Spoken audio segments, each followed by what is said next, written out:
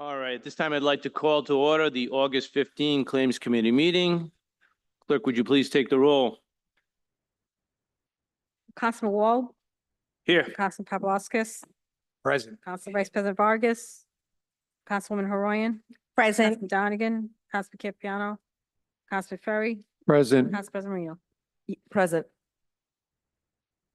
First, we'll go to public comment. As I can see, there is no one here in the chambers who would have public comment. Is there anyone online who would take public comment on agenda matters only? There is no public comment. Public comment is closed then. At this time, I'll entertain a motion to adjourn to executive session. So moved. Second. Clerk, would you please call the roll? Councilman Wall, Yes. Councilman Paplaskas, Yes. Councilman Ferry, Yes. Councilwoman Horoyan, Yes. Councilman Campiano, Council President Marino. Yes. Okay, we're in executive session.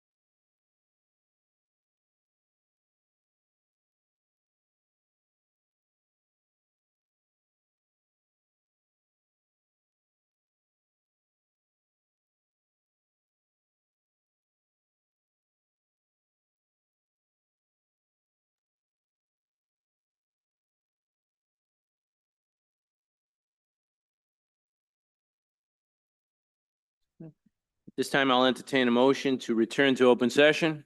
So moved. Second. Clerk, please take the roll. Councilman Wall, Yes. Councilman Paplaskas, Yes. Councilman Ferry, Yes. Councilman Horoyan, Councilman Donegan, Yes. Councilman Campiano, Yes. Council President Reno. Yes. For the record, let me just disclose that there were votes taken during the executive session. At this time, I'll take a motion to seal the executive session minutes. So moved. Second. Clerk, please take the roll. Councilman Wall, Yes. Councilman Paplaskas, Yes. Councilman Ferry, Yes. Councilman Horoyan, Councilman Donegan, Councilman Campiano, Council President Reno. Yes.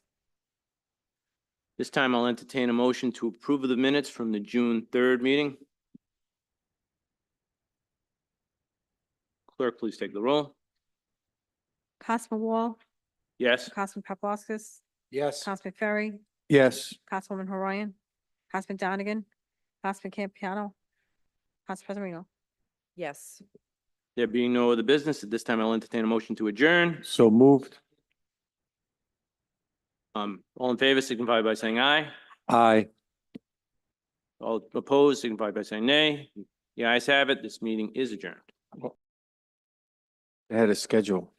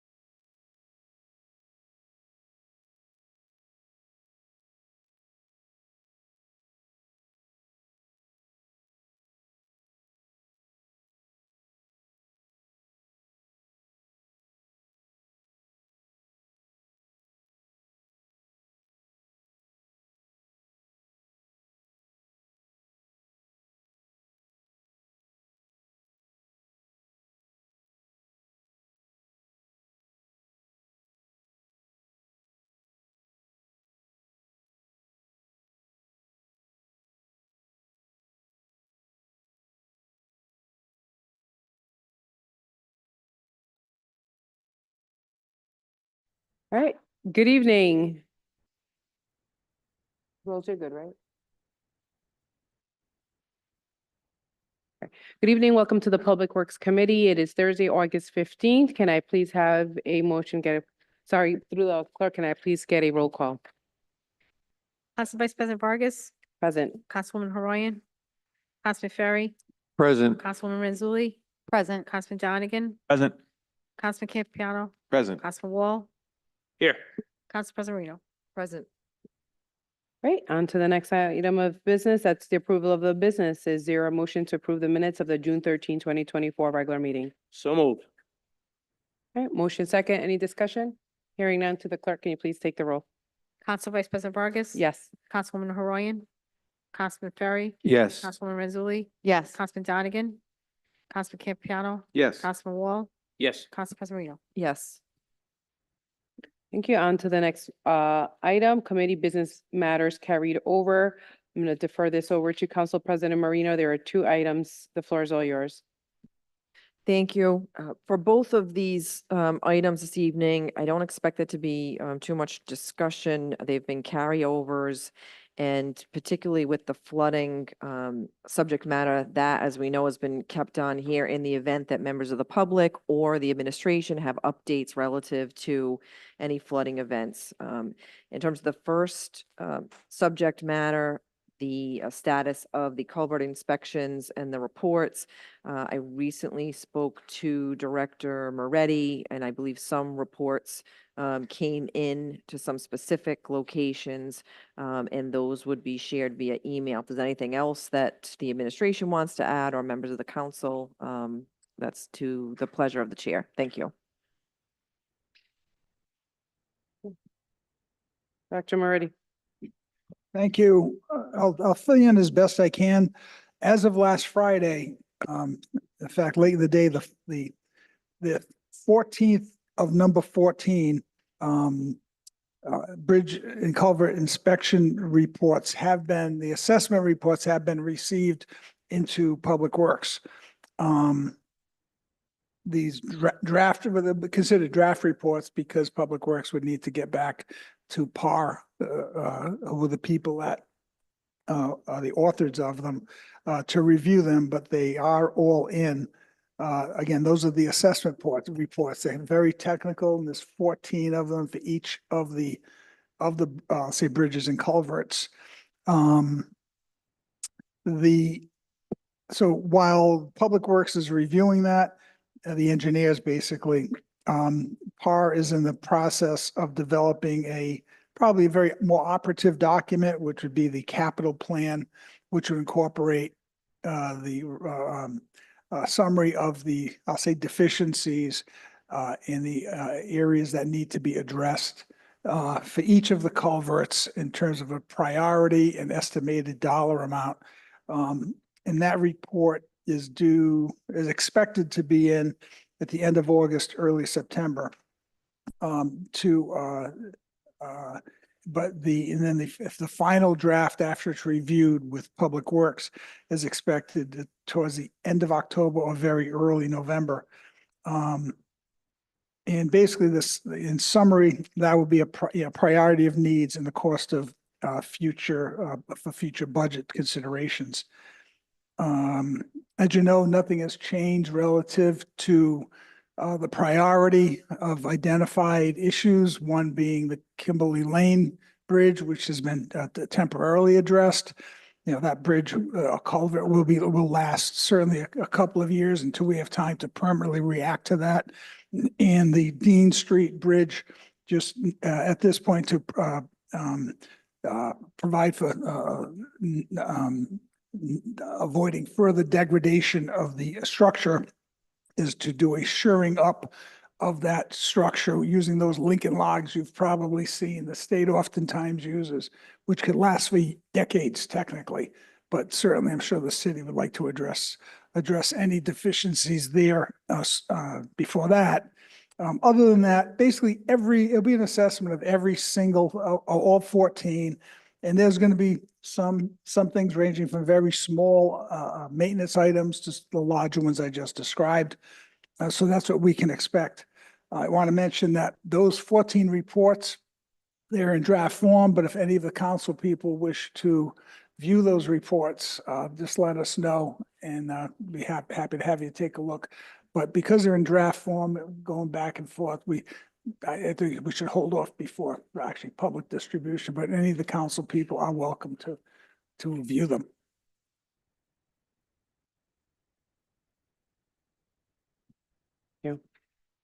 Is there any questions to the direct, any other comments on this topic? Council President, are you good with that Yep, one? thank Okay, you. Thank you.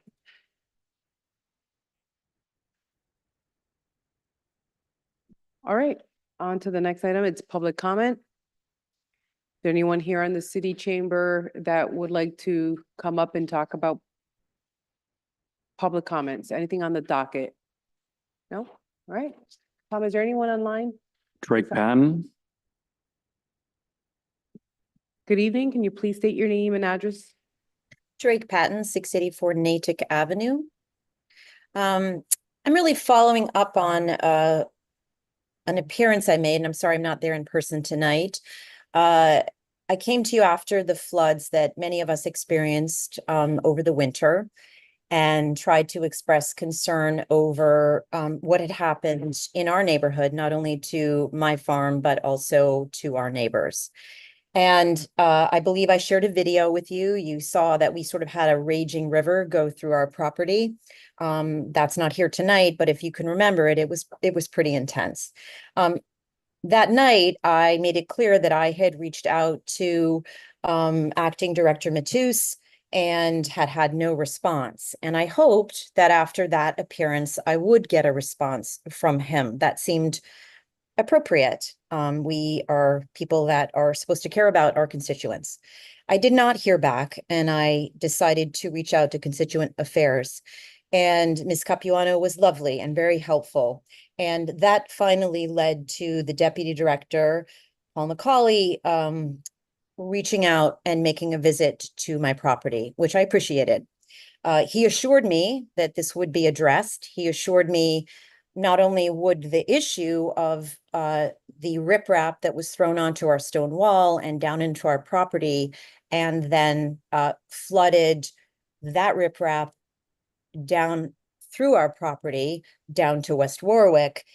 He also said, we'll address this little pile of riprap that had always been on the roadway near our property. And what is shocking to me, and I hope shocking to you as council members, given the importance of how we manage our city resources, is that Mr. McCauley, and I appreciate his kindness very much, came with Ms. Capuano, and I appreciate her kindness very much, with a wheelbarrow in a city vehicle to move the small pile of riprap up the hill. They also put some trash in the back of the city vehicle, and although I wasn't there at that time, let my husband know they'd be dropping it off at the highway barn. Now, that's kind, and I recognize that. But the flooding in our neighborhood was because the bridge was not maintained on Natick Ave. My property was devastated by that flood. We have elderly residents who lost part of their driveway and a garden that has been very important to their aging. We have other people who lost driveways.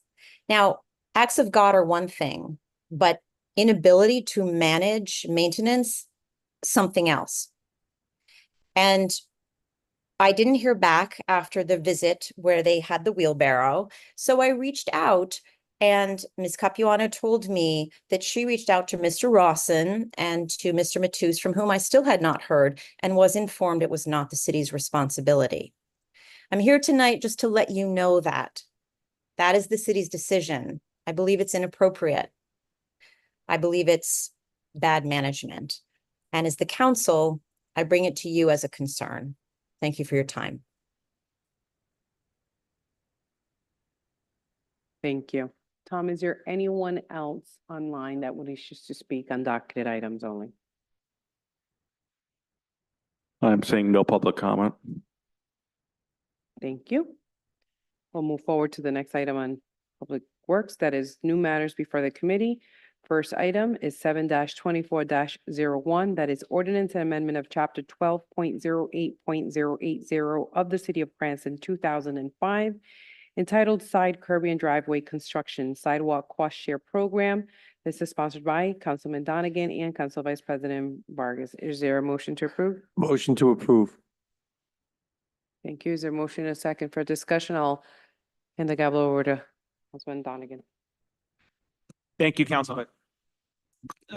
So this proposal would, really in short, it would update the reimbursement rates for the sidewalk cost share program. I know that that's sidewalk construction and repair, thing that we all I think we all have expressed an interest in trying to address throughout this term and prior terms. And while this won't necessarily fix all of the issues, it will bring the reimbursement rates up a little bit. So at least based on what I could find in municipal code, the last time this was updated was in May of 2017. So I plugged in the reimbursement figures in the Bureau of Labor Statistics, calculated that to what that is worth today, and did that. So it increases it for inflation to I think whenever I submitted it, June or July of this year. So those are the reimbursement rates. The larger change that it would make is for residents that are deemed low income. It would make the program reimbursable 99% of the project. As we see throughout the city, it's difficult for a lot of people, even people of better means, to afford repairs. And when sidewalks are in disrepair, it decreases safety, which is something that we all care deeply about. So this making sure that we're helping everyone in our city maintain sidewalks, and we're doing our part to maintain sidewalks. I think this ordinance brings us up to the current date in terms of what the purchasing power would be and reimbursement rates, and it also makes sure that for folks in the city that are struggling to get by as is, that we as a city we're gonna take care of the sidewalks there. So I hope and encourage all of you to support this evening. Thank you, Councilman Donegan. Is there anybody else who has any discussion on this item? Councilmember Ferry. Councilman Donegan, just to be clear, so whatever amount of money is allocated to the program, it would cap at that amount. And it wouldn't be like, if we would allocate, say, $500,000 or $300,000, it would cap at that and that would be it. Despite the change in reimbursement rates, funding for this program is dependent upon what is allocated in the operating budget. This past year was 30,000, and at least based on the most recent financial package that I could quickly find in my email, I think which was through May, it was about $22,000 were used in fiscal year 24. All right, thank you. Councilman Gonzalez. Councilmember Campopiano. Thank you, Chairman. This was an important thing for former Councilwoman Jermaine, and what she brought up was that there was concern with. I would like to see if it was possible to add that same 99% reimbursement rate to a handicapped person, because it's a huge financial burden to someone who's handicapped, and they probably need it most trying to get in and out of their cars. She brought up several examples. So that's one of the things that I would like to see in this.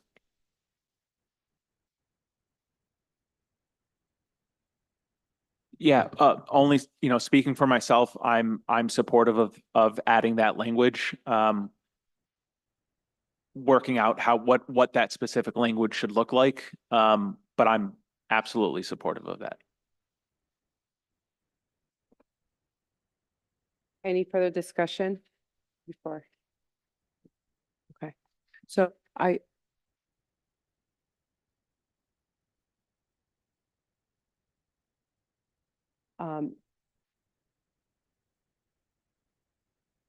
Raises a question because I am definitely in support idea. Well, let me back up a little bit. First and foremost, yes, there's a huge, it's a vital need in our city, obviously, to provide a program or on our end as a city to make sure that our sidewalks are taken care of. We've seen a lot of trees lifting up sidewalks. I think if that is not one of the number one complaints that maybe we have all heard, it is definitely one of the top 5 as we're out in the community. So certainly there's a need here. And in terms of the reimbursement rate, that makes complete sense with the high cost of inflation. And given the fact that was 2017, we're now in 2024, and the cost of not double is definitely close to that, if not a little bit higher than the double amount from the reimbursement on here. One of the things that I wanted to ask now that the council member brought it up is, I have no objections to adding on here, not just families with the low income and who has the financial burden, but if we're adding handicap on there is to our legal counsel, perhaps what would be the language on here? And I'm trying to say this in a way where I'm not offending anyone, but there's different type of folks individuals who have a disability or handicap. How would we add that on here where if it's someone that is handicapped or for one reason and not the other, I don't want to discriminate. I want to be sensitive about this. And if we're going to add that as well on here, I would like to do it the right way as well, that we are going to be implementing it in a way that is either capturing all, or is there a if in will or shall? I'm just curious, like, what do we do in a case like this? Maybe if it was in language of mobility, in a wheelchair or a walker or some type of mobility handicap. Yeah. So to either of the city solicitor, perhaps. I think if you're going to include handicapped that as a category, I think you might want to have a section which either defines what is meant by that and what evidence needs to be provided. In other words, a certificate perhaps from a medical professional. Maybe something like that. I'll ask Attorney Angel to weigh in on this, but I think if you really want to include that, another possibility might be, and I'm not too well versed in this, I don't know how handicapped may be defined under federal statute under the US Code. There could be a reference to that as defined by US Code, but that's something that I think that is going to take a little bit more research.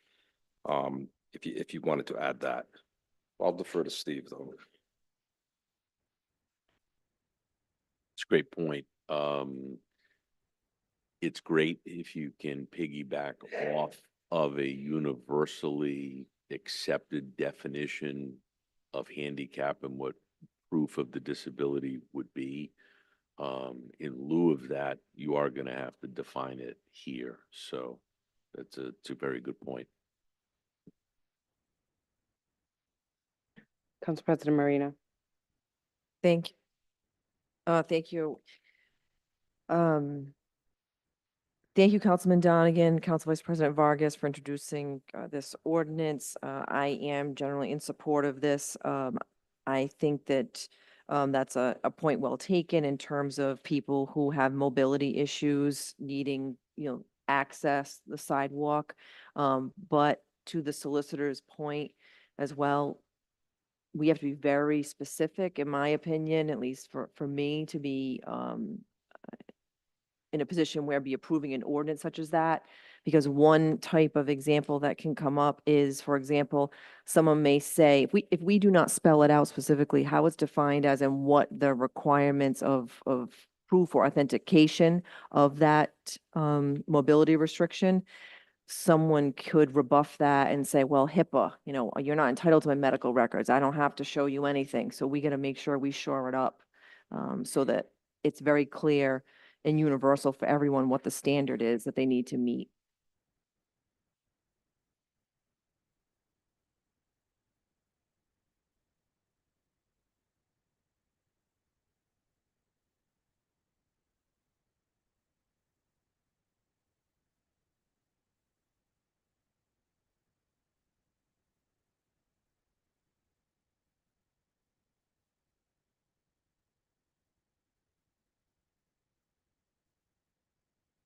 Thank you, Council President. Councilmember Ferry.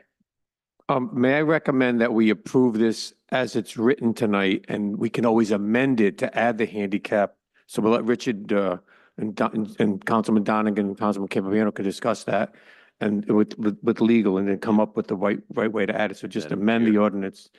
Because I know Madam that Chair. Councilman Donegan's worked very hard on this and he wants to get this passed. Myself and Mr. Videcchia discussed that very point. This would be a substantive change, so if it passed out of committee, went to full council and was amended at full council, because it's a substantive change, it would have to come back. So our recommendation would be, continue it a month. Let's get the definition, get it in here, and then pass it out of committee, if that's what the council wants to do. But if you amend it on the floor of the council, it would be a substantive change. It will have to come back. Great, thank you. Noted. Councilmember Donegan. I appreciate Attorney Angel's clarification there. Because that's important to know. I guess what I would like to see happen, if it appeases the committee, is for the ordinance as written to pass through committee and hopefully pass at the end of the month. And then Councilman Campiano and I can work, and anyone else, of course, Council Vice President included, we can work on with legal counsel on refining the language for a handicap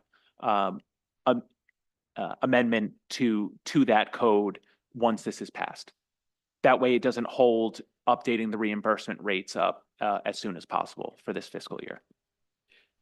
Through the chair, if I may, Absolutely. just one thing I would point out, and as Attorney Angel alluded to earlier, we had a quick discussion on this. If this were to pass in its present form before full council, theoretically, the day after it takes effect, or after the 7 days or the 10 days goes by, it takes effect. If someone approaches the city and claims they're handicapped, we don't have a definition in place. What do we do then? Am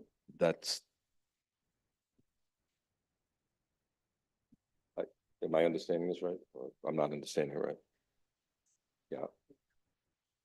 Oh, I see. I'm sorry. I thought you meant, I'm sorry. I misunderstood.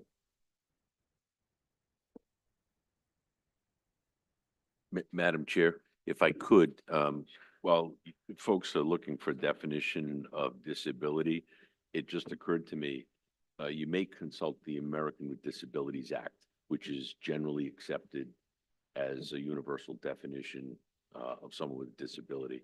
So.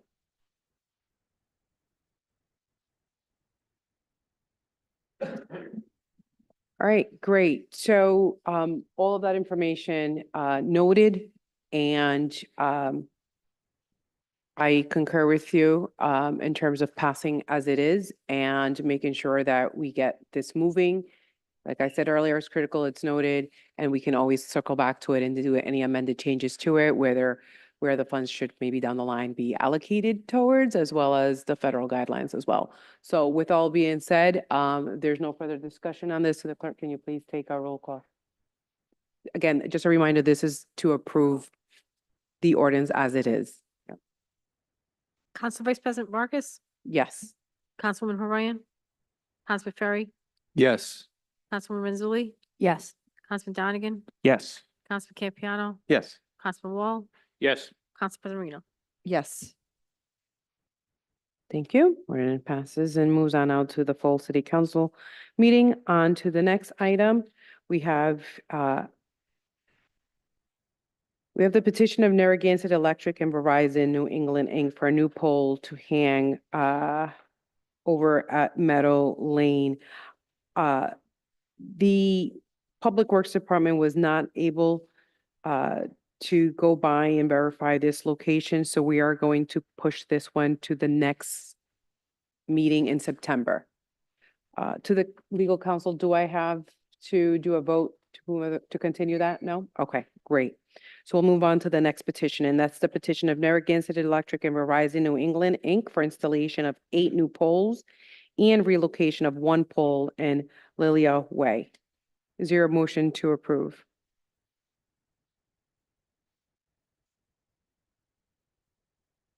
Motion to approve. Second. Any discussion on this location? All right, hearing none. The clerk, please take the roll.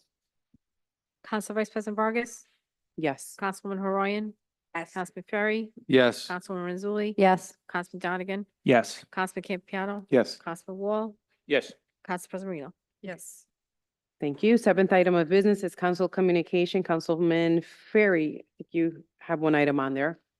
Floor is all yours. I have an item here. It's pretty self-explanatory. Looking for an answer to the flooding problem that exists on Cranston Street and Wedge Street across from the homes of in the backyard of 2316 Cranston Street. The director? Yeah, thank you. The fact set, I reviewed this with Public Works. Fact set looks very accurate. It's in process. In order for to do the installation, the stream has to be dry enough to replace the existing narrower pipe with a larger pipe of a greater width.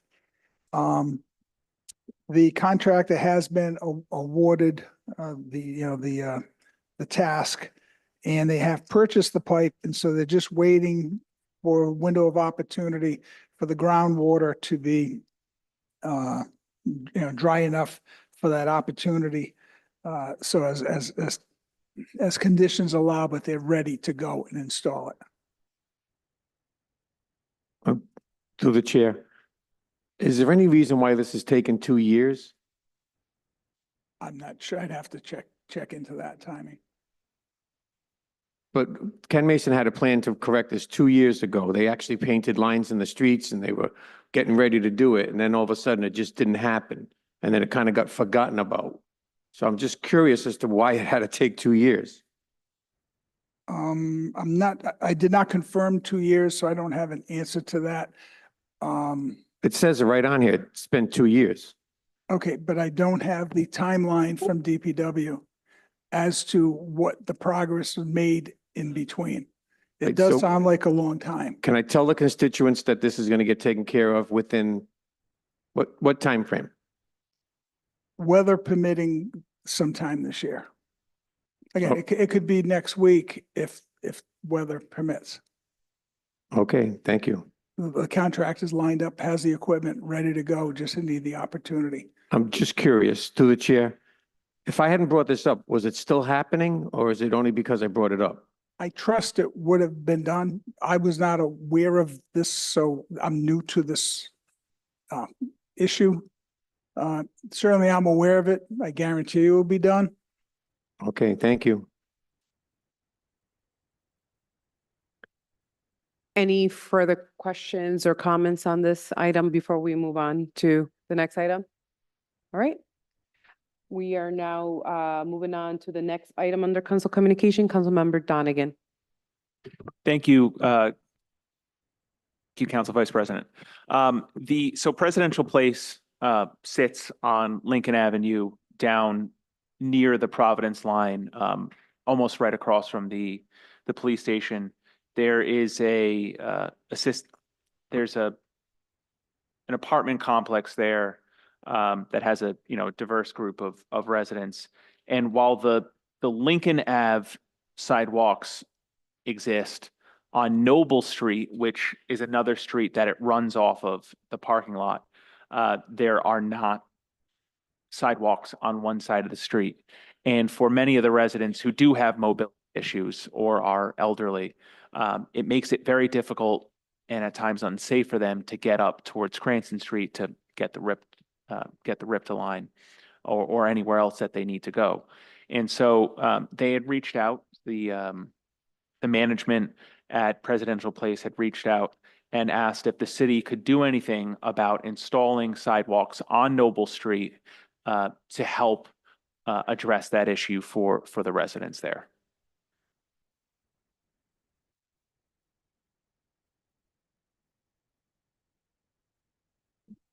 We could look at it. There is something to note, though, that Presidential Place, 'cause I did ask, I guess historically they've asked the prior administration as well, first being mentioned to this administration, so we'll look at it.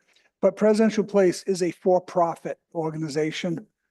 So any for-profit organization in the city, we'd want to treat them the same.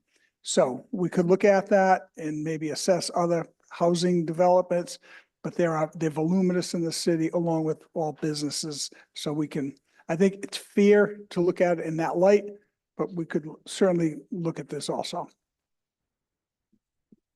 Thank you, Director. In terms of kind of a decision to be made on what the city will or won't do moving forward, is there, a timeline on what I can report back to the management there? We'll have a final decision by, this time frame.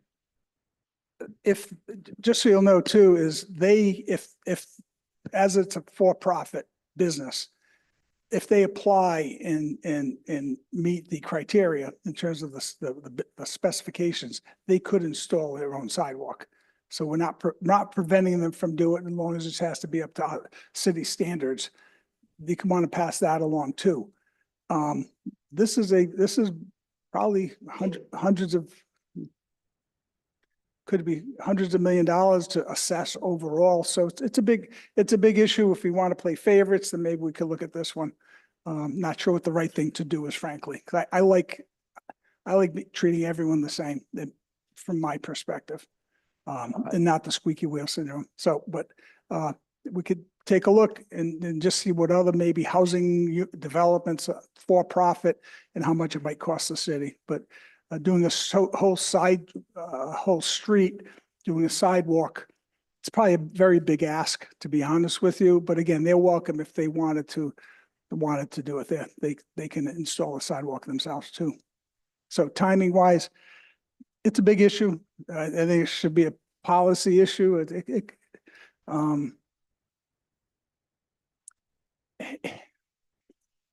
This is a drop in the bucket relatively to everything else that are very similar to the situation. And my recommendation as an individual, as a chief of staff, would be treat everyone fairly. But so to say a specific time frame, I can't give you a specific time frame. I think it's a big assessment. There's other priorities in order to determine what a proper assessment would be. That's a very big ask in the scheme of things. No, I understand. I would think potentially we could also use community development block grant funding, as that area would qualify, and that wouldn't impact the city budget. That's worthwhile looking into. Happy to look into that.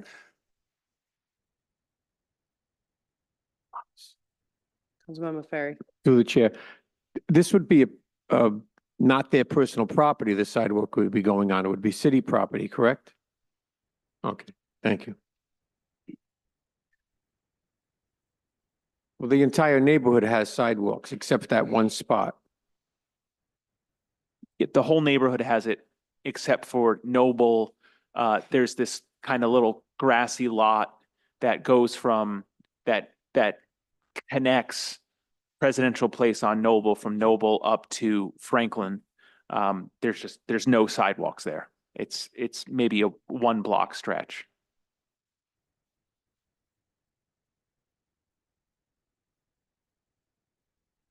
Thank you. Sorry, I'm just trying to Google the address on here so I can give it a look, exactly how it looks like. Councilwoman Renzulli. Thank you, Vice President. I guess this would be to the administration, but if this was something someone wanted to put in front of their own home, they would be responsible, a resident would be responsible for doing it. Any business would be responsible if they had wanted a sidewalk. Is that correct? Or is there situations in which the city installs sidewalks? I know it becomes the responsibility of the homeowner to maintain the sidewalk.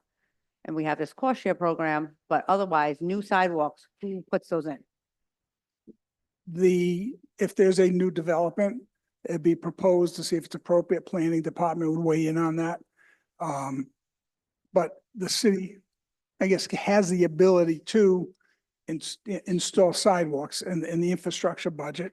The trade-off would be streets and sidewalks. I don't know what ratio, but it's a disproportionate amount of money for square footage versus covering streets. So you have different constituencies looking for different things, but the residents we have the cost share program as we spoke about earlier this evening, where residents can pay for it and they partially reimbursed.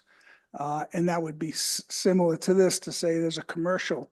There's nothing that says that the city will pay for, commercial sidewalks. Okay, No. so basically, any commercial apartment complex could elect to put in sidewalks on streets that are not there. Absolutely. It's not, the city does not do this anywhere. And I'm not saying they're prevented from doing it. This is not prevented, but it's where do you want to spend your money? Okay, thank you.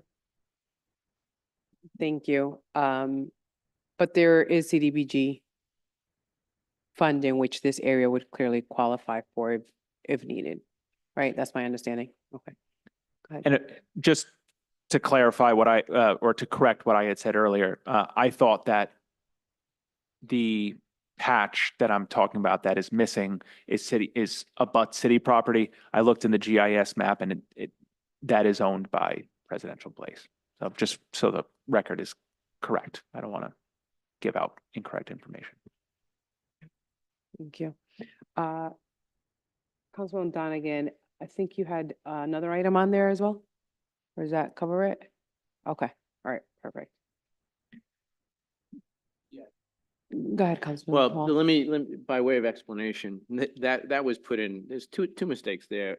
That was put in by me. And it should really read, and I'm going to blame it on myself and how I type on my phone. It should read flood mitigation on Poplar Drive and Poplar Circle, not food mediation. That would be an interesting item. Yeah, that would. All right, definitely be. so that's what it should read. And Tom, do you think you could put that up?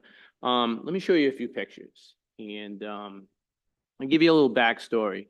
This is an issue, and I'm sure it's common to a lot of parts of the city. There's been a great deal of flooding. We've even heard a lot this evening. This issue was first reported to me in March. All right, so go back if you would, Tom. All right, that, by the way, that's not March. The issue was reported to me in March. It's persisted March, through this very day. The mayor and I were out there a week ago. So this is sometime in June or early July, and that's that woman's driveway. The water is all the way up to her driveway from the street. That's not the street, that's her driveway. And she stuck her foot in there just to give you a little perspective. Okay? And that's on Poplar Drive. If you would go to the next slide. Not a lot of water, less than an inch of water had fallen. And you'll see it's already backing up. I mean, if you look at it when you go down, Poplar Drive's like a little river. And it goes up onto there. And the mayor and I both talked to people who will tell you that the water goes all the way to their foundation of their house, in front of the house. All right? It's persisted from March all the way to the present day. If you go to the next one, please. Just that's looking across that woman's, I have lots of pictures. I only threw about 10 of them in here. That's Poplar Drive, and you can see it covers the whole, whatever curbstone was there, it goes into their lawn. Tom, if you go to the next one. Now, in back of Poplar Drive, there's this, and as of yet, from March until this day, I can't get who owns it, who belongs to it, who should clear it out. But there's a drainage system behind Poplar Drive between the post office at Garden City and Poplar Drive. There's a drainage area, you can walk there. Now, if you, unfortunately, my picture isn't that good, but it's all like clogged, you can't get in there. Which I put those two together because I think if things were draining well, I'm not an engineer, but having no advice from an engineer or anybody from the city, I guess I'll have to use what skills I have. I think cleaning that out might help. Cleaning out the storm drains probably will help as well. All right, which the neighbors and myself have asked repeatedly for emails, pretty serious about it, a meeting with the mayor, letters, and that's just me. All right, could you go to the next one, please? A little perspective, that's late spring, late winter, early spring. So it's a consistent issue. I'm just kind of showing you. That's Poplar Drive, same area, basic area. In fact, you see one of the same type of plants there. If you go to the next one, Tom. Now, if you go down Poplar Drive, you go to, there's a little alcove called Poplar Circle. It's just about, I want to say 5 houses. When it rains more than an inch, it's like Poplar Pond. That's not in the street, that's the driveway. The street itself is like a little pond and all debris and sometimes trash and all kinds of stuff are there. There's a drain there that hasn't been cleaned out. If it has, none of the neighbors know about it. The councilman in the ward doesn't know about it because they haven't communicated to me. All right, if you go to the next one, please. Just another view. They seem to be really lucky that it happens around trash day. This is early July. Is there another one? I'm not sure if that's the end. I had a video that actually showed when it was happening, but my skills, my rudimentary technological skills are not good enough. But I mean, I think you get the point, and it's unfortunate that Acting Director Matus is not here.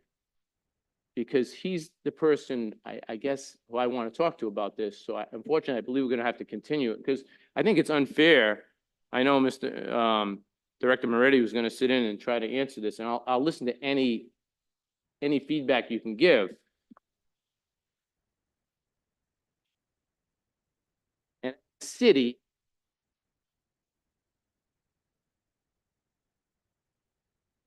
any answer, but no. Oh, let me just say, I'll keep it quiet, short.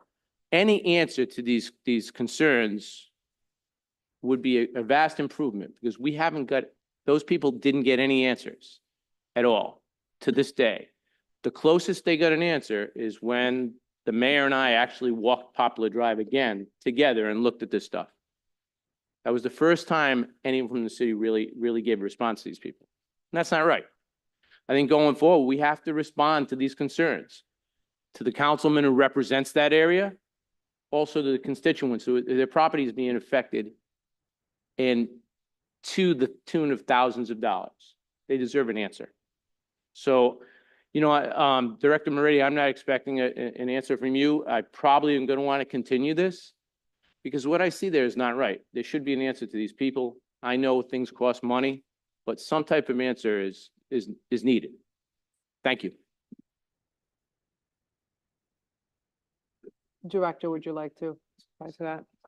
Yeah, just so you know, as prior to you becoming a council person, Director Bernardo, when he was a DPW director, was out with people on Poplar Circle last year. I recall him being there just for the record and for you to be aware of that. However, Acting Director Matus did mention the fact. Can I, and I'm glad to hear that. I'm glad to hear that he was out there. It would have been nice after I sent 4 emails if I was notified of it. And I'm not mad at you, but my tone sounds angry. I think council I members, was not notified. council members need to procedurally, as you know, in the charter, I'll ask one of the attorneys that the council members cannot direct staff. And there's a fine line between directing and asking is oftentimes construed as directing. The best way to go is, and we've been mentioning this before, and I think everyone's aware of it, to invite me into the conversation. I can guide it. I can help our department heads prioritize things because they're not just doing your thing. I remember in private industry and IT, There was they have all sorts of requests, every department, but there was also service requests. I'm not saying we're going to be that rigid, but you have to do things in an orderly fashion in order to manage a $330 million business. So it would make sense. We've asked it in the past, but if I can be invited into the conversation with the council people, happy to help out and happy to prioritize and help communicate. So I think that'd be one of the frustrations. I'd like to be involved to try to help out. So, but And thank that you. being said, Going forward, I appreciate you said that offline, and going forward, I'm definitely gonna have you on, and I appreciate you offering that. And I'll CC you on those emails. please. That being said, just to give you an update, Director Matus would have been here, but he's on vacation. And also the person who's responsible for drainage and sewer is also on vacation. And there's two people in my office that's on vacation. So we're a little short staffed at the moment, but in fact, I think the mayor provided this to you, but I think it's important to say about that area is that the local catch basins in that area were cleaned in December of 21, in June of 24. At those times, they pulled out minimal sediment, indicated that to them, the engineers indicates that the system is flowing. They also cambered inspected the local drains in 2005, 2015, and 22, and didn't find any obstructions that appeared to be of any concern. The issue that they're pointing to at this area is the issue downstream at the end of a large watershed where there's undersized pipes.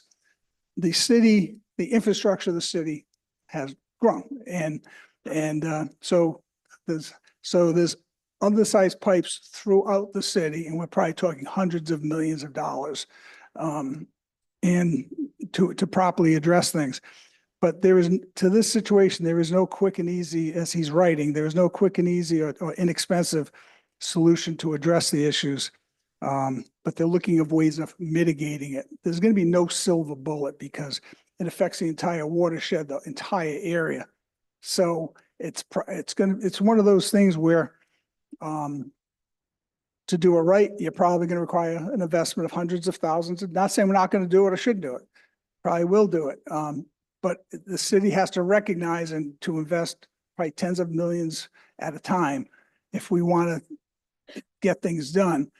But is to have engineering studies, and there will not be one silver bullet, but all different solutions to help mitigate the problems. And this is unfortunately one of those areas. That's their conclusion at this time. Councilwoman. I mean, going along with that, one of the photos I showed was the drainage area behind there, the drains that were behind the homes. And I don't know, I'm not an engineer. I don't know, but if nothing flows through there, it seems. All right. And that no one went, if someone went back there, those neighbors didn't know, they weren't notified of it because they have called in. Could we look into that? I know the mayor was with me when we walked back there. Right. And I know he probably told you that. I mean, he may or may not. Yeah, I personally have not seen that. Yeah, but he saw it in person. If we could look at that, I mean, I don't know if that helps or not, but those are things that are already in place. Like some of the people in that area pointed out things were in place that every time they pave the road, the storm drain gets a little smaller. You pave it, it used to be yay big, they paved on top of it, and you could see the difference in the storm drain. That it doesn't have the same capacity it had the last two times it was paved. Those kind of things that maybe, I'm not saying, I don't know how much it will cost. But I think my last point is that even if it wasn't deemed necessary for me to know, by Public Works, it wasn't necessary for them they should have responded to the people. Because I've gone back several times and you don't have to believe me. Take a walk down there. They received no answers. So I think we kind of have to do that. And I definitely, Director Murray, I appreciate you allowing me to put your name on it. I'll put your name on the next as we go forward and hopefully get this solved. I mean, I'm not saying looking for a silver bullet though. I'm a realist as well. I'm the bearer of bad news too many times. I apologize for that. Thank you for understanding though. Thank you. Right. Seeing no further discussion on this item, we will, actually, let me go back. Councilmember Wall, would you like to continue this to the Public Works meeting next month? Or I would very much like to continue it, but we'll call it flood. we'll call it flood mitigation versus as food opposed to food mitigation? mitigation. Yes, not a problem. Through the clerk. Well, yes, if we can please continue this matter for the next Public Works meeting. And Rose, if you don't mind, just making sure that flood mediation, and it will go under Councilman Wall's communication. Thank you for that. Okay. The last items in the Public Works, just for all that are here, we're still in the Public Works, we're finishing this up, then we'll go on to ordinance. Is just to the administration director. I added on here update on the ribbon cutting for Smith Street Park and Edgewood Highland Playground. I'm getting parents asking me when that playground ribbon cutting is. There was a fence still around it. I'm not sure if it's been removed. I did not drive by it today. You can just update me and find out if that's taken place at any given point and when the kids are going to be able to enjoy that playground, given that there seems to be a meet and greet that will be happening back for the new parents and the families that are returning. Yeah, I asked the mayor what he thought, and he thought it might be appropriate because the kids had involvement in the selection of the toys, if you will, is to make it not just a, I don't want to use the word political, but an adult event. He'd want something with the kids and thinking as soon as the first opportunity, the kids are back in school, that could be part of the ribbon cutting to involve the kids instead of just, I'll say, the political folks. Is the playground been open, I guess, officially in terms of can they use it at least on that first day, as much as I want the kids to be? I think they were just holding that off for a,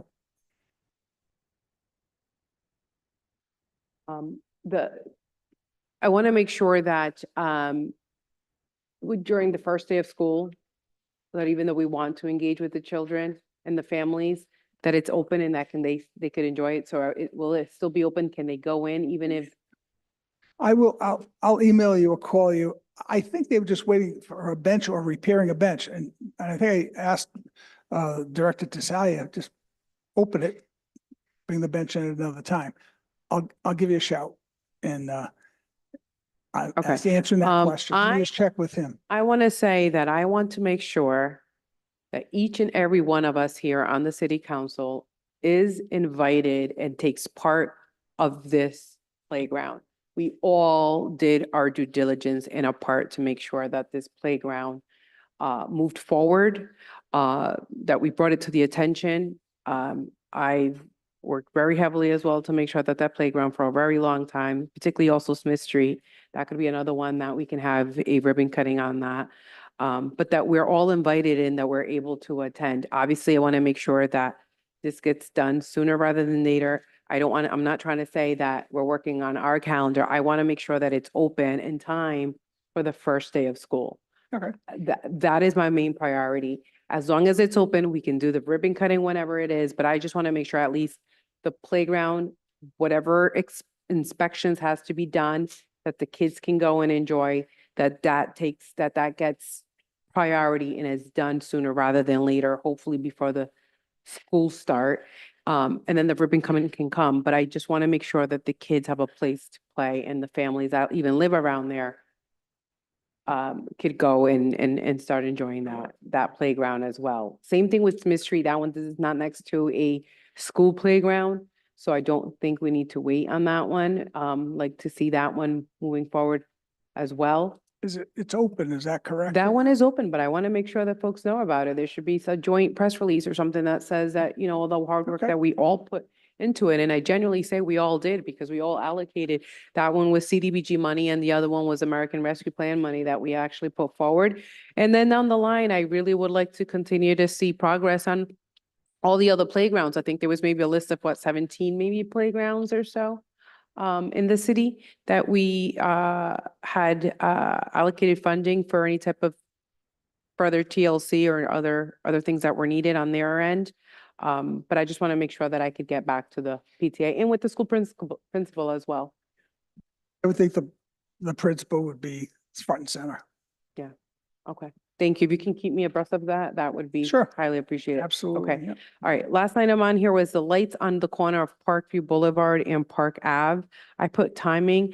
The intersection there, that traffic light, I don't know what kind of sensor is on there, if there is one.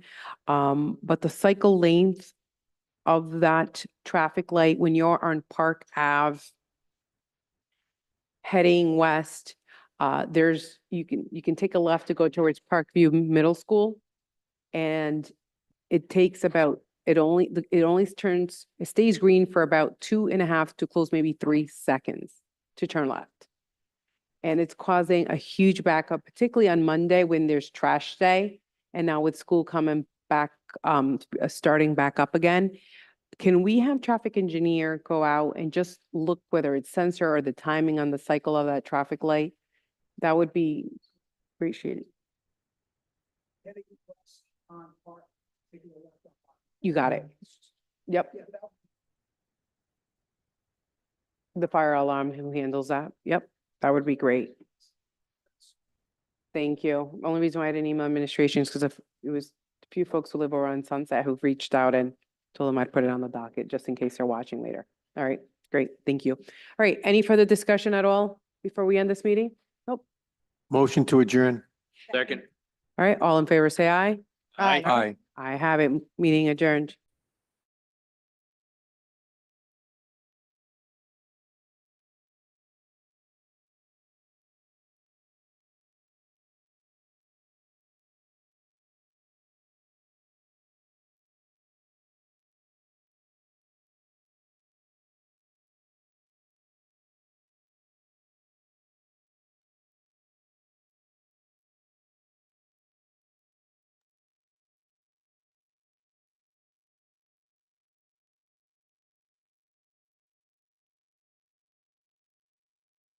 All right, good evening all. Welcome to the Ordinance Committee meeting. It is Thursday, August 15th.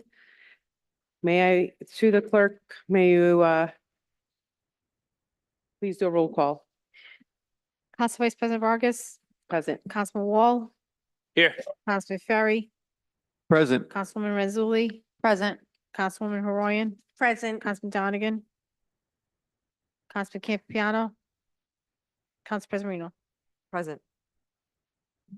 Thank you.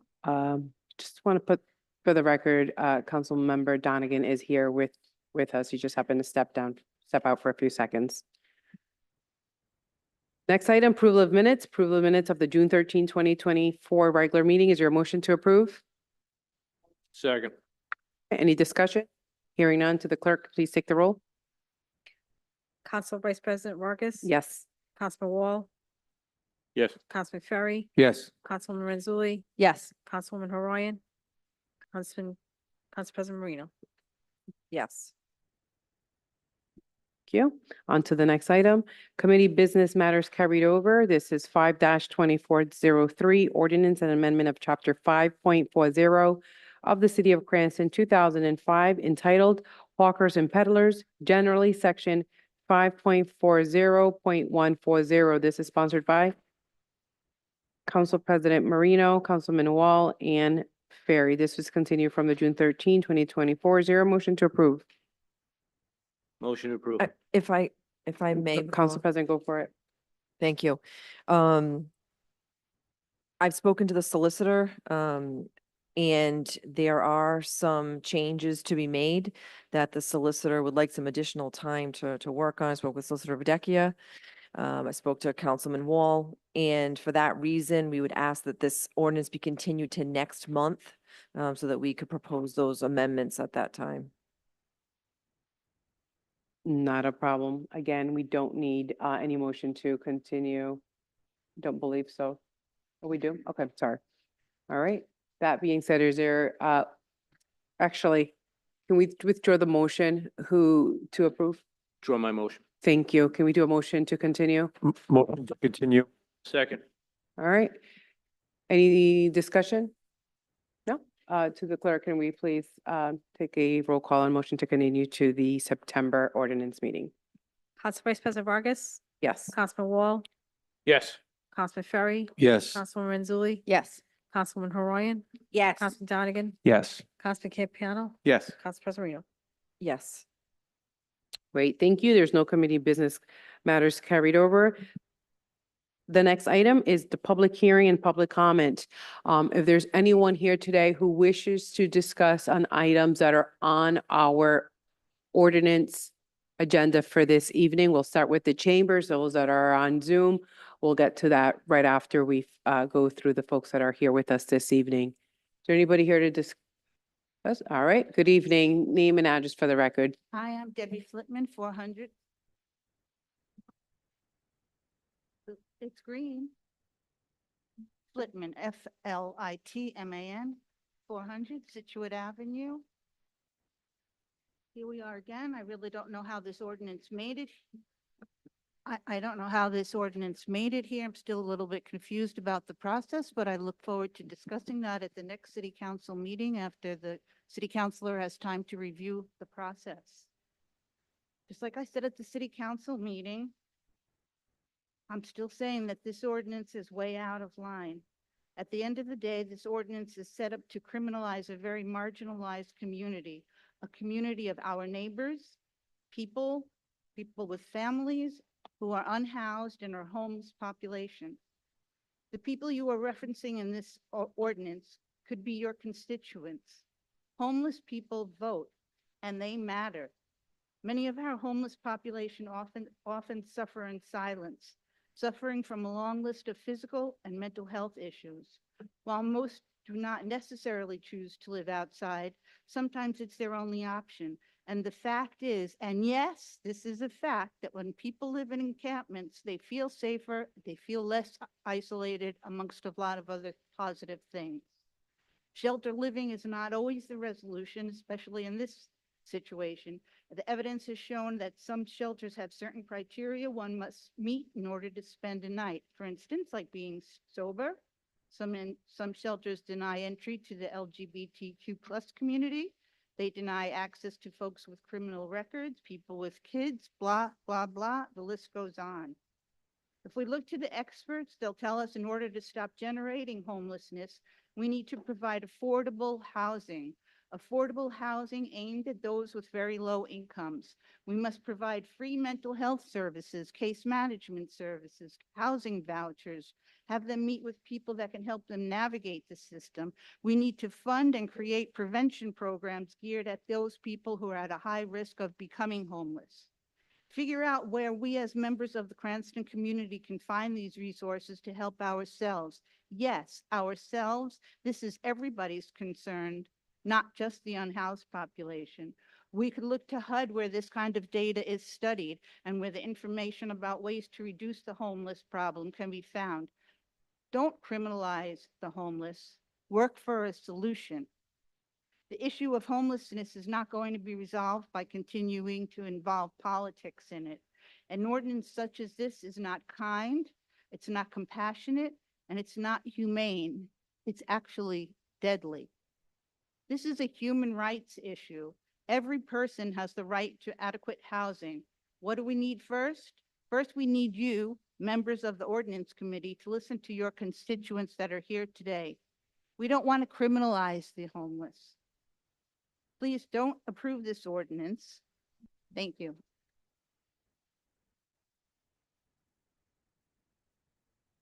Thank you. Is there anyone else here in the chambers who would like to speak on docketed items only?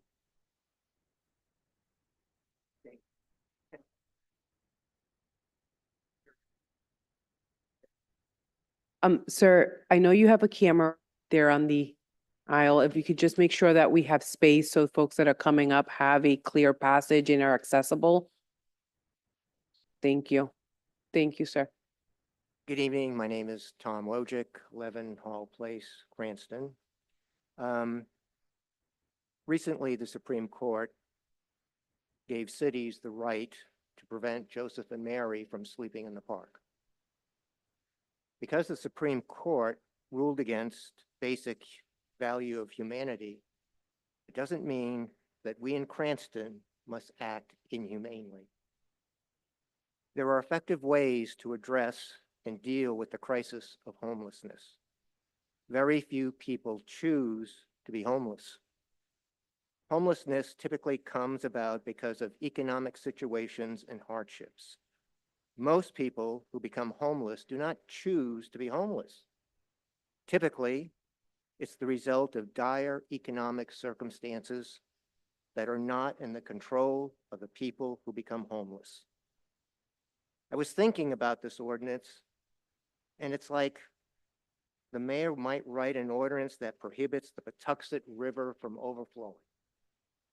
It's Banks because it disrupts public peace, decency, and causes economic distress. Would this ordinance stop the river from overflowing? No. The city can't stop or prevent it from overflowing its banks until it addresses the core issues that are causing the river to overflow: infrastructure and climate change. We cannot prevent the river from overflowing, nor can we prevent homelessness by banning it. But if we look at the causes and circumstances and work with individuals, groups, and agencies that understand the problem, we can find effective and humane solutions. This city must complete a comprehensive plan. Homelessness must be part of that plan. The human and respectful action this committee can take tonight is to not pass this ordinance and to recommend a housing and homeless task force to study the issue and present options, not an ordinance to inhumanity. One additional point is that the ordinance shifts the burden of homelessness to our police department and would make it considerably more difficult for homeless people to find alternatives if they have arrests and fines. Homelessness is not a policing issue. It's a human, political, social, and economic reality of our society. Cranston can become a model city that demonstrates it cares, or it can pass an ordinance to inhumanity. I ask you to care tonight.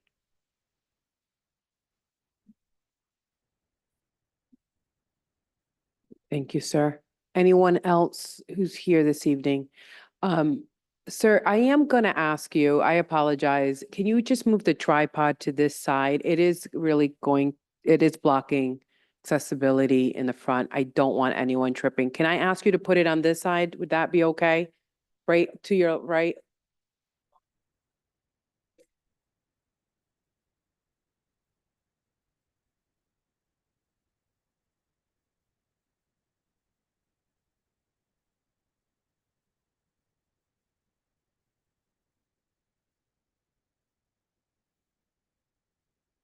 Thank you.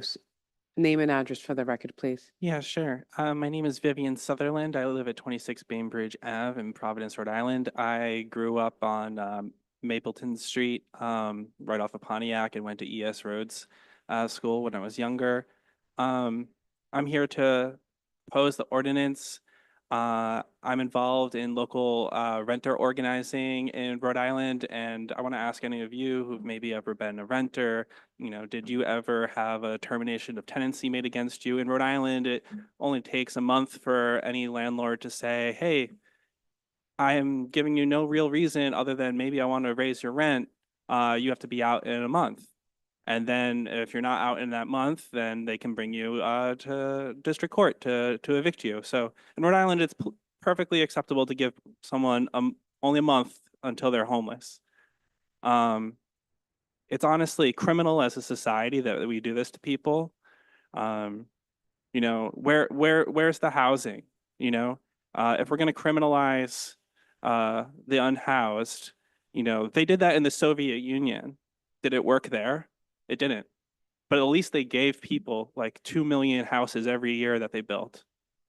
Comparable at the time, to the population of the United States, like that was a lot of housing. They actually at least provided housing. I'm not saying that they were great at all, but it just doesn't work to criminalize housing. We need to give people housing. We need to build housing. I would really urge, like the other gentleman was saying, for Cranston to create some type of housing task force to make sure that you can bring in the types of development that you need to actually build low income, affordable housing and the shelter type supports. You know, homes fix the unhoused problem, not criminalizing people and having them end up, you know, in our prison system. It's just going to be a bigger issue for taxpayers at the end of the day. So I really urge you all to not pass this ordinance. Thank you. Thank you. Is there anyone else who would like to speak on items? Good. Hi. Can you hear me? You can lower the microphone. Yep, there you go. Thank you. Yeah. My name is Megan Elizabeth Jackson. My name is Megan Elizabeth Jackson. I live at 193 10th Street in Providence. I'm here as a recent law graduate, a Rhode Islander, a neighbor, and a concerned private citizen. My biggest concern is the clear effect of this proposed ordinance would not be to actually eliminate homelessness or do anything to address the concerns of people about safety and public health. It would simply push people who are already at their lowest further into the edges of their already marginalized status and further away from the resources they could access and the communities that they are a part of. As Rhode Islanders, I feel like we shouldn't be kicking people while they're down. It is not in our best interest to emulate West Coast policies. It's not really great to be a Northeast elite if you're not that elite anymore.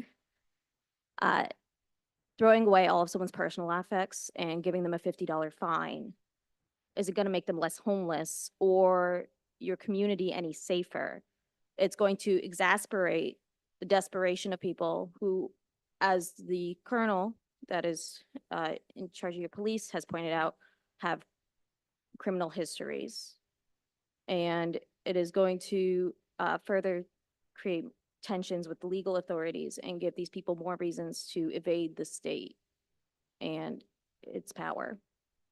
I understand that immediate Band-Aid solutions look nice and they're politically expedient, but we have to think long-term, not just as local communities, but as a state, as to what the ultimate effect of ordinances like this are. I also understand that the Supreme Court recently ruled that this kind of ordinance is within your right to institute constitutionally, but the Constitution is a legal document and it's not a moral compass. Just because the Supreme Court says that it's okay doesn't mean that it's ultimately beneficial to community or represent the values of Rhode Islanders as a whole. The people most affected by this ordinance are without homes, not hope. Thank you. Thank you.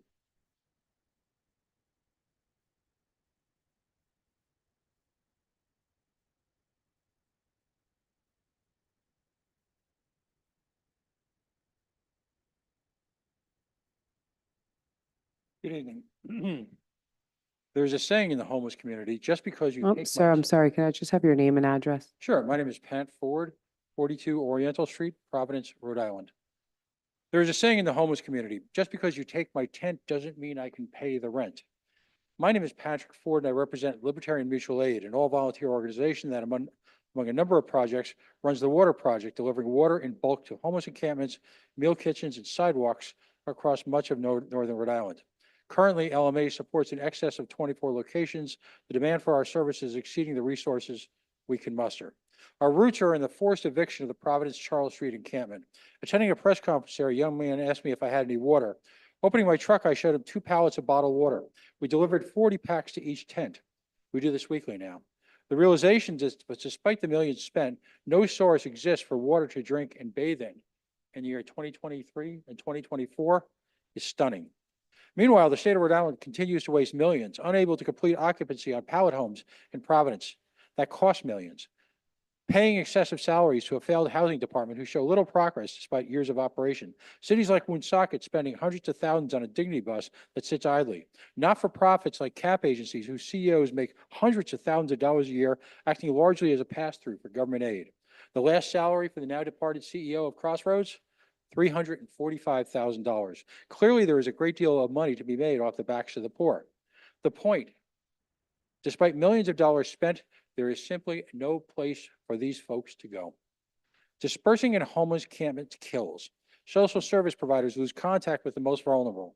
Even more alarming, the fragile sense of community that exists in these encampments is destroyed, with individuals often going it alone, and those struggling with addiction vulnerable to overdose deaths, as no one is present to administer life-saving Narcan. This ordinance is nothing less than an abomination and does not reflect the basic values of the Rhode Islanders that I know. Just because you take my tent doesn't mean I can pay the rent. Thank you. Thank you, sir. Is there anyone else here on the chambers? Good evening. Good evening. Thank you for the opportunity to speak. My name is Rebecca Carroll. I live at 109 Richard Street in Cranston, Ward 2. I'm here to voice my vehement opposition to the mayor's proposed ordinance, which is an amendment to the ironically titled Offenses Against Public Peace and Decency section of the city code. I earned my master's in public administration from URI and completed my capstone research on homelessness in Rhode Island. I'm here today speaking in my capacity as a private citizen and as a resident and voter in Cranston. While the language in the ordinance refers to camping, let's be clear, this is a direct attack on people experiencing homelessness. No one is camping recreationally on city-owned property. People simply don't have a place to live. To put the severity of the homelessness crisis into context, the number of people experiencing homelessness in Rhode Island increased 35% in just the past year and has more than doubled since 2020. There were more than 2,400 people experiencing homelessness in Rhode Island as of the January 2024 point-in-time count conducted by the Coalition to End Homelessness, which also runs the statewide CES hotline for people seeking shelter. The largest increase was within people living unsheltered, meaning they're living in places deemed unfit for human habitation, including tents, cars, and simply on the streets. Since 2020, the number of people experiencing unsheltered homelessness has increased nearly 400%. Rather than expanding shelter capacity, driving affordable housing development, or instituting renter protections in the city, the mayor would rather criminalize the very existence of people experiencing homelessness. But you cannot criminalize and fine people out of being homeless. The only solution to the homelessness crisis is housing. That includes shelter beds, but it also includes permanent supportive housing and housing first programs and policies that prevent homelessness from happening to people in the first place. I have plenty of data and research from my master's that I'd be happy to share with members of the council and with the mayor's office, but I know our time's limited, so I'll end with this. There are not enough shelter beds or near enough affordable places to live in Cranston. People who are experiencing homelessness would be even further financially devastated by a $50 fine and the destruction of their personal belongings, as is written in this ordinance. Not to mention the abject cruelty of treating people who are in need of support and assistance with punishment rather than kindness. I urge the council to reject this proposal and maintain a modicum of decency for people experiencing homelessness in our city. Criminalization is not the answer. It doesn't work, and it won't work here. People experiencing homelessness are our neighbors and your constituents, and they deserve the basic human rights of stable housing and a government that protects them rather than attacks them and criminalizes them for their current circumstances. Thank you. Thank you. To Zoom.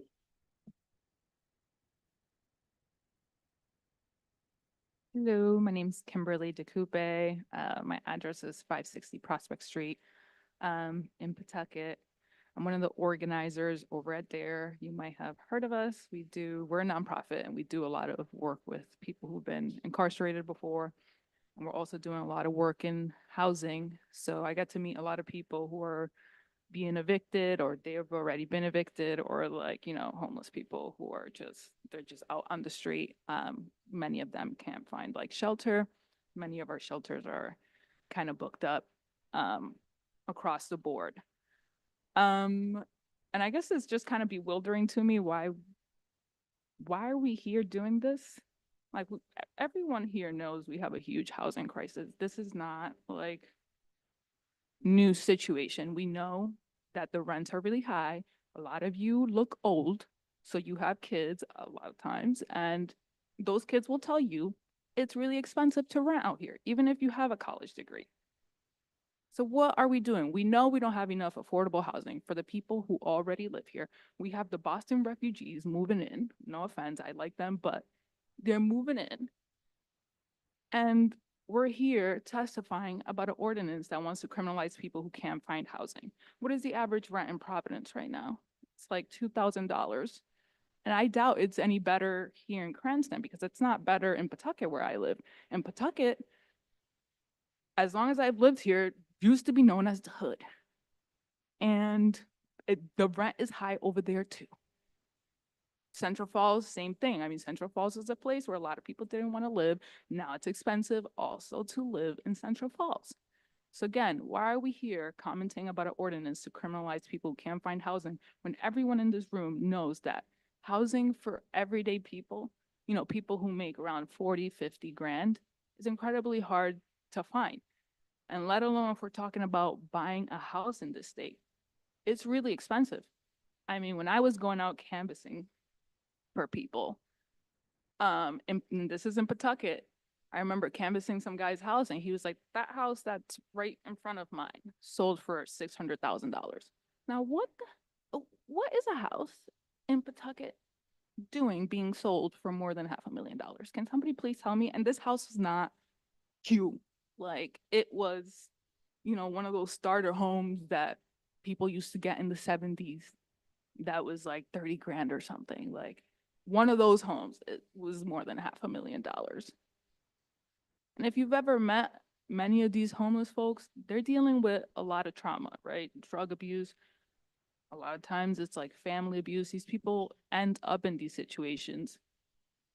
It's like a convergence of systems failing. And I just think if you're not going to do anything about housing people, which you're all politicians, so nobody expects you to do anything, at least don't make the problem worse, right? We don't need these people in the jails. Why do we need these people in the jails? We already know in America we have too many people in jail. So why would we criminalize somebody just because they don't have enough money to rent a $2,000 apartment? I mean, I'm young. A lot of the folks who are around my age are either living with their parents or they have a lot of roommates. You don't even get to choose your roommates anymore. You just get to have whatever roommate comes around and can afford the rent alongside you. That's the situation. That's for young people, right? Many of these people have college degrees and that's the situation for them. So no, don't go through with this ordinance. At the very least, don't make the problem worse. Thank you. Thank you. Is there anybody else here in the chamber? Good evening. Good evening. My name is Megan Smith and my address is 73 Babcock Street in Providence. Thank you. I teach at Rhode Island College in the School of Social Work, and more relevantly to this conversation, I've done outreach in the homeless community in the state and including the city of Cranston for the last 18 years. And so I've had the privilege over that time of having a lot of conversations with people who are experiencing an unsheltered homelessness, and increasingly people who are in and who are being relocated from encampments. And many of my talking points have already been said, so I'll be brief. There's not a profound issue here besides the one of humanity. I know the Supreme Court has legally mandated this, legally allowed for this, but that doesn't make it morally right, and it doesn't make it make common sense. As others have said, the number of people experiencing unsheltered homelessness has increased exponentially in the state in the last 5 years. And more of those folks have been forced to stay in encampments and to make those encampments a source of what safety they can have. And as someone who spends a good amount of time in those spaces weekly, I can tell you that people are trying to make the best of a terrible situation not of their creating. Homelessness is a manifestation of all of our structural failings that are visited upon people who have a combination of individual and structural vulnerabilities in their lives. No one is in an encampment because they want to be, but people are in an encampment because that's the best option they have, given what we all collectively as a society have given them. And to add more punishment to that, to fine someone, to throw away their belongings, defies both humanity and common sense. People, as others have said, cannot afford the rent. And so charging them money is going to do absolutely nothing to solve those structural issues. It also makes it harder for people to work on their goals and for us as outreach workers, as case managers, as advocates to support them in addressing their goals. And there should be goals alignment here in the sense that people don't want to be sleeping outside. And none of us who has a conscience wants them to have to sleep outside. And so I would love to see this conversation go in the direction of having a novel and truly interesting and creative and thought-provoking conversation about what does it look like to actually collaborate with people who are experiencing this thing to create some long-term solution. And that's something that we, as Rhode Islanders, and particularly on the city level, such as here, have a really unique opportunity to do, to really get at this issue. We have a lot of people who are homeless in this state, but we have a number that we can get our heads around, right? If we think creatively, we can house a few thousand people. That is not beyond our collective imagining to do. And the last two things I'll say is, first, if we're going to have that conversation, if we're going to have any conversation about this, let's have it honestly. Let's not be disingenuous about the language we use. None of the data support that clearing encampments fosters public safety or public health. So let's not pretend. Let's not put that veneer on the conversation that we're having. If it's about criminalization, if it's about we don't want those people in our city or in our state, let's have that conversation. But if we want to have a conversation about public health and public safety, that would be a really interesting conversation to have. And I would love to have that. And the last thing I'll say is, again, I do street outreach several times a week. And if anyone wants to come out with us and have the kind of conversations I get to have with people who are experiencing this directly, I would love for you to come out with me. I'll be here. I can give you my contact information, and I mean that. Because I think when you see it, and when, I know maybe some of you have, but if you get to have those conversations with people, I think the next conversation about this might have a really different tenor to it. And again, I really look forward to that. And I thank you for your time. Thank you. Hi, Okay, my good name's evening. Kelly Mira. It's Meara. I'm here on behalf of the ACLU of Rhode Island. I'm also an attorney. I live at 71 Applegate Road in Cranston. The ACLU of Rhode Island wishes to register its strong opposition to this punitive ordinance proposed by the mayor and aimed at the city's homeless population, I apologize. In addition to making illegal any temporary shelter on city property, shelter that the ordinance itself recognizes is erected for the specific purpose of providing protection from the natural elements, the ordinance would impose a $50 fine on violators and provide for the destruction of the individual's personal property after 24 hours. This proposal is extraordinarily cruel. We know that some municipalities across the country are seeking to take callous advantage of the U.S. Supreme Court's recent decision in the Grant Pass case to punish the homeless in a myriad of ways, but it would be unfortunate to see any municipality in Rhode Island follow suit. Forcing homeless people to move when they have nowhere to go and engaging in the surreal attempt to find them when, almost by definition, they have no money, are deeply harmful and completely ineffective responses to a serious societal problem. The proposal's further heartless plan to quickly dispose of the little property that these individuals have, rather than retain it for a reasonable period of time for retrieval, raises serious constitutional concerns independent of the Grants Pass ruling. Like the city's previous ill-fated attempts to ban panhandling, Rhode Island's serious homelessness crisis cannot be solved by punishing the victims of that crisis. The ACLU urges the committee to reject this misguided proposal and to instead encourage more useful, compassionate, and systemic solutions when addressing this critical issue. Thank you.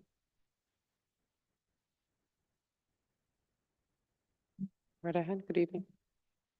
Hi, my name is Steve Alquist, that's AHLQUIST. I'm a reporter, live in Providence. I've been writing about homelessness now for many years, maybe 5-6 years. It is, I just want to tell a story about what it means when you throw things away from people who have so little. 2 years ago in Woonsocket, there was an encampment that was raised by the mayor And some of the people who were there, they weren't there because they were at a doctor's appointment or working, because many people who are homeless have full-time jobs and need to work. They threw away everything in this one particular tent, and after some time, I managed to track the woman down and talk to her. Among the items that were destroyed that she will never see again and were destroyed were the only picture she had of her deceased son, and every other family photo she had, all her documentation, which means her birth certificate, anything she didn't have on her at the time in her purse was destroyed. That's all her clothing, all the other stuff. That took, the stuff she could get back would take months to get back. The stuff she couldn't get back was gone forever. And I just want to point out that when you first become homeless or experience homelessness, the first thing that happens is you have to choose what stuff I will carry out of my home, whether that's a house or an apartment. And you choose, what are the things that I can't live without? And you find mementos. I know a person who brought all her baking stuff with her, pans and stuff, because, or things for cookies and whatever. And she brought it with her because she was hoping someday she'd get back into a place and be able to cook again, bake. And then after some time, of course, you know, she had to move and she had to move. And the things that were heavy, like baking supplies, were left behind. Because you don't give it all up at once, you give it all up in pieces. It's a constant drag on your very sense of self. And I think you need to really think about that if you are considering throwing things away. I'll also add that in Providence, they have a process by which if they're going to go into an encampment and throw things away, they scoop everything up, they bring it to a cemetery, North Main Street, and it's stored there inside a building for, I think, 60 days or 30 days or whatever, but they don't monitor it. So anybody can go in there and say, oh, that's my stuff, and just take it. And people have lost their stuff through just people going in and having, or it's treated so badly, it's not done, or they say what we're salvaging here is anything that looks good to us. But in reality, the company they contract with to do it doesn't think any of it looks good because it all looks like trash to them. So they just throw it all in the trash and very little is taken. So there's no real way to do this in a way that's decent or human or like respectful of the lives that you're impacting.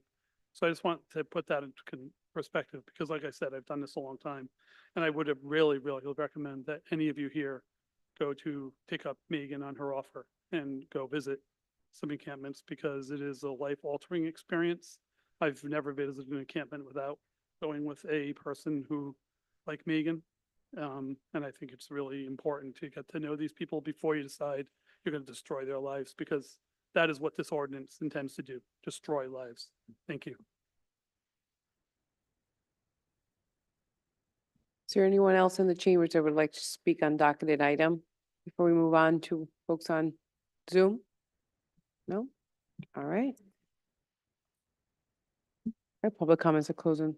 Oh, Drake right Patton. over. Drake Patton, 684 Natick Avenue. I'm profoundly moved by the comments of my neighbors and my neighbors beyond Cranston. I've spoken before on this, and I want all of us to think about how close we might be to a moment when our lives are not secure. I think, I don't know, maybe not for you, but for me, I think that could be a family member that needs something. Many of us can relate to this. And tonight we heard about the moral compass that we need to have despite the Supreme Court. We heard about cruelty rather than kindness. Someone said, I ask you to care. Others said bewildering. And Steve Alquist just explained to us these very specific things he has encountered. These are our brothers and sisters. And I don't know about you, but I never assume I'm very far from that.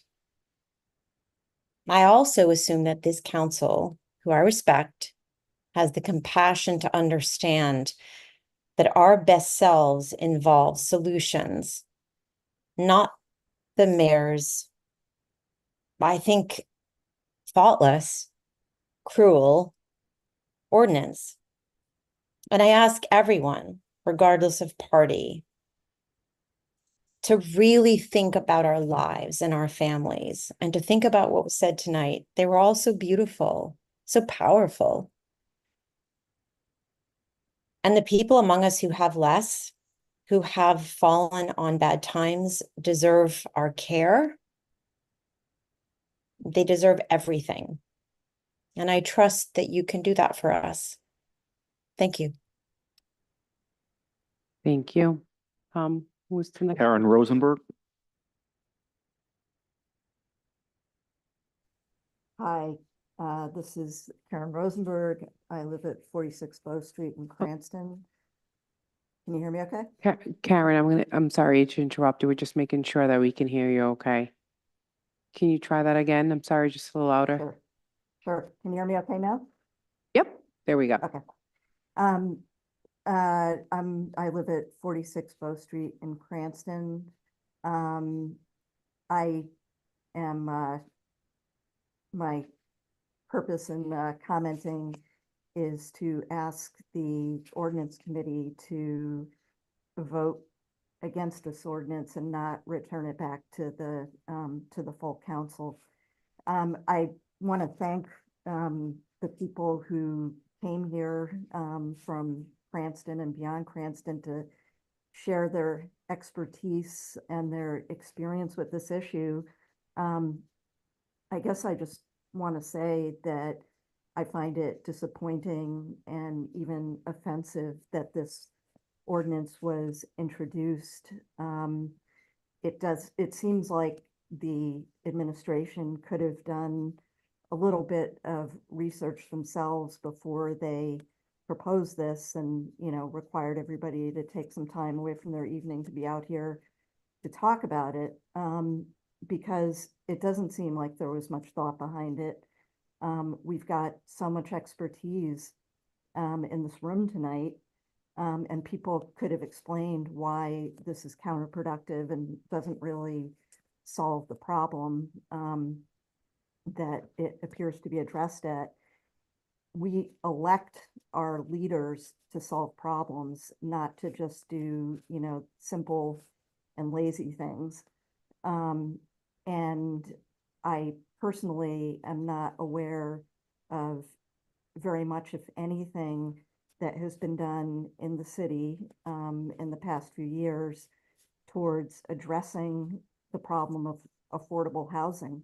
And I think that, that's what we expect and should be able to expect from our elected officials, is that you will, do the hard work of figuring out how to solve the problem instead of just sweeping it under the rug.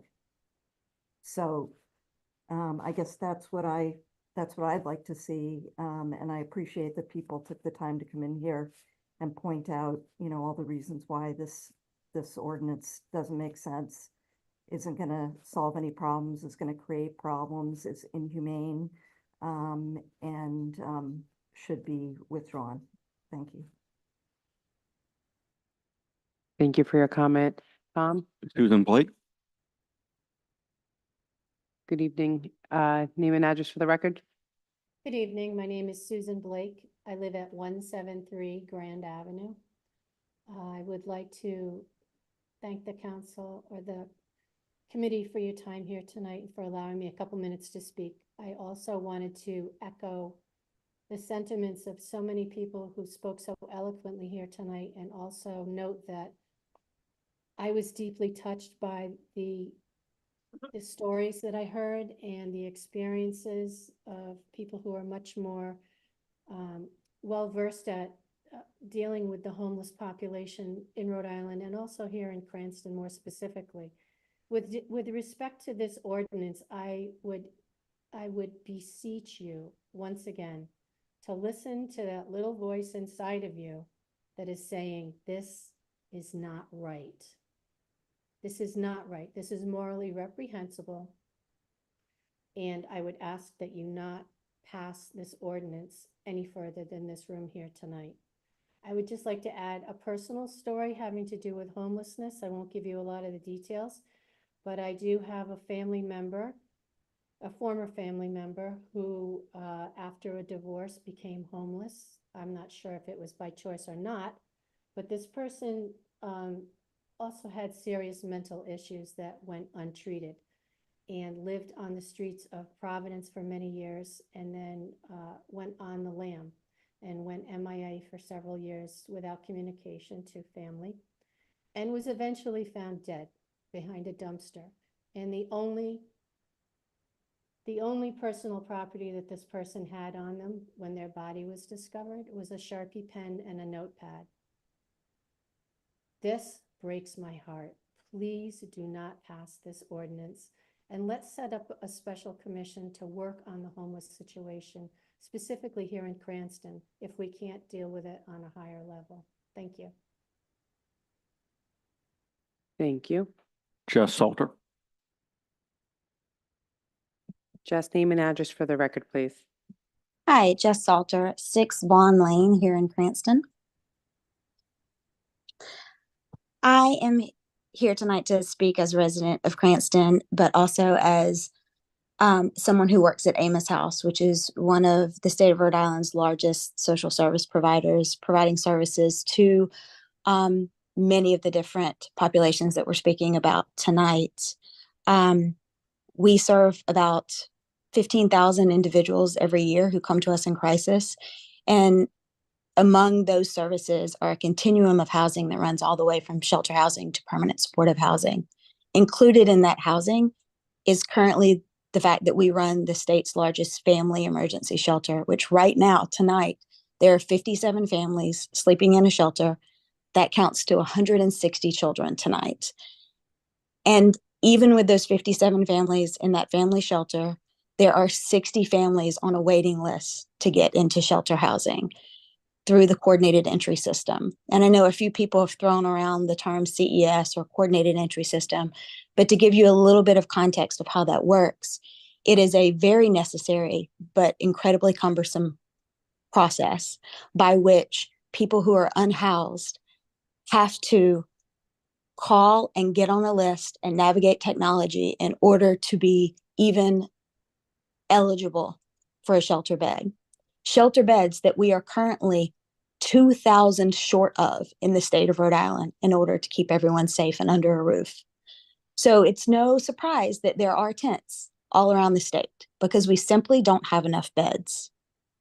Right now in the state of Rhode Island, in order to afford the average 2-bedroom apartment, you need a minimum wage job. You need 2.5 minimum wage jobs to be able to afford the average 2-bedroom apartment.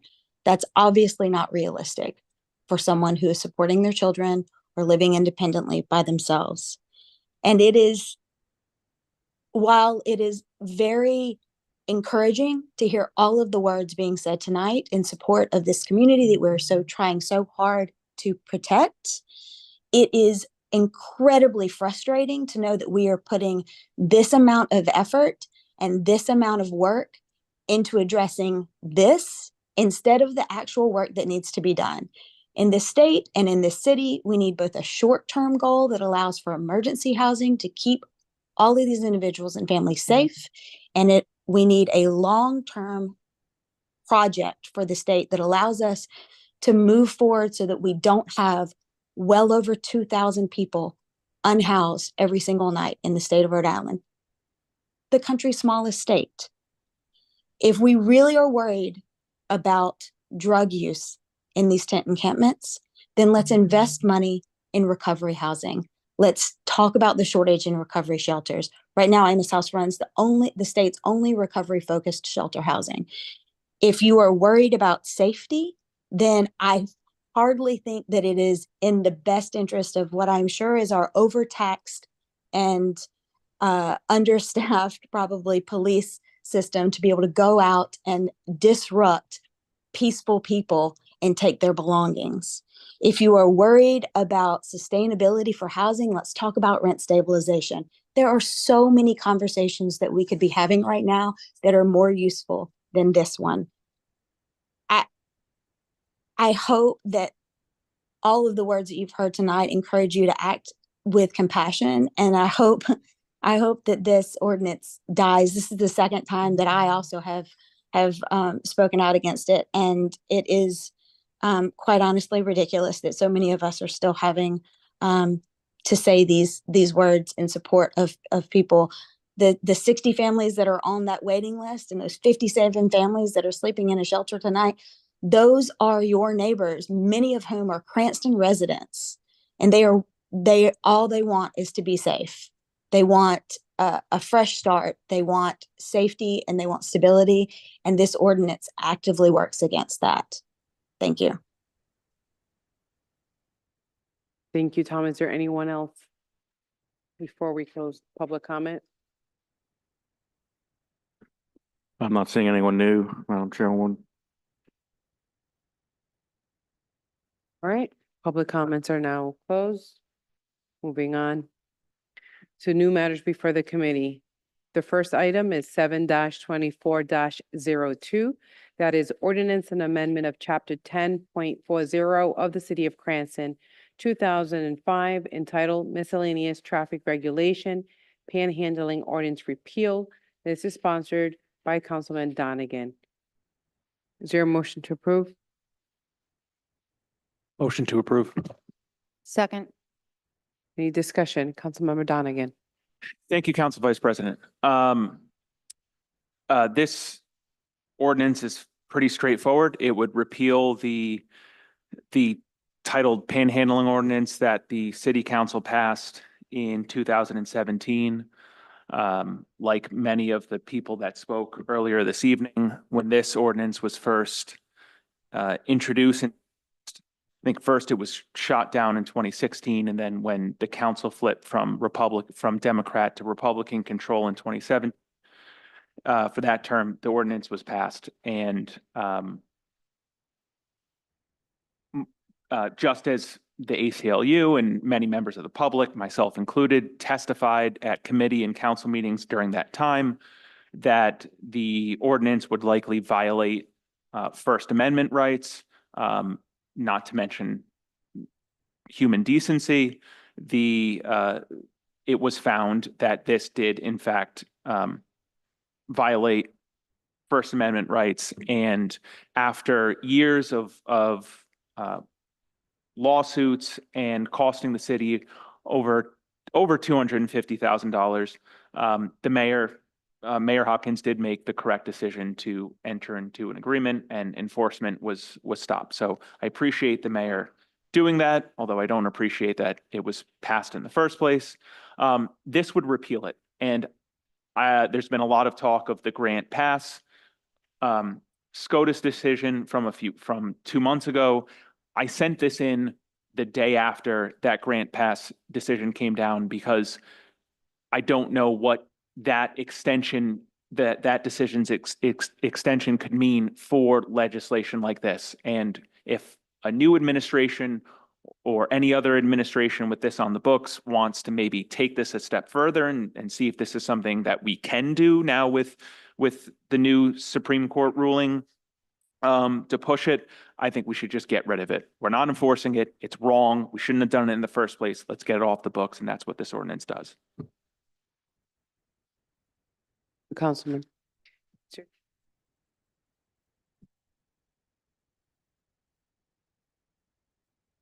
Council President Marino. Thank you. I just thank you, Councilman Donegan, for the background to this. And again, because this is an ordinance that predated my time on council. I think pretty much everybody in this room, with the exception of perhaps you and no, okay. So, and consistent with the litigation against the city and the settlement, I think this is the only option that we have since it's not an enforcement. Thanks. Director Moretti. The mayor does support this, basically eliminating this from the books. And you might recall that lawsuit was going on and the mayor wanted to settle it and did settle it with the ACLU. And it was the right thing to do. The right thing to do is basically eliminate this ordinance from the books. Thank you. Any further discussion on this before we move forward? All right, hearing none. Clerk, can you please take the roll? Council Vice President Vargas, Yes. Councilman Wall, Yes. Councilman Ferry, Yes. Councilwoman Renzulli, Yes. Councilman Donegan, Councilwoman Horoyan, Yes. Councilman Campiano, Yes. Council President Reno. Yes. Thank you. On to the next item. That is 7-2403. That is ordinance and amendment of Title IX, Chapter 4 of the Code of the City of Cranston, 2005, entitled Offenses Against Public Peace and Decency. This is sponsored by Mayor Hopkins. Is there a motion to approve? Motion to deny. Second. Any further discussion on this?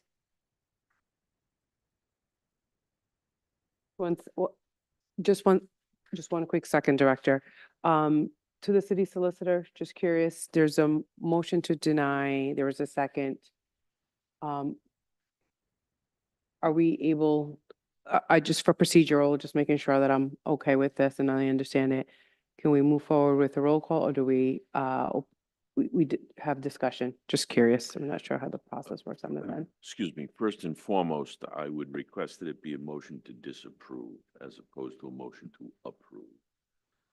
That's number one. Second, you have debate on whatever is before the committee. There would be a motion before the committee to disapprove, as I understand it. And there would be a motion before the committee to disapprove, and you would debate that motion. Thank you. I'll revise my motion to disapprove. Thank you, Councilman Donegan. All right. Madam Chair, you need a second. Oh, I'm sorry. So he just amended his motion. I'll make a motion to correctly. disapprove. And who seconded that? Was that Councilman? Second. Ferry? Thank you so much. Okay, now there's discussion. Director Murray, did you? Yes, please. First of all, thank everyone for their compelling arguments, valid, legitimate. This ordinance was not submitted and taken lightly at all. Just realizing Cranston is home to many homeless individuals of a certain sector, obviously in Ward 6 at Harrington Hall, that Cranston is a part of the solution. The mayor, as I believe it came out at a previous council meeting, has a concern for the homeless, particularly homeless families. He's tried working with the state this past year to find suitable locations for homeless families, particularly with Mr. Pryor. So the mayor is certainly compassionate and want to be proactive in finding housing for homeless individuals, particularly those with families.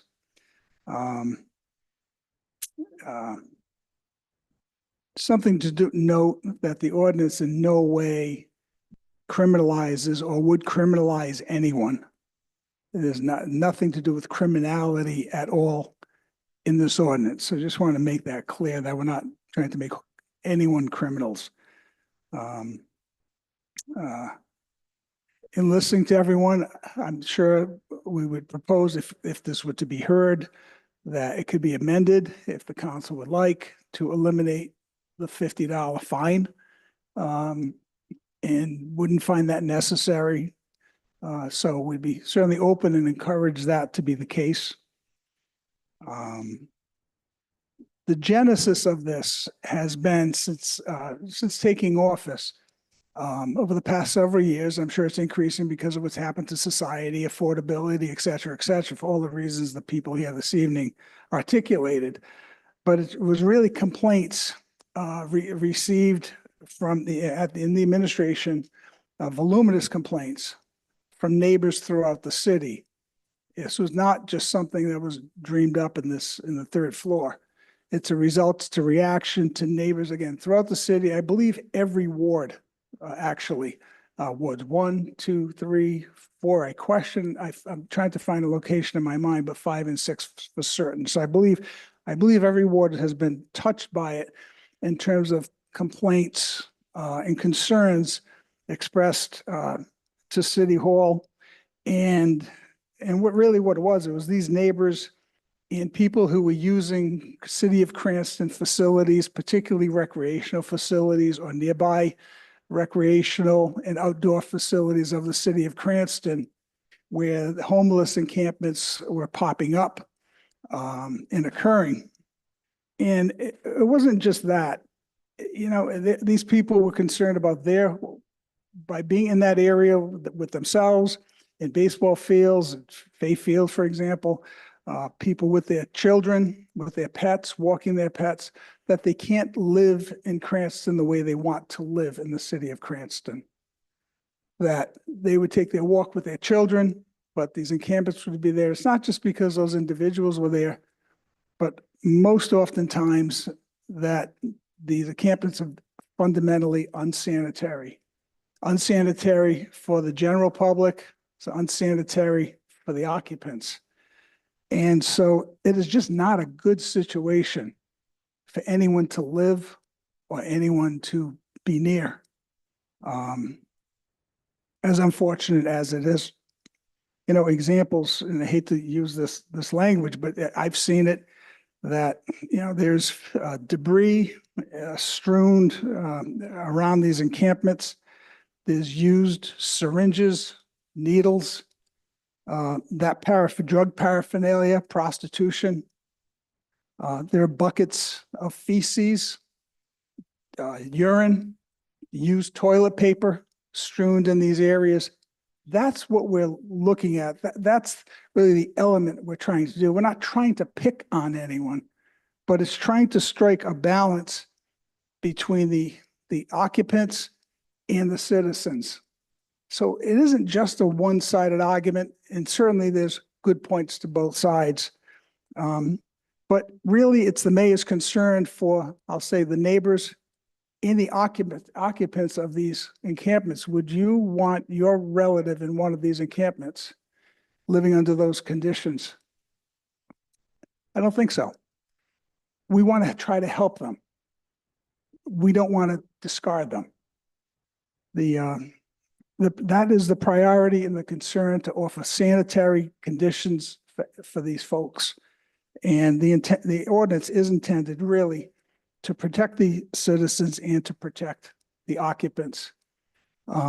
This issue has been discussed at length with Colonel Winquist, and the compassion and the efforts that the police do use, and wanted to say their methods of dealing with this.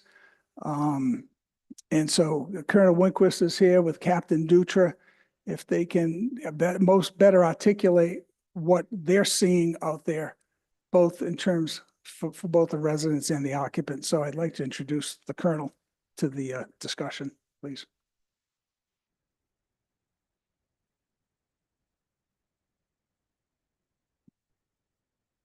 Thank you, Chief of Staff Moretti and members of the council. I agree with Chief of Staff Moretti. This is a problem we're not going to solve here tonight. This ordinance is not going to solve the issue of homelessness in Cranston. There's no question about that. I'm looking at this solely from the lens of public safety and health. And I can tell you there's some serious concerns. I've been out in these encampments myself. There's open fires, there's propane tanks, there's used needles and syringes. There's people using drugs, there's prostitution that's taken place. And we are not going out looking for encampments. I can tell you right now, we have a lot more pressing needs, pressing issues that the Cranston Police Department has to handle. So it's not something that we enjoy dealing with, but when we receive a lot of complaints from people that live in the immediate area of these encampments, we must respond and we must do something. We can't turn a blind eye. I think those residents, and unfortunately, many of them were supposed to be here tonight, and I think they chose not to be here because speaking for this ordinance may not be the popular thing. As I look out, I see everyone here that's against it. And I can understand they make a lot of good points.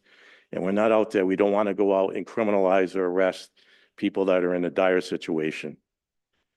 What we try to do is, and Captain Dutra will come up and explain, I want to make it clear that we have not arrested a single person in one of these encampments for not leaving the area. Every single time we go out, we have a community outreach team that's comprised of a police officer. Most of the time it's Captain Dutra, and he's accompanied by a mental health clinician as well as a social service provider. So we often provide services, or they offer the services to the people in these encampments, and most of the time they turn down these resources. So we have to do something. We can't allow this to continue. A lot of these encampments are in areas that are difficult to reach by police or fire. We've had situations where there's been overdoses, and a lot of these encampments, not all, are people that come out of the ACI or one of the other institutions that are on these state complexes, and they have nowhere to go. So there is a bigger issue out there that we need to find not only temporary housing for these people, but permanent housing. And we want to be part of the solution. We don't want to be part of the problem. So we're trying to do it with great compassion. As the Chief of Staff already said, there's a balance, and I think we need to try to find that balance. Finding someone that's homeless we're never going to collect that fine. Let's be honest. We're not going to arrest somebody that doesn't pay the fine. It's a civil infraction only. It's not a criminal statute. And I want to make that clear, because I've heard the word criminal used several times. Many of the people that are in these encampments are sex offenders. They have nowhere to go, and that creates a lot of concern if they're along the bike path or near ball fields and other locations. It also makes it hard for the police department that has to track sex offenders and make sure they're properly registered. So there's a lot more to this situation. But again, I have a job to do to look at things from a public safety and health perspective. What I want to make clear too is there's been some media out there that says that we're raiding these encampments. I can tell you, and Captain Dutra is going to explain to you, that's not the case. Most of the time, somebody's there with a body-worn camera that can show the interaction that takes place between the police department, the mental health clinician, and also the social service providers. It's a very, very respectful process, and nobody's running up on encampments and arresting anybody. So I know that was falsely reported. For certain bloggers and the media outlets have reported that. So the bottom line is we are offering the resources. Unfortunately, there is a component that are in this encampment that actually like to live off the grid because there's no rules. A lot of these shelters that are out there require that you be searched before you enter the shelter. You have to be sober. There's certain things that take place, and the people in these encampments tell us that's the reason why they do not want to go in the shelter. They want to continue to use drugs. We do have resources for recovery. We're part of the HOPE initiative in Rhode Island. Captain Dutra is also involved in that program where we can get somebody into retreatment and recovery. But unfortunately, a lot of times those services, again, are turned down. So at the end of the day, it's a complex issue. I would be in favor of, if this ordinance did pass, that maybe they meet with some type of service providers. It's required they meet with somebody, and at least we know that they're listening and they're aware of the services that we can offer them at that time. Right now, the only ability that we have, unfortunately, is if somebody doesn't leave public property and we warn them and there's no trespass, the other option is arrest. So this is actually the ability to try to address the problem. It's a civil infraction, and then we wouldn't have to arrest somebody. And that's not something we have done so far. And we hope we can continue not to have to arrest the people that are out in these areas. I'm going to ask Captain Dutra to come forward, and he's the guy on the front lines that is out there. He goes out far more than I do. I've been out there personally with him, but he can explain what he's seeing firsthand and how we handle these situations. Captain.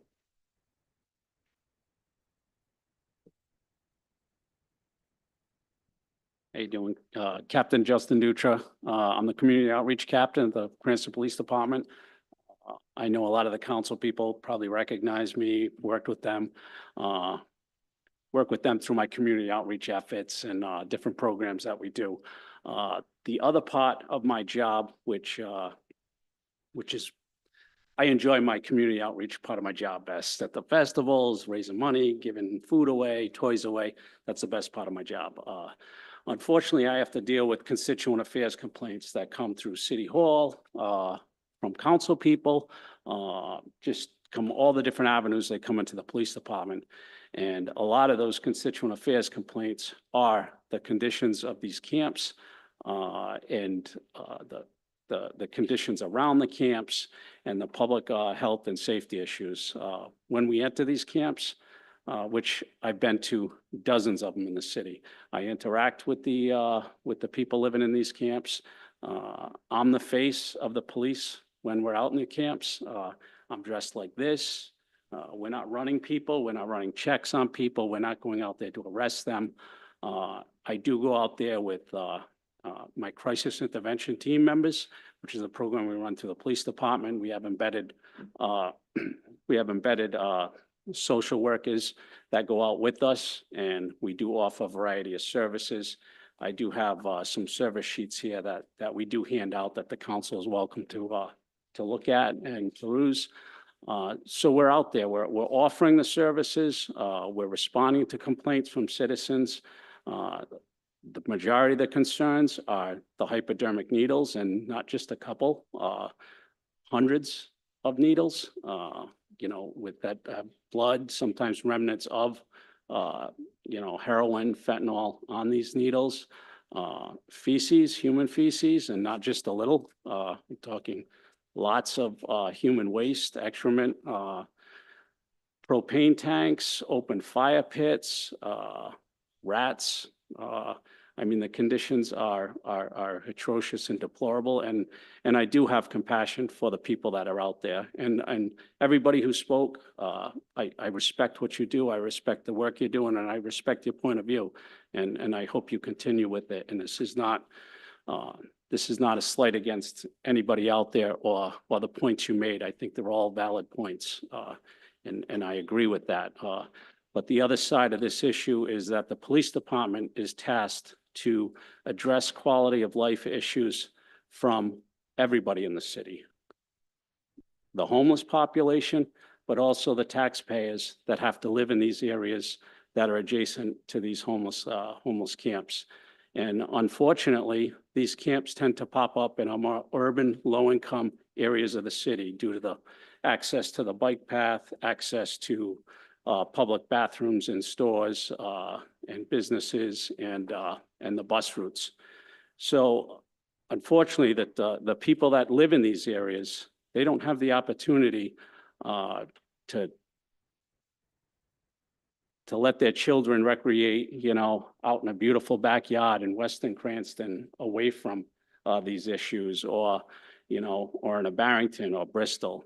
Their kids have to utilize the bike path, and they have concerns when they're going up and down the bike path and their kids are passing by needles, prostitution, blatant sex acts going on, intoxicated persons, all elements of these camps. And I understand that these are addiction issues and all these things, that there are bigger issues going on, but I feel the police department has a responsibility to address the quality of life issues of these taxpayers.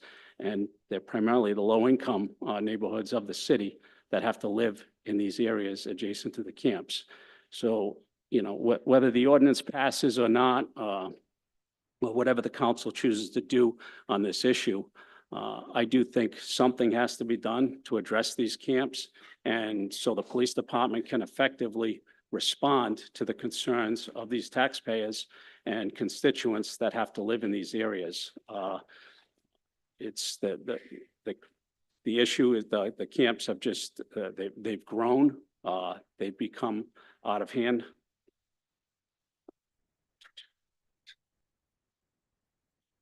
Okay, so I guess we're gonna sort of, these are photos that I've taken at some of the camps. If anybody wants to look at the conditions of these camps are in very close proximity to parks, public playgrounds. That's on the bike path right here in Cranston, near the police station. That's also part of the bike path. That's up near Walmart. So that's just some of the trash in these camps. Now, I took that photo 2 days ago. So the smell that's coming from that trash is emanating out into Independence Way. It's affecting Independence Place, the apartments over there. The homeless people go into Independence Place. They bathe in their pool. They go in their clubhouse, hang out in the clubhouse. They've been seen defecating on their property in the open, out in their grass. And we field a lot of complaints from the tenants of Independence Place and the management there. So unfortunately, as much, I do have compassion for these people, but as you can see, the conditions are affecting the other residents of Cranston. And we need to have an answer for those residents. We can't just say, that there's nothing that we can do. We're going to allow this to continue like this.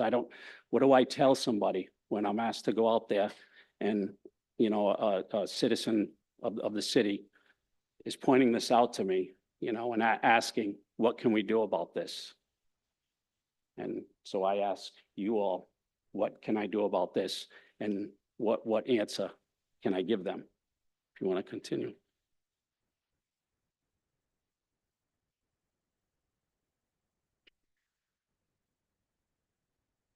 So as you could see, it's not necessarily, it's not the people. It's not the fact that they're living out there in these camps. It's the conditions of the camps and the danger and health and safety issues that they pose to the surrounding community and the residents of these camps.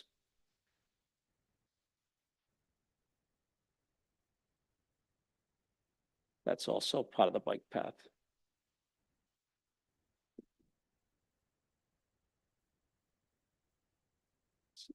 Some stolen shopping carts, Lowe's.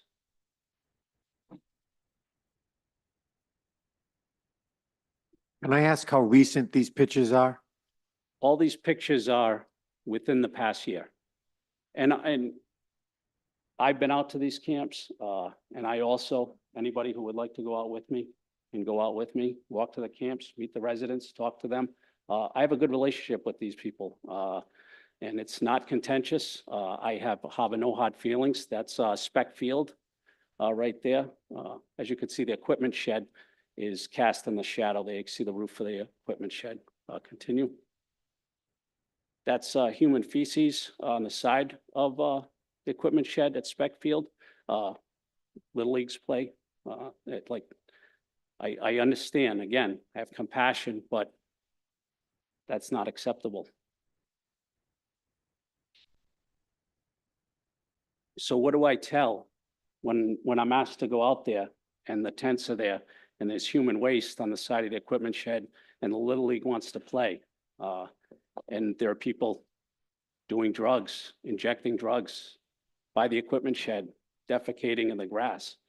Do I say, that there's nothing that we can do, there's nothing we're going to do because there's a housing crisis? And I understand there's a housing crisis, but I need an answer. I need to tell these people something. That's a propane tank with one of the largest blow torches I've ever seen. I don't know what they're doing with that, but that's concerning. That's that camp right there is at the end of I think it's called Holloman Cemetery at the end of Houston, Hershey Road. It's a city maintained cemetery. That's about maybe 30 feet off the wood line. There's grave markers there of people that have been passed away and buried there. 2021, 2022, 2023, and people have to come. And that this was complaint-driven response to this one. People go to the cemetery, pay their respects to their loved one. 30 feet away from the gravestone is a camp like that. This camp in particular, we located numerous kitty litter bottles, different rubbing alcohol bottles and a lot of other products that are typically used to produce methamphetamines. So I do believe that was at one point a meth lab right off of Pontiac Avenue by Marine Drive, right in that area.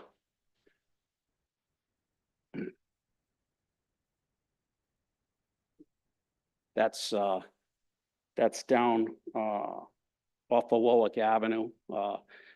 There's that Patuxent River Management Trail that goes from the old DEM property on Warwick Avenue, goes all the way through the back of Fay Field.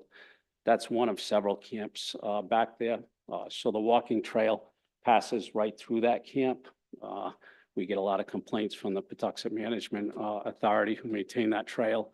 Because as the walkers are passing through there, they're passing through the trash, human waste, drug paraphernalia, and open sex acts happening out there in the woods. And again, I'm not classifying all these people as drug addicts and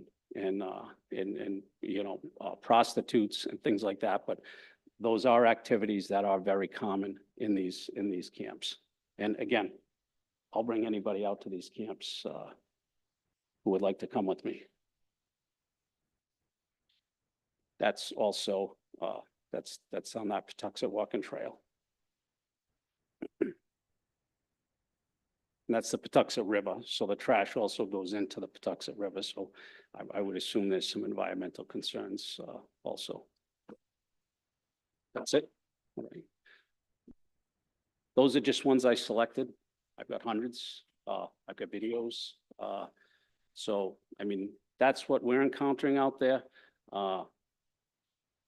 I've never been involved or witnessed an arrest of anybody for trespassing, a homeless person trespassing on public property. We go out there, we work with the people. If the conditions are as bad as they are, we try to get them to a better place. We're obviously not always successful with that.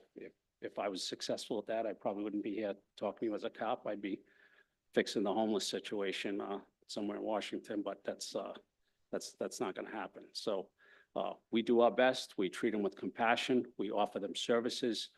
I bring food out there personally. Part of some of our outreach is, as you all know, through our nonprofit we created, turkeys, pies.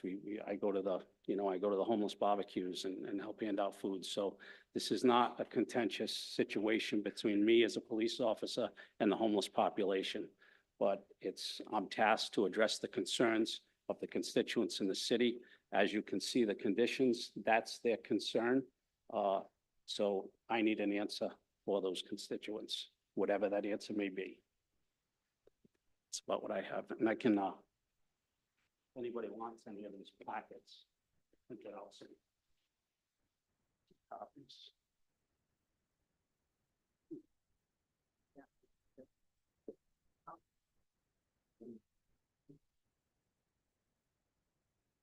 Just wanted to mention too, like these encampments, the ones you saw the pictures of, some of them have been cleaned up 2 or 3 times over. And Public Works cannot clean those places up because of the biohazard risk that's there. So the city is forced to hire a biohazard company to come in and clean up the needles and obviously the human feces. So there is a cost as well to trying to clean these sites. And as soon as we clean them, another one pops up somewhere else. So it's a perpetual issue that we're looking for some support to try to address. I appreciate it. Thank you.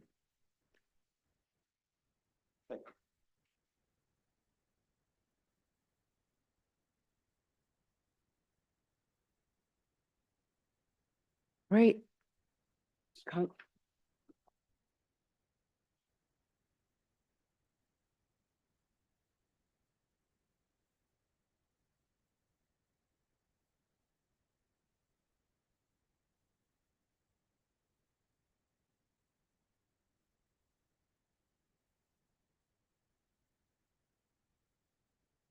All right, thank you. Councilwoman Renzulli.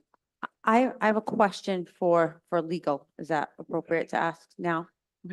So as we consider this ordinance, I just want to know if there are, because this is just my assumption, but as I've said many times, I'm not a lawyer.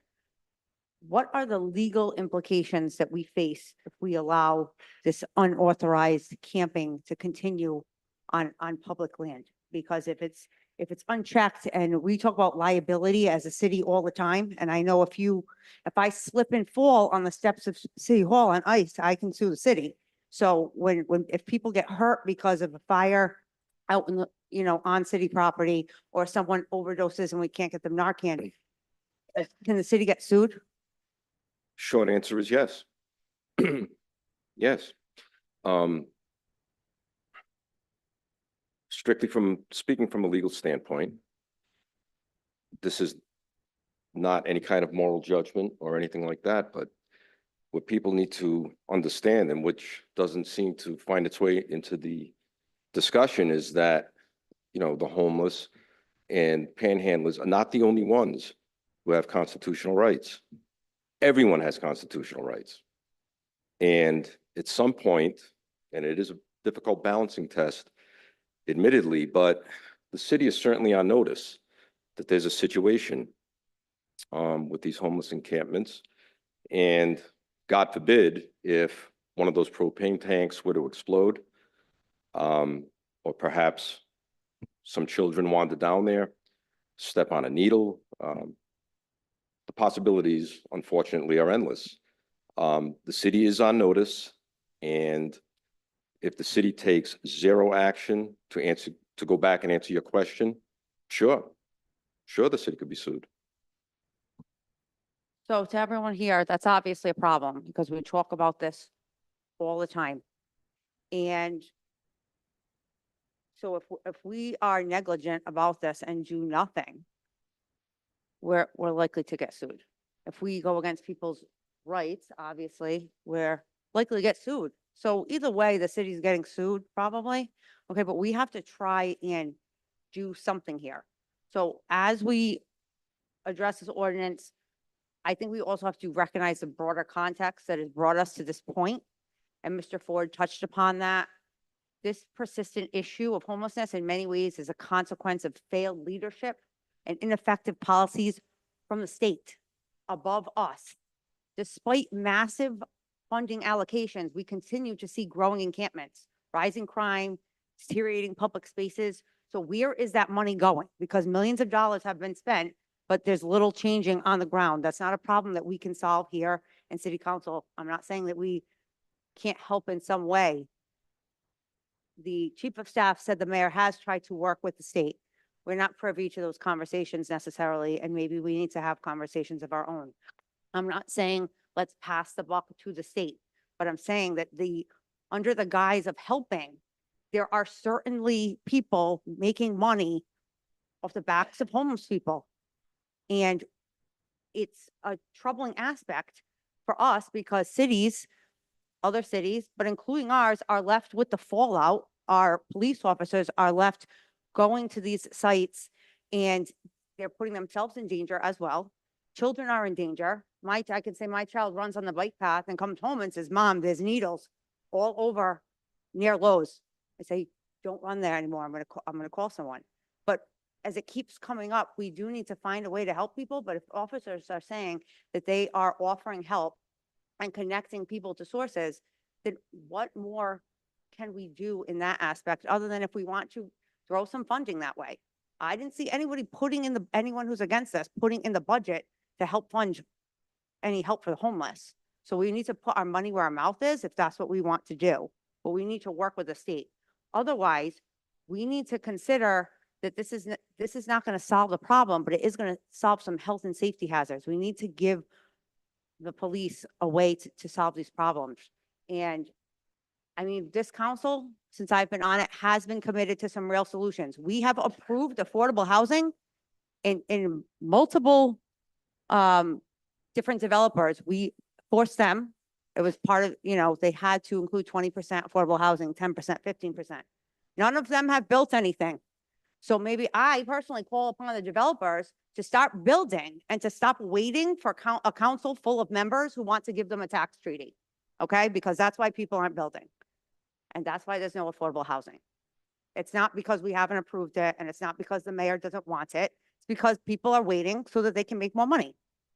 That's what it all comes down to. People are making money off of this. I don't think anyone here, and you can judge me however you want to judge me, but I don't think that anyone here doesn't want to help the homeless, no matter how we vote on this particular ordinance tonight. I just think we policy-wise see a different way of going about it. And I think everyone here spoke from the heart.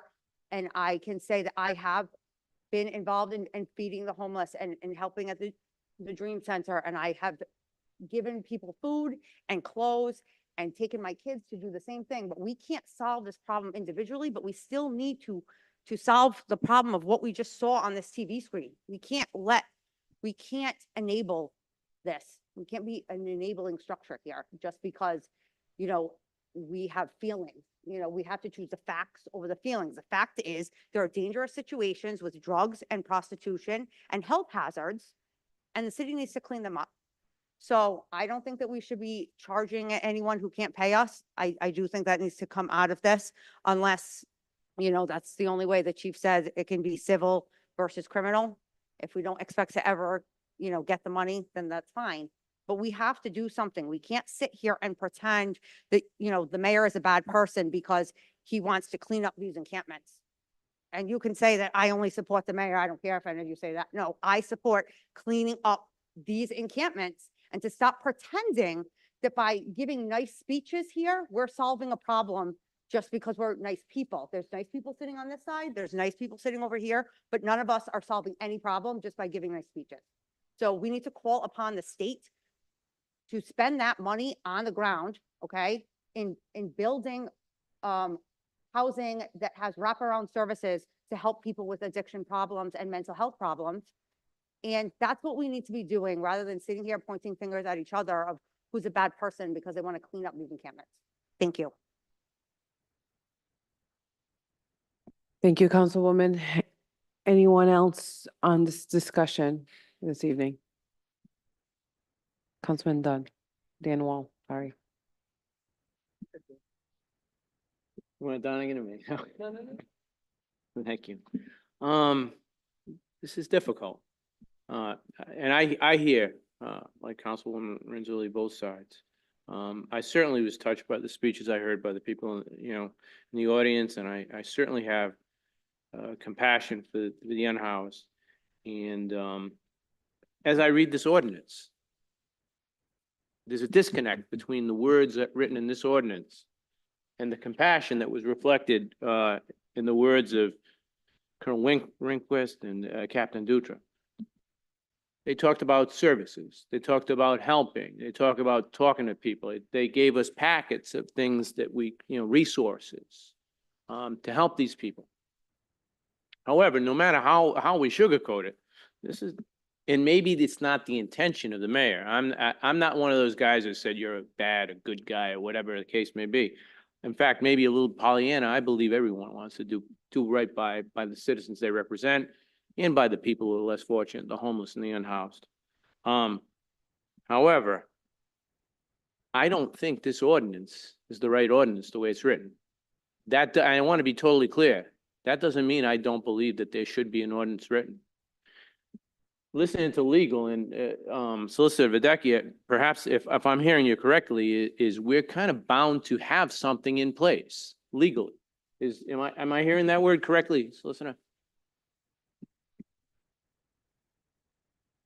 I said, if I heard your words correctly when the councilwoman was speaking, you said we're on notice, Cranston.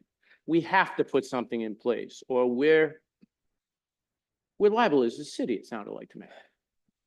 What I'm saying is, and what I said was, we have been put on notice of potentially a dangerous situation that affects not just the homeless, but also the people who live around there. We are on notice.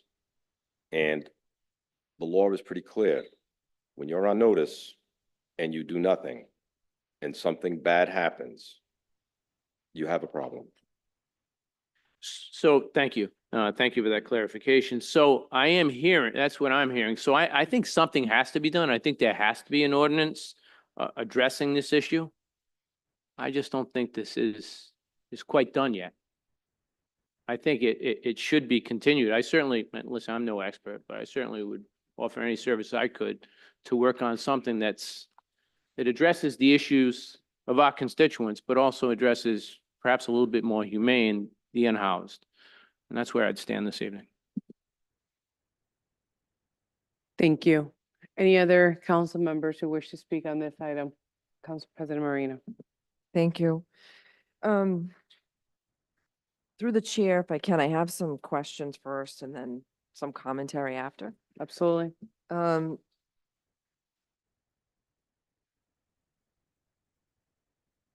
To the knowledge of the administration and the solicitor, are there any other cities and towns in the state of Rhode Island that have implemented any such ordinance?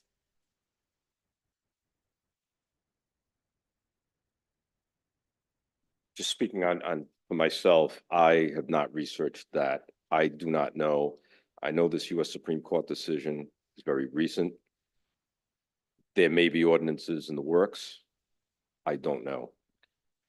And then in terms of the activities such as fires, such as shooting up drugs in public, such as public prostitution, defecation in public, don't we already have laws on the books that make those types of activities criminal, that can be addressed on an individual basis, understanding you would need to, you know, have witnesses and things like that, but they're already criminal activities, are they not, or civil penalties?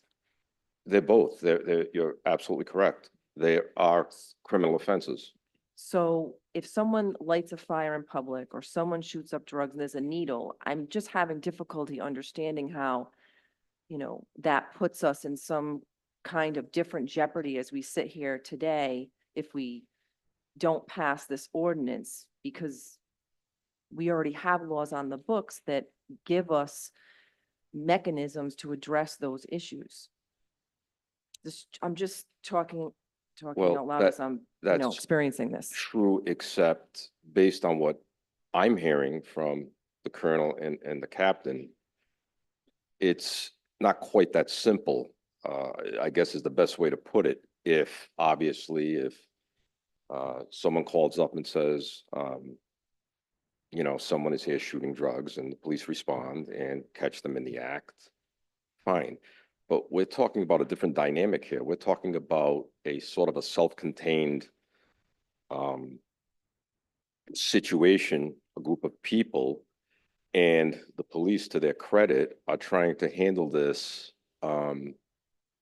not as a criminal enterprise. It's sort of a blend of criminal, civil, social, all kinds of things.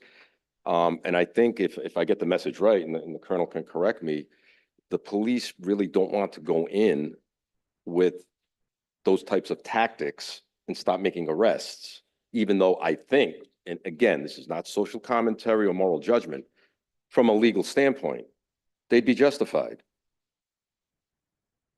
I get what I'm trying, and I appreciate that, solicitor. What I'm trying to convey and understand is what has changed. Other than the Supreme Court decision, I don't know what has changed for us as a community, because this problem has long existed. And whether or not there's been an increase in it, I don't know that. That hasn't been said tonight.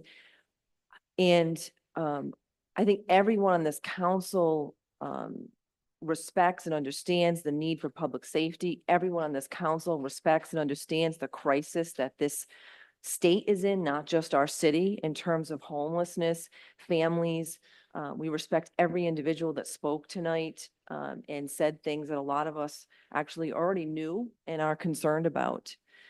And in addition, I can say firsthand, my experience with these camps and with constituents has been over the years where it is of concern and with compassion. And the police department has done an outstanding job over the years in addressing those situations. One comes to light, it was around May of 2022. There were residents in the Patuxent area that were concerned. There was, you could see evidence of clearly, obviously, an encampment. It was at that point at least abandoned. The reasons for that, I don't know, I'm not privy to. And there was environmental damage, there were health hazards, there was melting, burning of plastics of large degree that then the residents were, experiencing, which I'm sure probably caused some of them to be alerted to where this encampment was in the woods. And there was clear evidence of that when you went there, where it was at least 50 feet up some trees that they were completely singed. And the residents volunteered their time to clean up what was abandoned. Myself and my husband did as well. The DPW department was great in terms of removing, it was a truckload or more of debris. And the police handled it with a lot of compassion. The residents understood and expressed their concern for the people that were homeless, the situation that they were in, and that there was no easy answer. It was eye-opening for some in the community, and they expressed praise for the fact that our city addressed it in a compassionate way. And what does that mean? The police didn't come in heavy-handed. They came in with resources, with options. But as been stated tonight, not everyone in those situations wants to avail themselves of those options. I am at a loss tonight to see how this ordinance is going to facilitate some type of solution to the situation that we're in. I'm just not seeing it.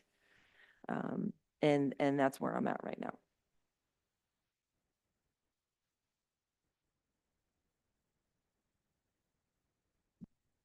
Director Murray, did you want to add? Please. Okay. Yeah, just some of the things, I think some of the questions weren't unanswered. And it was interesting observation that in order to enforce, there are current laws on the books to enforce violations of prostitution, or where they're doing drugs, defecating. But you have to catch people in the act. You can't do it after the fact. It ain't gonna stick. There's that point. But there's the other point that if you do catch them in the act, now we're going to criminalize them if they commit a crime. So we're changing something that's a civil matter, and we're going to criminalize the occupants of these facilities. So there is a difference in the way the law is applied. How it's changed, it's been the proliferation. It's just been mounting and mounting and mounting. And we're responding to the residents and their concerns about their safety, the safety of their children, the safety of their pets also, because people have said that, and the enjoyment of our public facilities.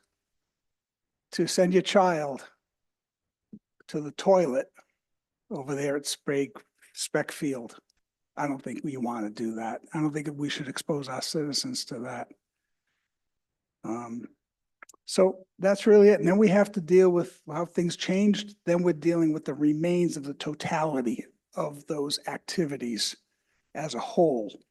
So we can't individualize this to acts. If we do, we're going to criminalize people under the law. And Captain Dutra said it best. What do we tell the law-abiding citizen that wants to use the facilities and enjoy the city of Cranston as a beautiful city? Thank you.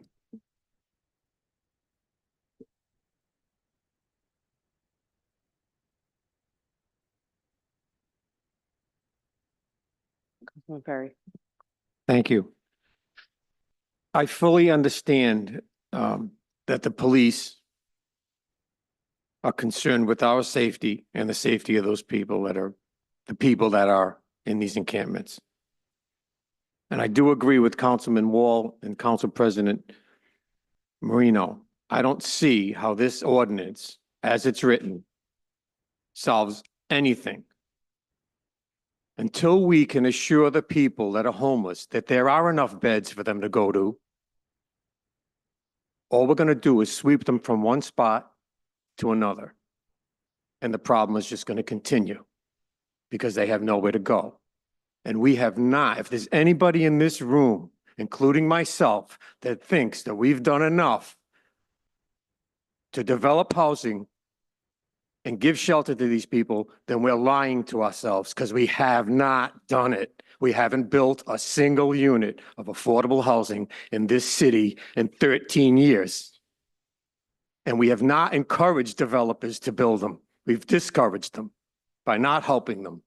So this ordinance does not solve the problem. I don't see how it changes anything. I don't see what it's gonna do. Let's be part of the solution. This is just part of the problem. That's all this ordinance is. It's part of the problem. It's not part of the solution. I totally empathize with Captain Dutra and Colonel Winquist. I wouldn't want to be in your position to have to go there and deal with this. But the bottom line is making a law that makes it illegal and fines people, it's not the answer. I'm sorry. It's just not the answer. We need to come up with a solution. We need to say to the people that are in this situation, we need you to go somewhere. And then when we've exhausted every possibility and we have a bed for them to go to, then maybe we can say, okay, now we have to move them. But until we get to that point where they have a place to go and we've offered every possible ounce of help to them, which we're not doing, then I can't see how this ordinance could absolutely positively change anything. It's just going to move them from one spot to another, and then they're going to go from that spot to another spot. And until they have a bed to go to, they're just going to keep putting tents up. And we're going to be complaining about it. I live on the bike path. I see it every day. I don't like to walk by it, but I do. We're kidding ourselves if we think we've done enough to help solve this problem, because we haven't. Not one of us in this room has. Thank you very much.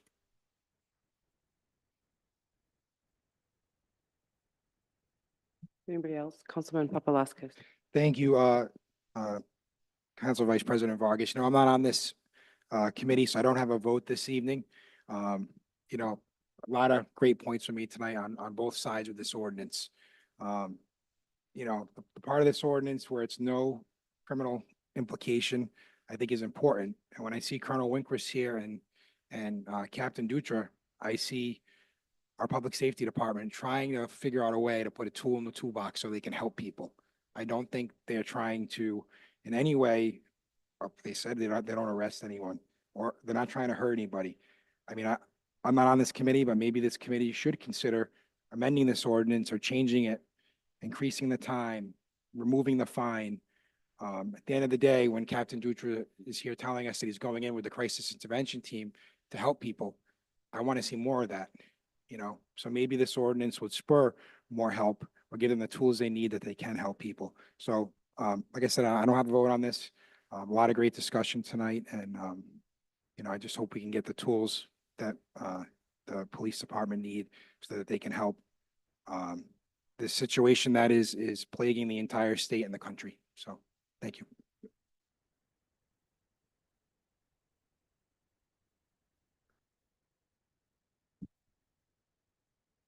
Councilman President, go ahead. Thank you, Council Vice President Vargas. I don't know how my council colleagues would feel about this suggestion, but perhaps we have further discussions to craft an ordinance that makes it clear that this is not a criminal action, that this is a civil action, and incorporates the crisis intervention option. I really do think that we need a much more thoughtful approach. I think my council members, everyone has pretty much articulated this evening who has spoken, that we understand the concerns. We also understand that this is a gargantuan task and a gargantuan problem. And I say that because the state hasn't figured it out. And I don't know of any city that has. So I would be open to working with the administration, working with the police department to maybe form some type of, type of subcommittee conversations, whatever we need to do to facilitate a solution in the form of an ordinance, if that's what our public safety, component of the city believes is appropriate, to make sure that we do this in a more thoughtful manner. Thank you. Thank you. Thank you, Council President. I'm just gonna say a few words before I call on a few others, sorry. And is that what I've heard this evening, what I've heard both folks here that are in the chamber with us this evening on Zoom, and even from the council members, including what I've been hearing, and I think we all have, to echo to what Council Member Ferry has mentioned. This is the homelessness and housing crisis is increasing, and it is a crisis here in our state as it is nationally. It's a crisis nationally. I agree in terms of, I don't think that this ordinance before us this evening is going to be a solution. I think instead that while we were told through the police department that we're not giving anyone a fine, if this was to pass, it's not to say that we can't give them a fine, because it's on the record. I want to thank the police department, at least, in providing these prevention programs and telling us, everyone, that they're working with to find also some sort of a systemic solution, which is what I also heard from ACLU, saying we need to find a systemic solution and not criminalize folks. I think the state has been working on the housing concerns that we've all been hearing and want. I don't think it's going to be an overnight fix. I also don't think it should continue to be talked, and really there should be action, but we are starting to move at the state with that action. But as a city, we need to also do our own due diligence as well. And we have seen developers that have come before us, and where we have pushed as a council for 20%, if not more, of affordable housing. We had a housing board that was dormant and was brought back up. I think there was a lot of council members who led a lot of those efforts back up. But yes, there's always so much more that we could do and go the extra mile. I too had that question, Council President, in terms of what other municipalities in our state is currently putting forward an ordinance. Because in so many other communities, maybe in Rhode Island or outside of Rhode Island, they're working together with the unhoused community and finding maybe creative and innovative ways that we can help in providing some sort of mental health funding, but also case managers as well within city government and state government, because a lot of it could also be a mental health barrier. And we need to continue to advocate also for funding on that side as well, because it is a ripple effect. I think it is for all of us, particularly maybe just speaking for myself, a fundamental right for each and every one of us to have a roof over our head, to have access to food, access to that health care that could potentially be a preventative in terms of maybe mental health care or so. But by placing placing a fine and an ordinance before us could criminalize particularly the marginalized communities, and will or could affect then someone from access to a affordable housing. And then there's a ripple effect there, that it's the never ending circle, that now somebody's looking for affordable housing, but now they have a fine, and that was a fine that was potentially not paid. And now they're not able to potentially get a job now from there if they wanted to. There's a lot of variables that go into place. That's why I don't think we should be posing a fine. Particularly, what does break my heart as well is people's belongings, which we heard this evening as well. Because what if someone has nowhere to put their belongings and they are maybe going to work or seeking healthcare assistance or any other means, but they have to do during the daytime or whenever, and they leave their items behind. I don't believe in tossing all of their stuff. However, yes, the fact that we have to hire a company, biohazard company, to clean up human feces, and not the cost that it involves, but the fact that it's taking place in a public place where we have, whether it's a children on fields or a bike path as well, is of concern. But I don't think this ordinance is particularly going to address the situation. And I'm sounding like a broken record, but I will sound like that broken record, because I just don't think that that's where we're going to get to the root problem of this. And so I'd love to work with our departments to make sure what else we can do, because it is a fair ask from our police departments. What do we do when we get there or we get called? And they're not arresting anyone or fining. So as a counselor, I am all in favor with you, Council President, and continuing to work and figure out ways and set up, whether it's community meetings, work with organizations and figure out what else can we do.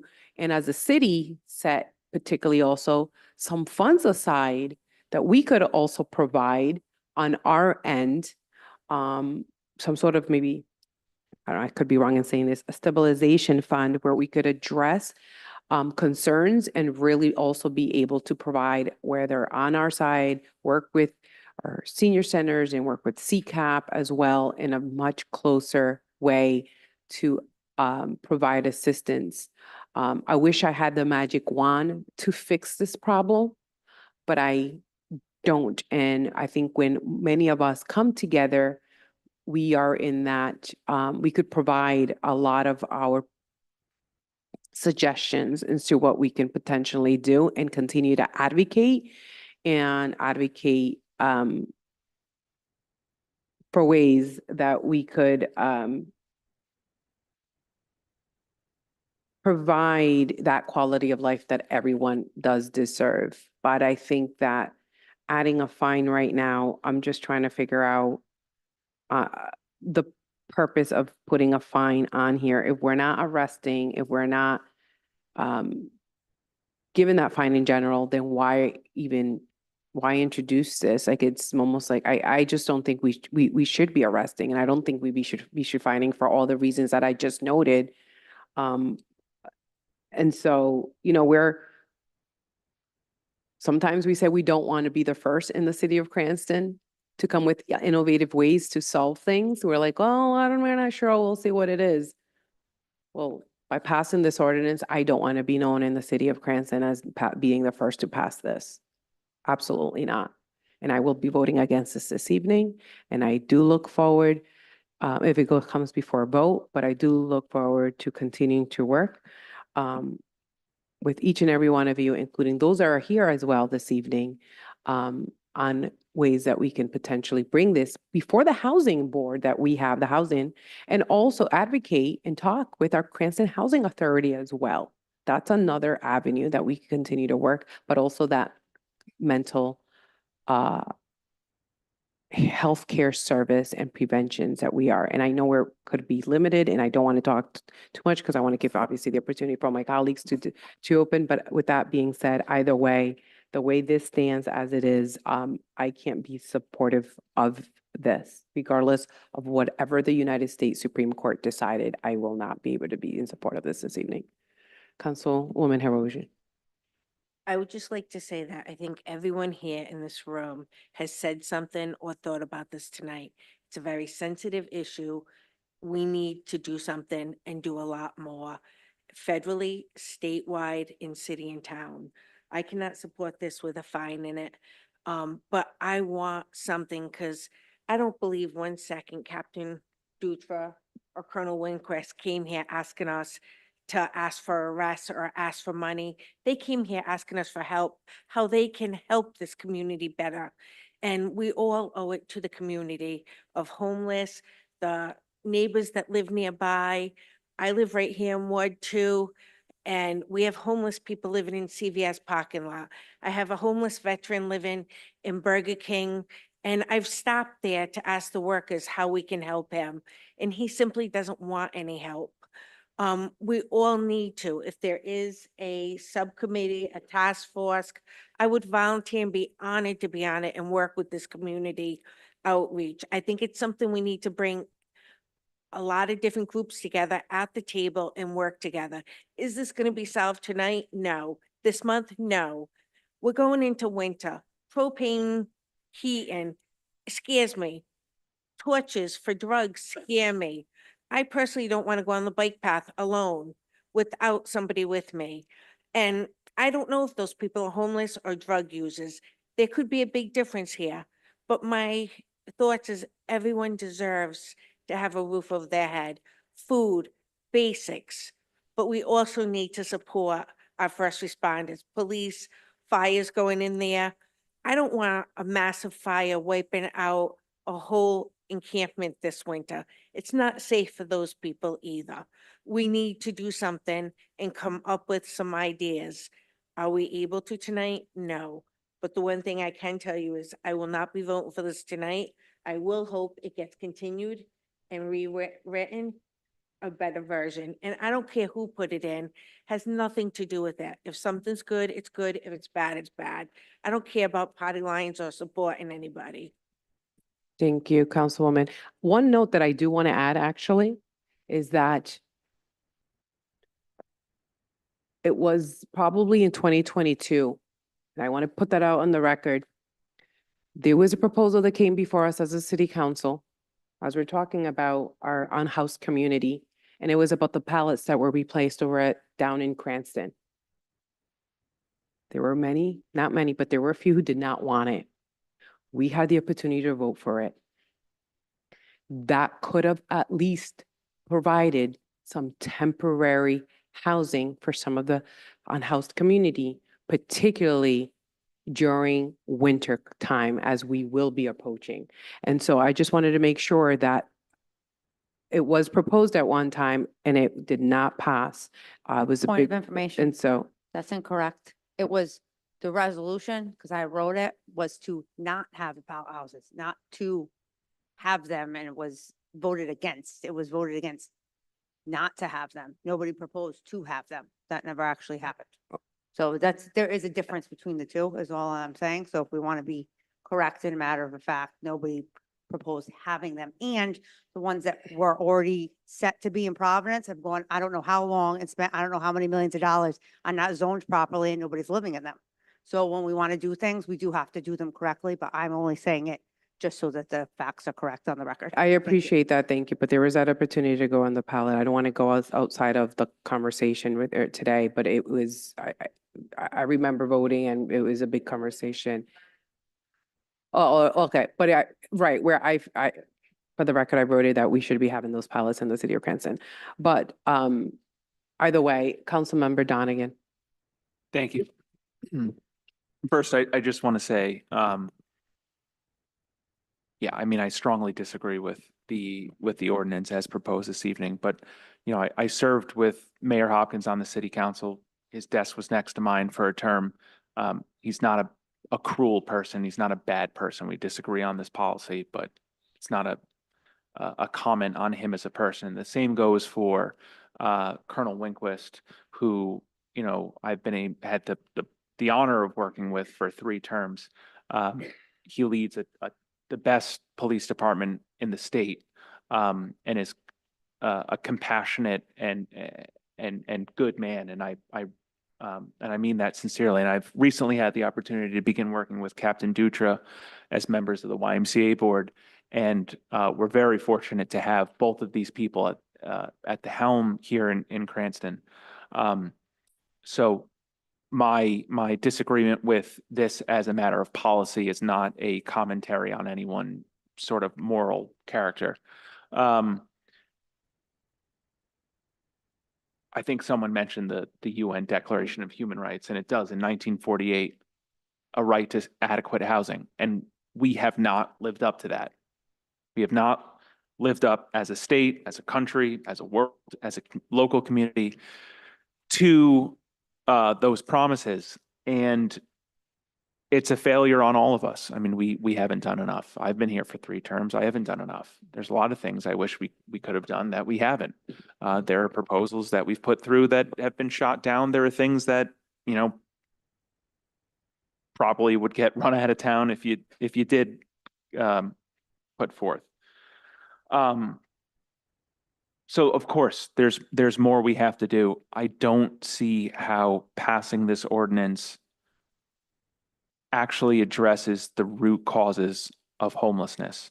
As Mr. Wojcik pointed out, it's issues of economics, of mental health, of the housing, public health. There are so many issues at play here that create this issue. Nothing here in this ordinance tonight is going to address those. So I think we should continue discussing the matter, whether, you know, I would rather see this continued than voted down, because if we vote it down under council rules, I don't think we can bring the same subject up. So if a kind of subcommittee wants to get to work on this and work with public safety, administration, council leadership, and I mean that as members from both parties and legal, I would rather see that happen so the conversation doesn't end on how to address what we see in public places. But we've got to focus on addressing the root causes of this and not the symptoms, and we need to do it in a compassionate manner. And I think we can do a better job at that than what's before us this evening. So I will vote to continue. If it's a matter of voting this up or down this evening, I will be voting against it. Thank you. Council President Marino. If as a body, if we're inclined to continue it, given the depth of the discussion that needs to take place and the revision of the legislation, I'm thinking of 2 things. One is, if it's going to be continued, it should be continued, I think, at least 3 months for us to tackle this with the appropriate stakeholders involved. That's just my suggestion. The other option is if the motion to deny carries forward, then that doesn't preclude us from having another ordinance, because the language will be significantly different. It's not going to be similar to this. So I'm not sure how others feel on that. Could I do want to just ask, the housing board that we have, is that still active? Do we know? Councilman Donegan? Yeah, so I'll speak to that. The housing, several years ago, I know some members of the public mentioned we should create a task force. So several years ago, and it was passed with the support of my colleagues, so I'm not trying to take all the credit. I worked with Annette Bourne from the Rhode Island, Housing Works Rhode Island, to revive the dormant Cranston Housing Commission. And this was to bring people from the Health Equity Zone, from Rhode Island Housing, the Planning Department, Finance Department, community stakeholders, together to work on addressing the issue of housing and housing affordability here in Cranston. We have had great members of the public, experts in the field as members of that commission. And they can speak for themselves, but I think they would also recognize that it hasn't been as fruitful as they would hope. And that's due to many speed bumps in the way, both institutionally and I think culturally, politically here within Cranston. So it's still a thing. There has been a significant turnover in membership that they're trying to fill. And I think and I'll leave it at that.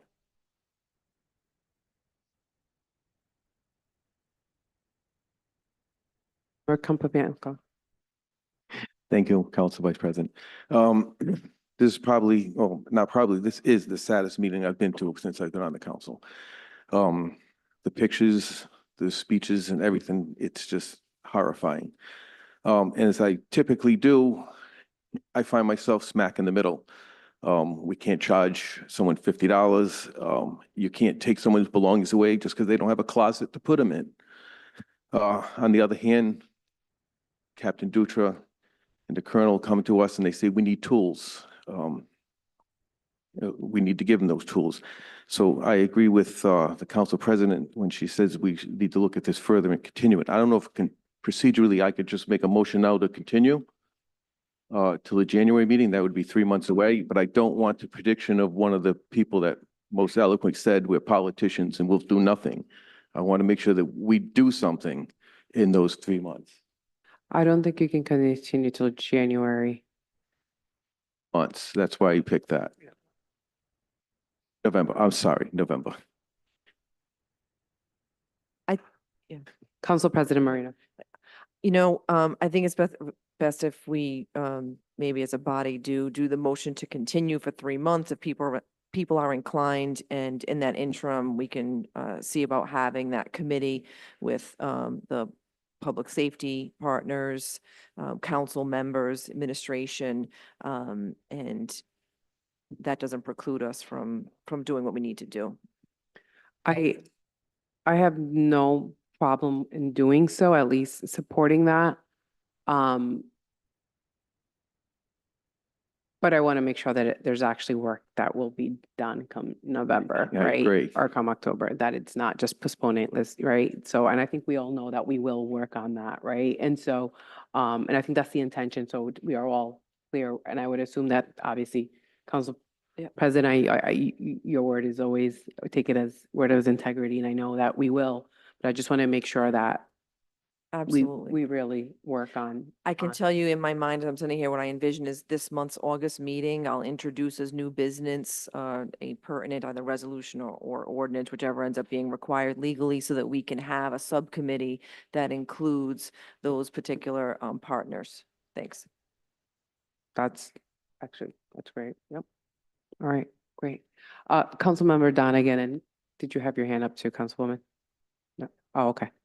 I just want to add for informational purposes, because it was mentioned that there's nothing in the budget to deal with these things.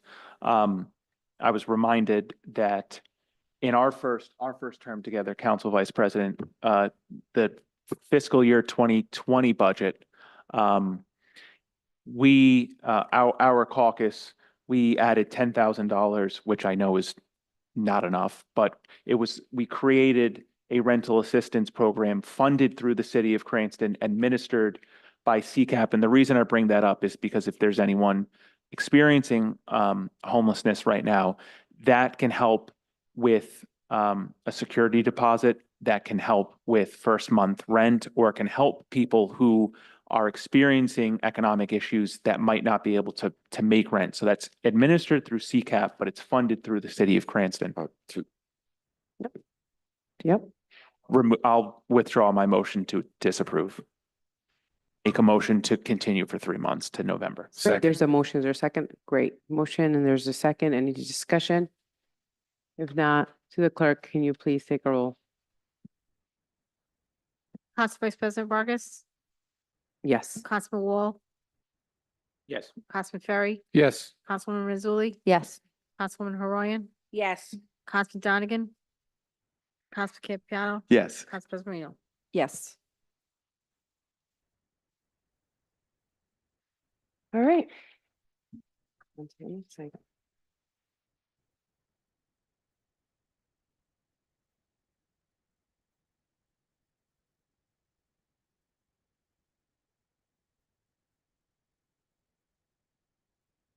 Motion to adjourn. Second. All right, all in favor, say aye. Aye. Aye. We're out.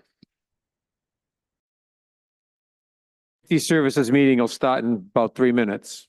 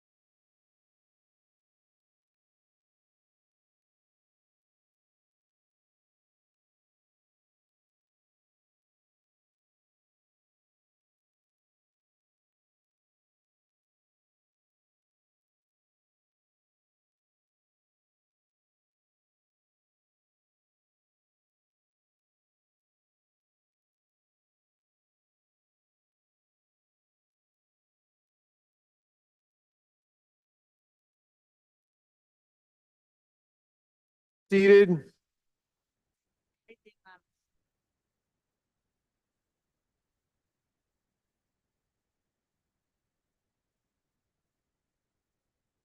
Okay, everyone, please be seated.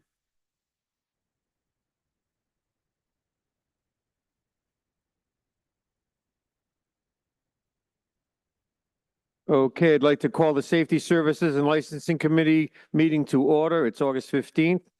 Madam Clerk, please take a roll. Councilman Ferry, Present. Council Vice President Vargas, Councilwoman Horoyan, Present. Councilman Donegan, Councilman Campiano, Present. Councilman Paplaskas, Present. Councilman Wall, Here. Council President Marino. Present. Okay, I'd like to have a motion to approve the minutes of the July 1st meeting. So moved. Second. Any discussion? Madam Clerk, please take a vote on that. Councilman Ferry, Yes. Council Vice President Vargas, Yes. Councilwoman Horoyan, Councilman Campiano, Yes. Councilman Paplaskas. Yes. Councilman Wall, Yes. Council President Marino. I'm sorry, Councilman Donegan. Yes. I'm sorry, I thought you left. Yes. All right, is there anyone here in council chambers that would like to make public comment on any item that's on the agenda tonight? Please step forward, state your name and address for the record, and please try and keep it as short as possible. Very short. For the record, Robert Murray, 21 Garden City Drive in Cranston. I'm just here on your Class BV liquor license transfer from Dean Nicholas Inc. to Andrew Roman numeral 4 Pizza and Pasta. I represent the transferor, Dean Nicholas, not the transferee. I'm here to answer any questions at the appropriate time. So thank you. Thank you. Is there anyone else in council chambers that would like to make any public comment on any item that's on the agenda tonight? Is there anyone on Zoom that would like to make public comment? Patricia? Oh, we have someone in council chambers? Safety, this is the Safety Services meeting. Do you want, is there anyone in Safety Services and Licenses Committee? I'd like to make a comment on Zoom. I already admitted something Okay, before. ma'am, we'll go back to you in a minute. Okay. We'll go back to you in a minute. I'm sorry. Just say online, That's fine. online won't take. Online can go now. Thank you. Patricia, you may speak. Okay, I'm referring to the license for 869 Park Avenue. You may speak. I sent an email earlier to the city council and I made the mistake of putting the wrong address in there, but the address is the Park Theater, of course. So I'm going to read what I sent to you and then I'll comment after that, if it's okay. You may go. My name is Patricia Katoya. I live at 15 Haywood Street, which is essentially behind the property which I'm discussing. I am, of course, writing in regard to tonight's hearing addressing a request for a liquor license and an entertainment license for these addresses. I cannot begin to tell you how strongly I object to the issuing of a liquor license in this instance. When that cafe, adjacent to the theater, last had a liquor license, the noise and nuisance it caused greatly diminished the peaceful enjoyment of my home, and I'm sure that of many around me. People park all over Haywood and Norfolk, which is fine when they are parking. That said, when returning to their cars at 1 a.m. drunk, they are on our property fighting, yelling, littering, you name it. This is not downtown Providence, and quite frankly, if you are on Park Avenue and want to drink, there are plenty of other places up and down Park Avenue in which to imbibe. And did I mention I can hear the music from that cafe? This is a bad idea, and to ask the residents surrounding that strip of property to put up with what comes with the liquor license that allows the sale of booze until 1 a.m. is unreasonable. There was a reason it didn't work the last time. Please spare this neighborhood that fate.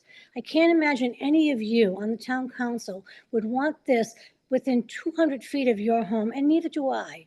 While I certainly want the park there to be saved, it should not be done so at our peril. PPAC and vets sell limited alcohol directly in their theaters. Perhaps this is an option, given no shows go on to the wee hours of the morning. I also noticed that the license is a BV license, which means it's a victuals license as well, including food. The rodent problem in this neighborhood is immeasurable, and it costs me and a bunch of other people $600 or more a year to control it. I can hear the sound of the music coming out of that building. This is untenable. And it also affects the value of our property around here. The last time you had a martini bar there, it didn't work. You know what? It didn't work because the residents never wanted it to begin with. And I can tell you as a resident, I don't want it now. I appreciate your time. Thank you very much. All right, I'm sorry now. Anyone in council chambers that would like to testify on any docketed item? You may step forward and state your name and address for the record. Thank you. I just slightly confused myself. My name is Pat Krajewski, and I live at 376 Pontiac Avenue in Cranston. I'm having a severe trouble understanding why the city would even consider the Park Theater's request. There is no excuse for their past actions, treatment of this area, properties, or its residents. The problems in the past is parking, trash, lack of law enforcement. Pontiac Avenue is blocked. The cars are parked into the intersection, so you can't get in. This is a 9-lane intersection.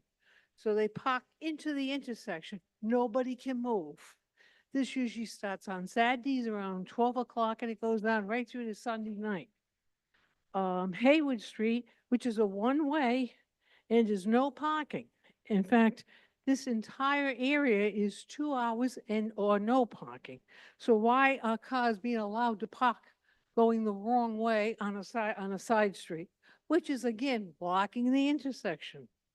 Auburn Street, cars are parked on both sides, and nobody can get through them. Get through that lane. After any event, Pontiac Avenue in Auburn Street is totally trashed. And I do mean trash. There's food containers, food. I've found dirty needles laying in the gutter, which I've had to pick up because that's a grammar school bus stop. So you end up going out there cleaning the city's gutters because of a company does not take any responsibility for the area. This is a 9-lane intersection. Pontiac Avenue also needs speed bumps in order to get cars to slow up a little bit. If you've ever been over there by the library, you'll notice what I mean. The lights on the signals are still unsafe. You still cannot cross Pontiac and Park. There is no way I could even walk up here tonight and get across that street. I end up having to walk down to the high school and cross the street there. And the noise after the noise after the shows, car doors slamming, engines starting, horns thing, radios blasting, and people noises before 9 is okay. 10 is possible. Look, give it a break. 12 and 1 o'clock at night. Would you want to be listening to that noise that's coming out of that theater?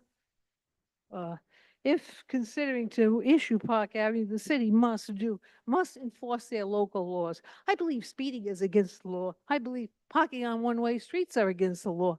I believe parking on one-way streets the wrong ways are against the laws. So this and the trash, and I believe we have little laws too. Every single one of these complaints are covered by laws. So either the facility has to abide by the laws or the cops have to enforce the laws. The largest problem of all is my neighbor is 96. She gets sick. She can't get out of her street. She lives on Auburn Street. In fact, 259 Auburn Street. The lady across the street is 73 years old and she's stage 4 cancer. She can't get the rescue squad out of that side street. The theater's actions and the lack of good business practices, failure to respect this area and residents should not be granted another license. The Park Theater has not been a good neighbor. My neighbor should not be exposed to that, and neither should I. I'm 72. All of this was discussed with the city and the mayor's office on April of 22, and I was given their reassurance that this would not be happening. So please explain to me Why were we tortured for 2 years by this company? Anybody? I thank you. Good night. Thank you very much. Is there anyone else in council chambers that would like to make public comment on any docketed item?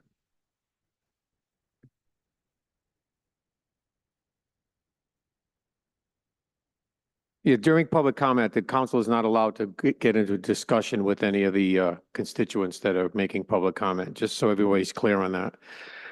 Okay, next, I will now close public comment. All right, next we have public hearings. The first item on here is the auto repair license for Bridgestone Retail Operations. Is there anyone here from Bridgestone Retail Operations?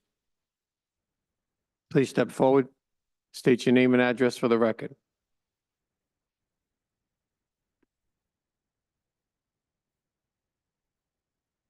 We apologize for all the time you had to wait, but we were addressing a very important matter. Name and address, please. Understood. First name is Michael, last name Donofrio. I'm at 219 Forest Avenue, Ambler, Pennsylvania. Okay, on your license here, it says that you still have not received a certificate of occupancy or the fire inspection. And this body is not inclined to approve a license when both of those items are still missing. Correct. We anticipate having those probably Monday or Tuesday of next week. And when did you plan on opening? Early September, after Labor Day. Okay, so I would recommend that we continue this till next month. And as soon as you have those documents, get them to the clerk. And I don't know if would he have to be present to be approved if those items are in and we continue this? Attorney Videcchia? It's in your discretion. He wouldn't have to be Do present. we know when the next one is? Or the next meeting? Yeah, by Zoom. You could even attend the meeting on Zoom. Right, yeah. I was wondering the date, because if we, Does anybody have the date of the next safety services meeting handy? so that would be after our anticipated opening. Oh, boy. I was just asking if this was contingent on us getting just the certificate of occupancy and actually the fire inspection was Is there any chance we could completed this morning, so approve this subject to? we should have it next week. I mean, either way, we can't open without a business license or the CO, so. We do this with BV licenses because there is a DBR regulation which allows us to grant but not issue the license. So there is separate state authority for that. There is no such authority for this type Understood. of a We have, license. Hang on. sorry. We have frowned upon this in the past about self-triggering, giving self-triggering authority to the clerks for these types of licenses. So to be consistent, I would recommend that we not do that. We have employees that we obviously have hired, waiting to go to work. And our goal, obviously, is open a business, start paying taxes. All right, I'll make a suggestion then. We have a council meeting on the 26th of August. It's a Monday night. If your paperwork is all in by then, we can have a quick safety services meeting just to approve that, Okay, to accommodate you. that would be great. So you need to keep in touch with the clerk's office to make sure that this is all done. And now if it's not done by then it'll have to go to till September. Okay, All right, so if you have everything in order by the 26th, okay, we will have a special meeting before the council meeting. Council meetings are at 7. We'll probably do this at 6:30. okay, the 26th of August? It's the 26th, and you can attend that meeting on Zoom If you just go to the city calendar, click on the agenda and the link is right on there. Okay, All right? yep, Thank you very much. okay. thank you. Appreciate it. So we need a motion to continue. Motion to continue. Second, I need discussion. Madam Clerk, please take a vote. Councilman Ferry, Yes. Council Vice President Vargas, yes. Councilwoman Horoyan, Councilman Donegan, Yes. Councilman Campiano, Yes. Councilman Paplaskas, Yes. Councilman Wall, Yes. Council President Marino. Yes. Next item is LJW Auto Solutions LLC. Is there anyone here from that establishment? Please step forward. State your name and address for the record. Leo Weeks, 766 Reservoir Avenue, Cranston. Okay, it says here on the agenda that you still have not received the fire inspection. Yeah, so I spoke with fire prevention and they told me that they would inspect like when I was actually ready to open. So they said to just come here before you guys first and then they would do the inspection prior to me opening. Do you have an appointment with them? Not as of now, no. I did speak with the head of the fire prevention.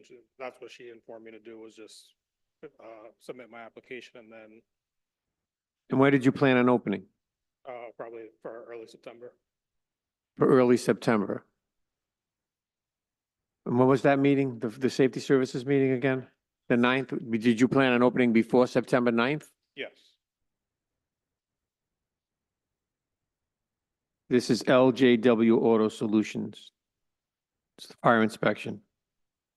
Attorney Videcchia, your advice, please. Truthfully, I've never heard, and I don't mean to doubt the gentleman. I find it hard to believe that fire department would say, you know, when you're ready to open, literally what, an hour before you're supposed to open, and then they're going to do an inspection. I think, in my experience, and I think in the committee's experience, you make an appointment, they come out, they do the inspection, you produce the inspection. Until we have that in front of us, we can't grant this license. Looks like we're going to have 2 items on the agenda before the council meeting on the 26th. You need to get that inspection done as soon as possible. You need to get it to the clerk's office, and then we will have you also at that special meeting on the 26th to approve that license. Thank you. All righty, sir. Thank you very much. Um, Do I need a motion? I'm sorry. Oh, Director Moretti. Yeah, would you mind, sir, if you have any complications, if you want to contact the mayor's office, that our economic development director can lead you through the process if you're not that familiar with it or need a hand. I just want to extend that. Sure. Thank you. All right, thank you. yeah, give me one second. Can I ask a quick question? I'm You sorry, certainly what may. was the gentleman's name? His name is George. No, his wife is What's Mr. it? Weeks. Okay, all right. Your representative Georgina? Okay, okay, great, thank you. Thank Just- you. Councilman Ferry, just double checking, if they're submitting all their stuff and we're having a meeting that Monday, they can't wait to submit it that day. I want to make sure, right? I just told Oh, him. they had to get can? it done as soon If as they're possible. Before, because we have to call I for the meeting. told him to get it done otherwise as we soon as can't. Okay. possible. So please get the inspection done as soon as possible. Thank you. The next item was withdrawn by the applicant. Robert, you want a motion to continue? Oh, we need a motion to continue Motion to that. continue. Any discussion? Madam Clerk, please take a vote on continuing that.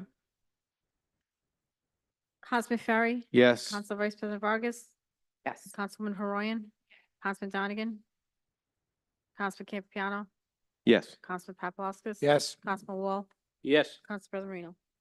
Yes. I got to tell you, issuing licenses is never an easy process.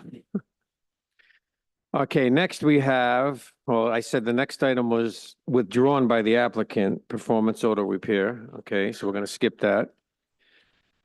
We have a Class BV liquor license for Spectacle Management. Is there anyone here representing Spectacle Management tonight? Could you please step forward and state your name and address for the record? Thank you. Brian LaPlante on behalf of Spectacle. I'm here with my associate, Matthew Repetto. I'm also here with Spectacle Live's leadership team. And it's really important. I was going to get into it in response to some of the the neighbor's testimony, but it's really important that everyone recognize this is a different operator, right? This is a new operator, and I want to tell you about their organization. I'm actually going to have Mr. Lally, Peter Lally, the president, speak to you a little bit about what they do, and then we can answer any questions that you have. As everyone knows, the theater was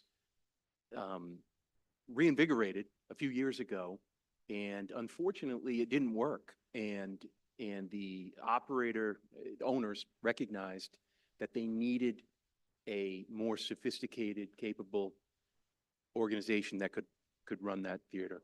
And that's exactly what you have here. Spectacle operates theaters throughout Rhode Island, Massachusetts, New Hampshire. They have a team of people, not only at their offices, but actually at the theater itself. And because of that professionalism, that ability to bring to bear those resources, I'm confident that you're going to have a very good operation here, and this will truly be a reinvigoration of that important theater to this area, to this city. They're excited about this. They have several scheduled events for the fall and winter. We're talking about live music from the Beatles to, tribute bands, Irish tenors, family Christmas. This is going to be a nice operation that appeals to a broad population.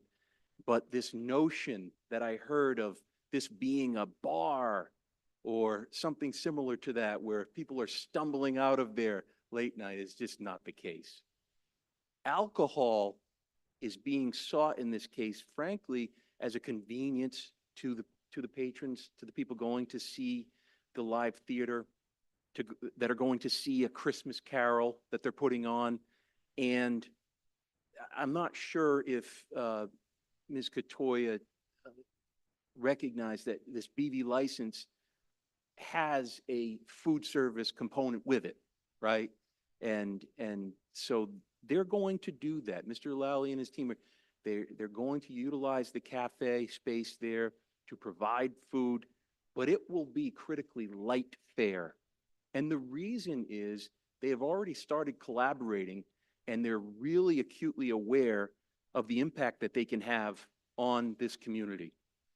And in particular, when they put on shows, they're going to bring patrons, they're going to bring customers from throughout the state and beyond to Cranston to enjoy the wonderful restaurants here and shopping and other amenities that you have here.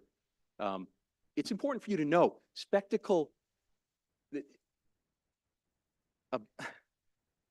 above and beyond the 7 figures that the owners of the property put into the building just a few years ago, Spectacle has actually already put in nearly $200,000. They've budgeted $250,000 in advertising just for this theater to bring in patrons to their shows.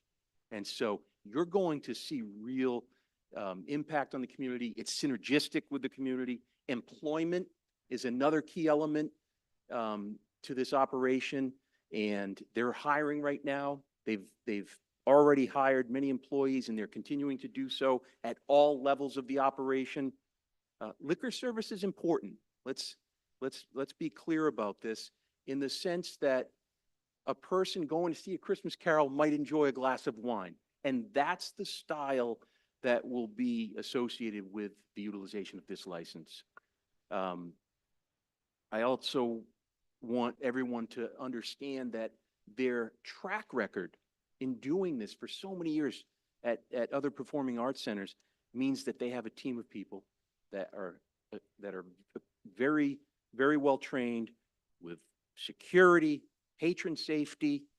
Their bartenders are all tip certified, and the management team's always present. the other point that was, that was raised by the abutters is this notion that somehow the local area was adversely impacted by people coming to the theater. That's news to me. I represent the owners of the property as well, and I've never heard of that, but it concerns me, I'm sure, and it concerns you. I can tell you that as you know, the solution to issues like that is communication, collaboration. I will speak with Mr. Lally and his team and ensure that they're available for any neighbors that have any issues. They can communicate with the leadership and they'll do everything they can to address these concerns. I don't foresee there being any issues because of how they run their operation, but again, we're willing to listen and address the particular issues at hand. I'm happy to answer any questions. Again, I have the entire team here, so if you have any particular questions, we're happy to provide information. It says on the agenda that there is a balance owed on city tangible taxes from the Historic Park Theater, and we got an email today that it's nearly $12,000. Yep, so I can address that. That is from the prior operator, and the prior operator communicated with your tax collector and resolved the issue today.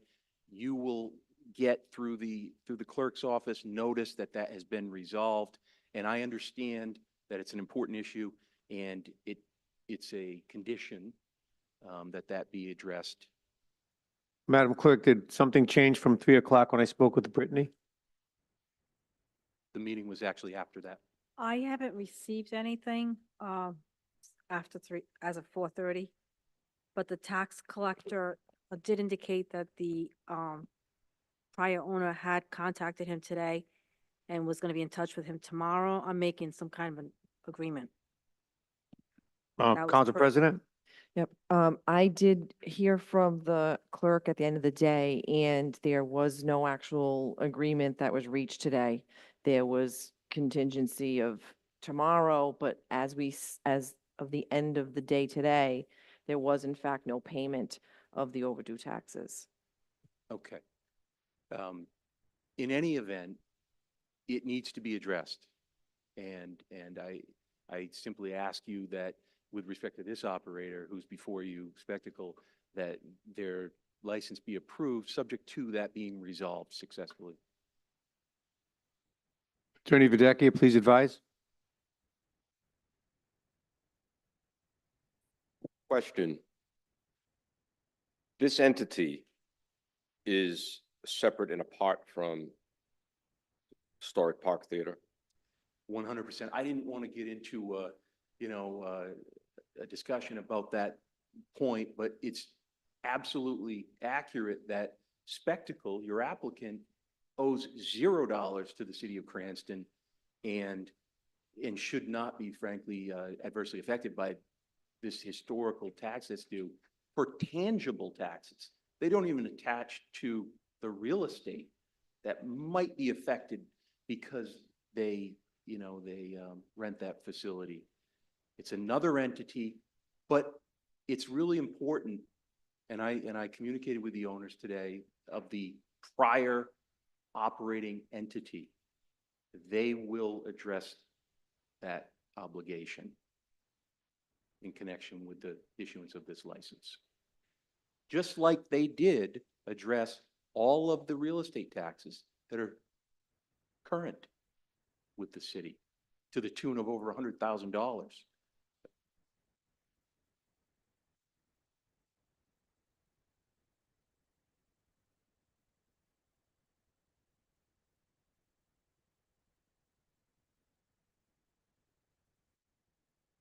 So after consulting with Attorney Angel, there appears the concern that we have from a legal standpoint is, and I know Attorney LaPlante can't disclose certain factors, being an attorney-client privilege, so on and so forth. I think the concern, though, that we have, and this is not in any way suggesting that any impropriety occurred or anything like that. But what we're not sure of at this point is whether or not this spectacle company, LLC, corporation, whatever, we have a concern if, and again, at this point, we don't have any evidence of this, but if there is some overlap in membership between Historic Park and Spectacle, it gets murky. Sure, sure. I can tell you. And I don't expect you I to reveal. I can't unequivocally. I can unequivocally.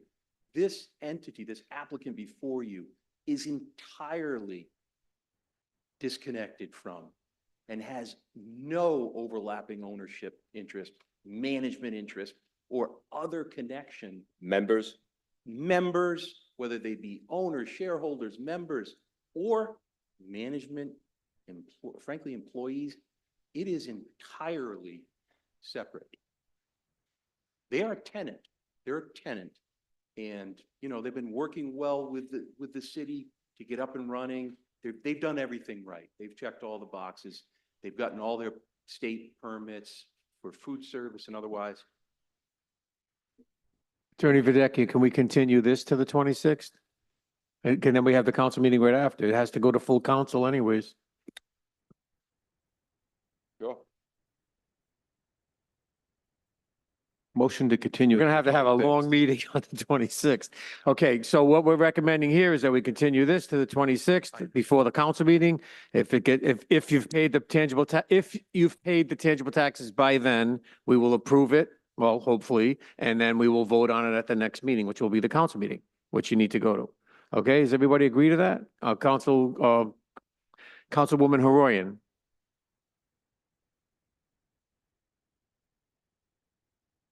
Thank you. Right, and I appreciate you pointing that out. Although they could have requested service until 1 a.m., it's only until midnight. And frankly, I don't perceive that happening because they are an entertainment entity, right? They're not in the business of running nightclubs and bars. And so, but anyway, the request, the application says it stops at midnight, no matter what. Yep. Expect a crowd still in the cinema at midnight, 11. What do you think? Sure. Why don't I have Mr. Lally speak to that?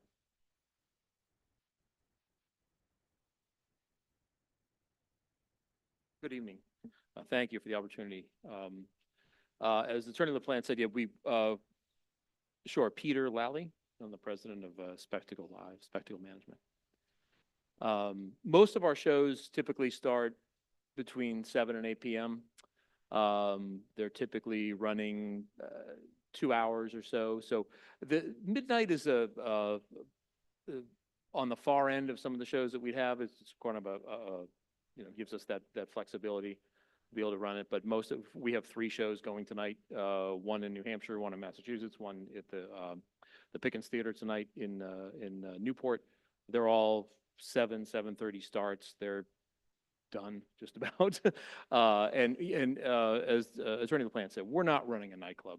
We're not running a bar. We have Judy Collins, the Pickens tonight. Her audience is going home, and so are we. So, yeah, yep. Yeah. Excellent. Yeah, so that's, and we do run, there are some that are in the afternoon. We have some matinee performances on Sundays and so forth. So it would vary from 3 p.m. to, say, an 8 p.m. start, with typically being a 7 to 8 p.m. start. I do have a question. You might want to stay there. It says here 9 a.m. to midnight. Now, I know in the past that there were some events that happened at the cinema during the day, and it created a catastrophe of parking here. So I have 2 questions.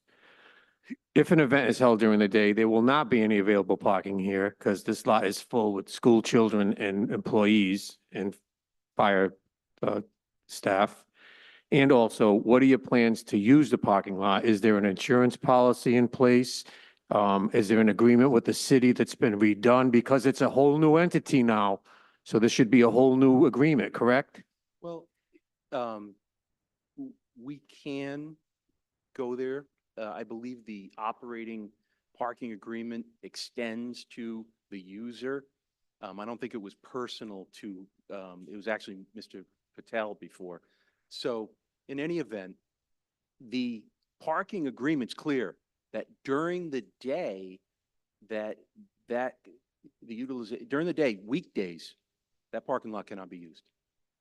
Yeah, that's But recommended. it has been a problem in the past where we've gotten phone calls from people saying, I can't even park During the week?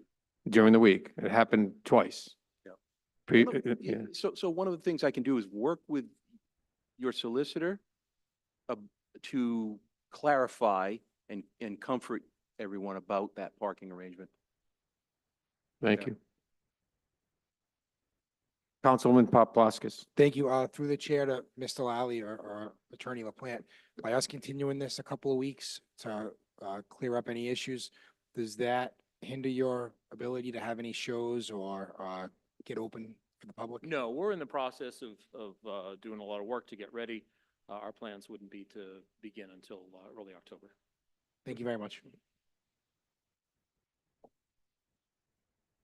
Councilwoman Renzulli. Thank you, Chairman. My question, well, it's not really a question. It is more so, I just want to make sure you know that the Park Theater has always had to submit a monthly schedule of their events. So just to work with the clerk on that, to do that, and we review it.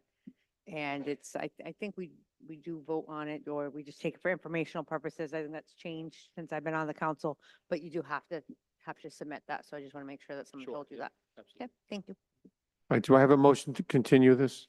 Motion to continue to the 26th. Any discussion? Madam Clerk, please take a vote. Councilman Sherry, Yes. Council Vice President Vargas, Councilwoman Harayan, Councilman Donegan, Councilman Paplaskas, Yes. Councilman Campiano, Yes. Councilman Wall, Yes. Council President Marino. We have two other items coming up further in Oh, the agenda. Because I'm sure you're not tired enough. We have some reading material. Next item is Vincent Restaurant LLC. Is there anyone present from that establishment? Please step forward, state your name and address for the record.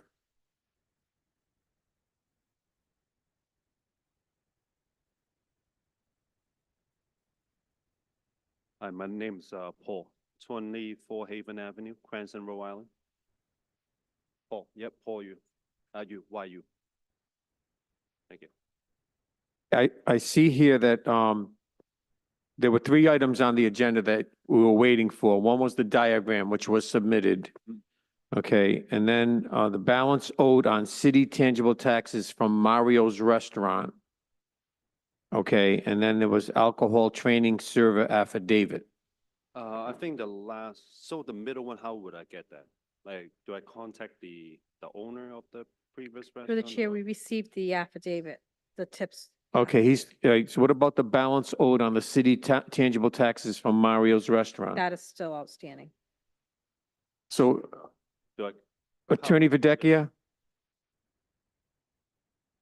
Okay, we have a situation here where the only item still pending on Vincent Restaurant LLC, which is number 2, is the balance owed on city tangible taxes from Mario's Restaurant. Well, we have the same issue. The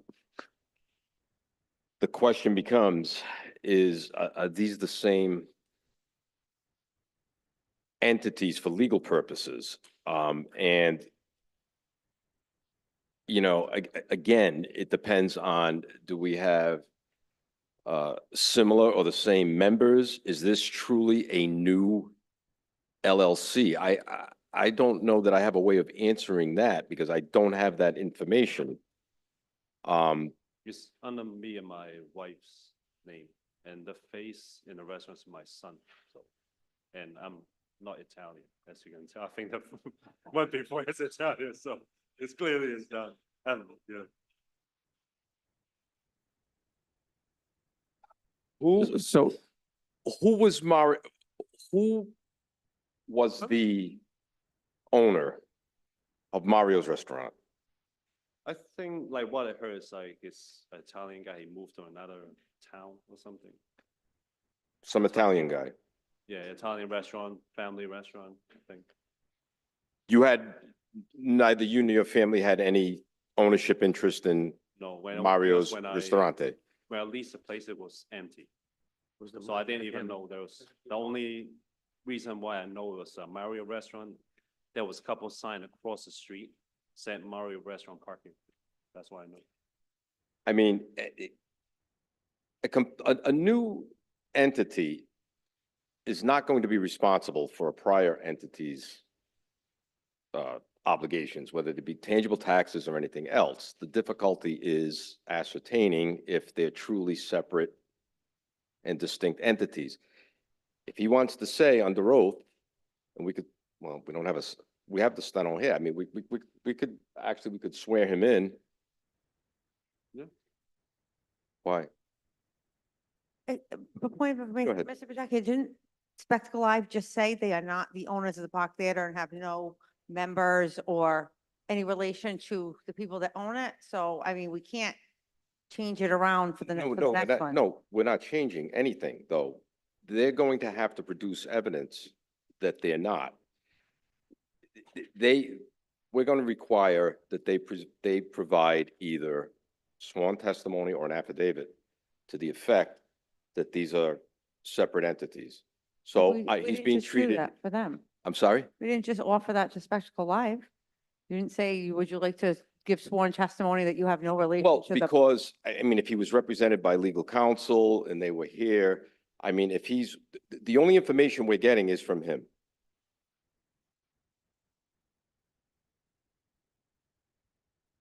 If you want to continue it, that's fine. Motion to continue to the 26th. That's fine. Discussion. The gentleman is not sure if these taxes are owed or not. He has nothing to do with the previous owner. He's not renting from the previous owner.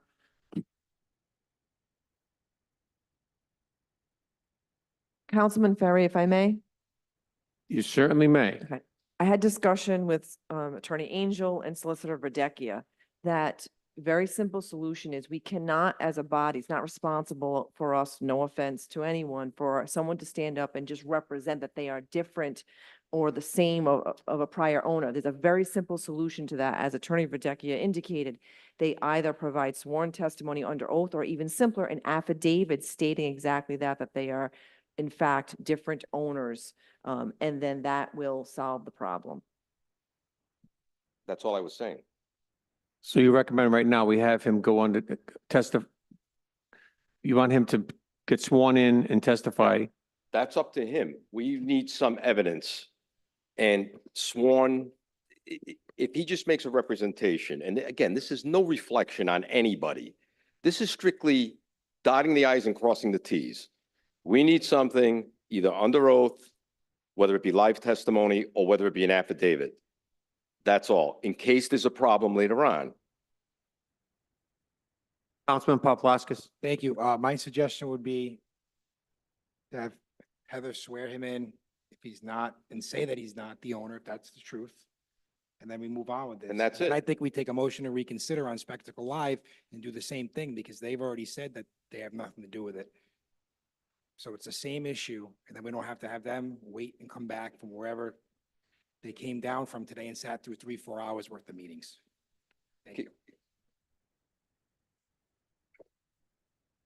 Rose, how much are the tangibles? Oh, I'm sure it's not 12. We have a motion to continue in a second. Is there any other discussion? Let's continue it then. Chair, can I make a statement, please? Why are these meetings always so difficult? Director? I think in the best interest of the city and the ownership of both entities, they should know what is expected on the 29th, 26th, because I heard a statement being made that the taxes conditionally to the Spectacle Live license is that the taxes have to be paid. Is that the condition? Or is it the ownership condition? Because this gentleman's probably gonna have a hard job contacting Mario to pay his bills. So I just want to be fair to businesses, prospective businesses in the city as to what expectation the city council has in their defense.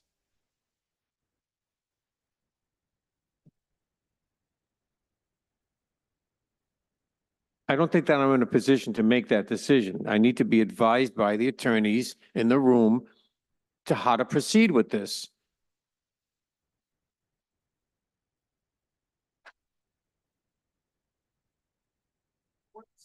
What is expected of these businesses in terms of advocating for them? So that they know on the 26th, in fairness to everybody, I think they deserve to know what the council Well, needs. can we have our economic development director Oh, contact this gentleman between now and the 26th and get him to the point where he needs to be? Is if we hear from the city council what is required. I'm not going to make the economic development director the lawyer for the city of Cranston. That's not right. So I think tonight's a great opportunity with all these minds in this room to tell these people what they need to get approved. Councilman Donegan? Thank you. I think, Director Moretti, what I think I'm hearing Chairman Ferry try and articulate is that we're trying to get that understanding from legal counsel or in collaboration with legal counsel. That way we can make an informed decision on what exactly they need to do. We're not privy as non-lawyers, the exception of Council President, who is not the practicing lawyer in the room here for us. What DBR tells us what we need, what code, what state law tells us we need. So I think what Chairman Ferry, and he can correct me if I'm wrong, is trying to say is we're also seeking that recommendation from legal counsel. That way that can be forwarded on to business owners to make it as expeditious as possible to get them up and running here in Cranston, as we all want to see them do. And I know the mayor's office does as well. So once that's determined, we can communicate that, but we need the assistance of legal counsel. Chairman Ferry can't do that on his own, nor can any other member of the committee.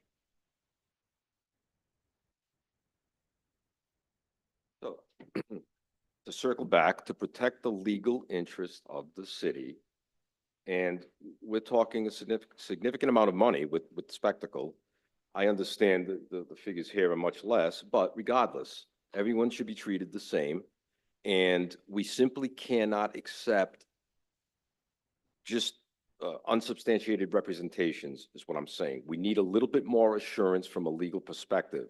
So whether someone wants to submit an affidavit or someone wants to raise their right hand and swear under oath that the two business entities are truly separate and apart and that this is a new business entity, that's fine.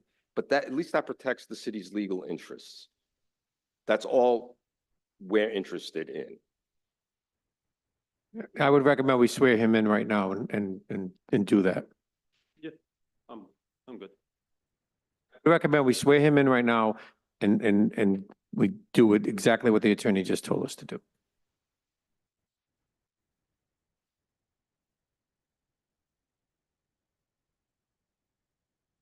Yes. My full name is Paul Siu-Lun-Yu, Silunyu. Attorney Videcchia. Thank you. So, sir, just some simple questions. The business entity that was known as Mario's. I do have to hold it up. Hold Uh, on. No, okay. I don't know, like. What, something in the air tonight or what? The former business entity known as Mario's Ristorante, you're familiar with that business, correct, sir? Yeah, I see the sign like across the street. Okay. And did either yourself or any family member or business associate have any legal interest in the ownership of Mario's Ristorante? No. None. And this LLC, this Vincent Restaurant LLC, DBA Vincent Restaurant, is a completely separate business entity from Mario's Ristorante, Yes. correct? Yes. Okay, that's it. Okay. So everything else on here has been approved, Madam Clerk? That was on the agenda?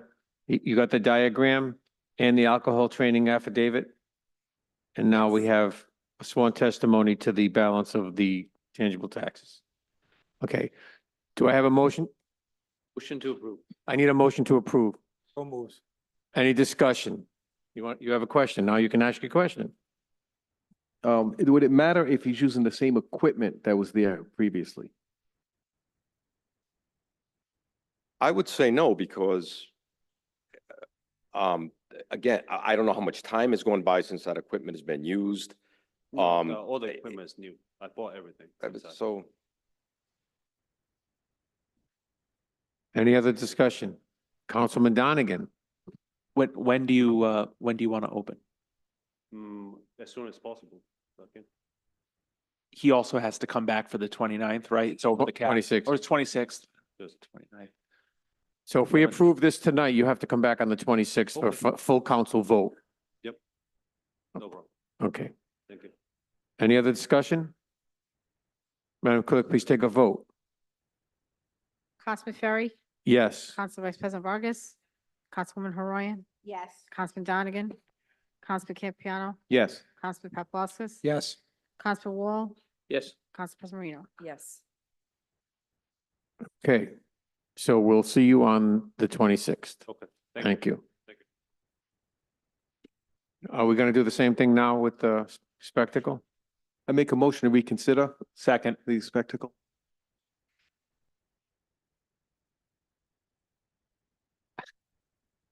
My recommendation would be that we swear this gentleman in and proceed.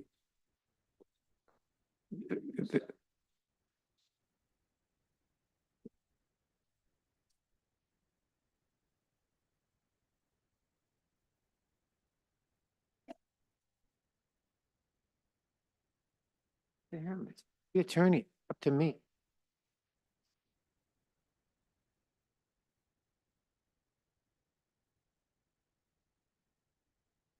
Not my decision, it's the attorney's decision.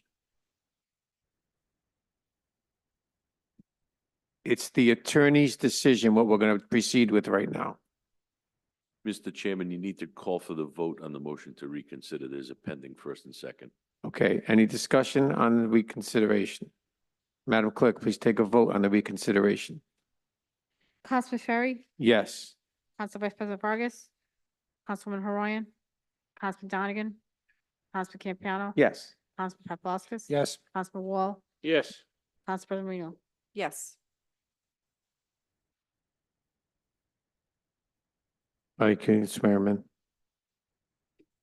Again, Brian LaPlante, on behalf of the applicant, Spectacle Live.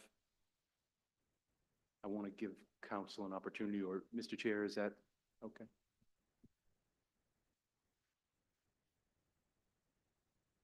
Why don't I ask my client some questions and put that on the record?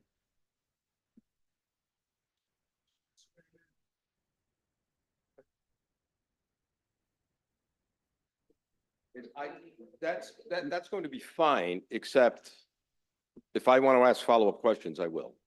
I mean, you could put your client as if it were direct examination and Well, I don't mind whether you question him or I do. I just want to get. as long as if you ask the right questions, I'm fine with it. You know what you know what I'm going to ask, I think. Certainly. Okay, well, we'll see if you establish it to our satisfaction. If not, I'll jump in and ask whatever follow-up questions I think are appropriate. Go ahead. Thank you. Mr. Chair, could we have Mr. Lally sworn in? Could we please swear in Mr. Lally?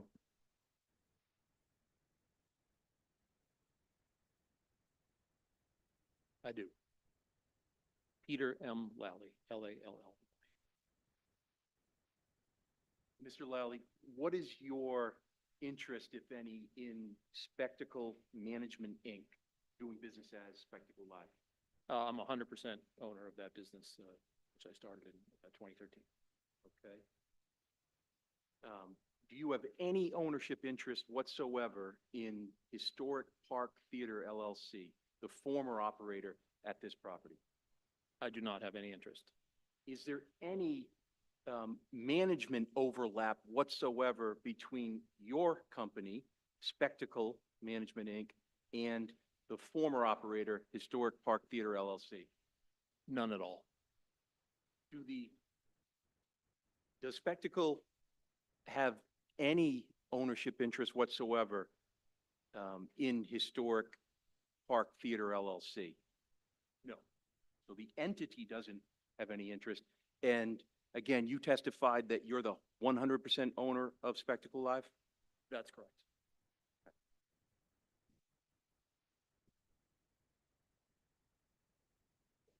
All the questions were a reference to Historic Park Theater LLC.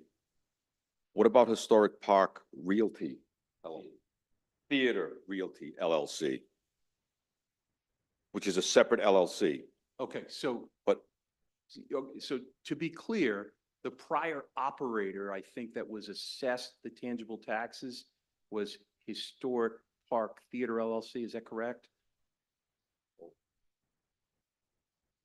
Well, this is a separate question, though. This was a separate entity.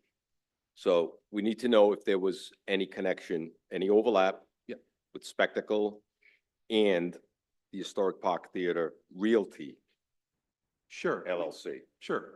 He can answer the same questions as to that entity. And in fact, I'll make it abundantly clear.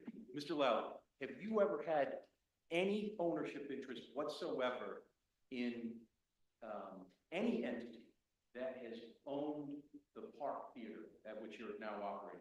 I have not. And has any owner of the real estate at which you're operating ever had any interest in Spectacle? They have not.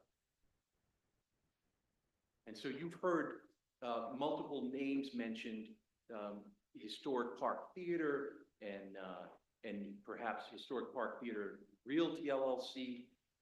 In any event, do you have any interest whatsoever in any of those entities that have been mentioned this evening?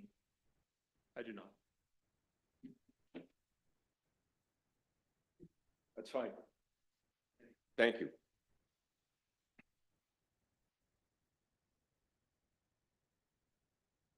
All right, do we have to go back and remove the continuance of this to September 26th before we vote? Okay, any other discussion? Do we have a motion to approve? To approve.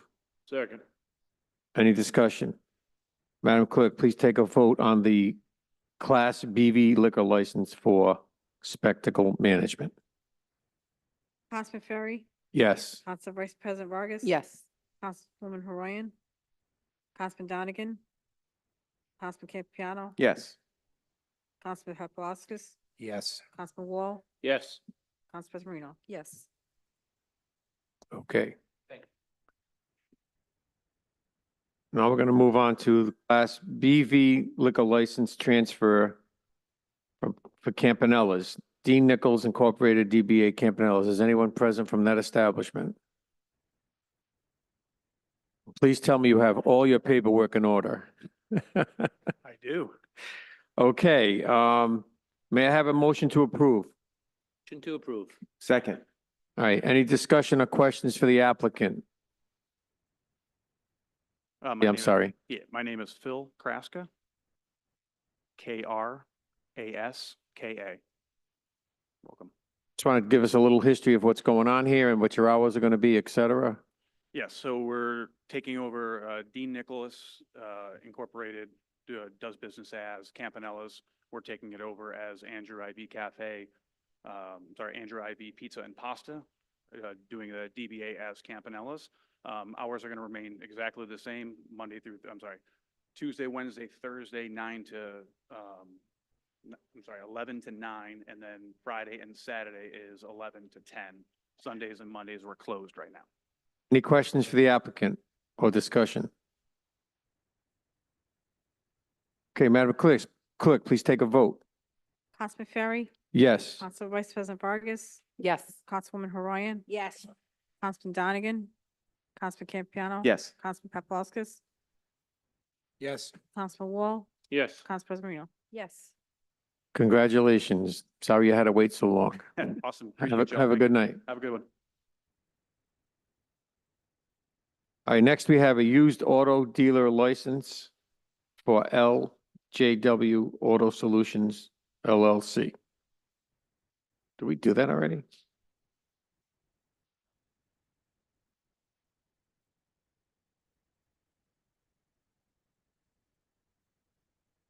It's the same as the other one. Oh, boy, do we have to continue that? Motion to continue to, Any discussion? Madam Clerk, please take a vote.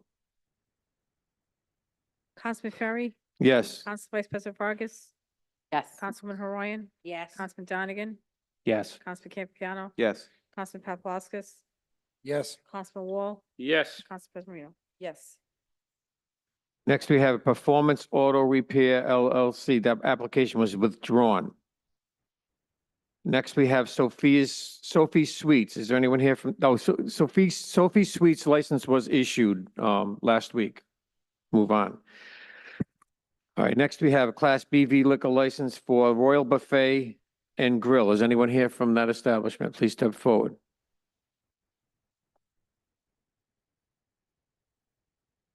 As I understand, all the paperwork is in order. Please state your name and address for the record.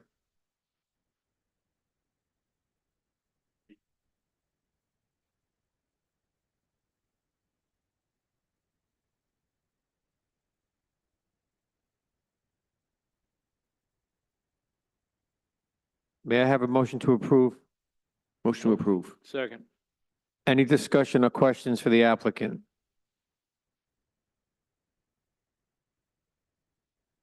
Okay, Madam Clerk, please take a vote.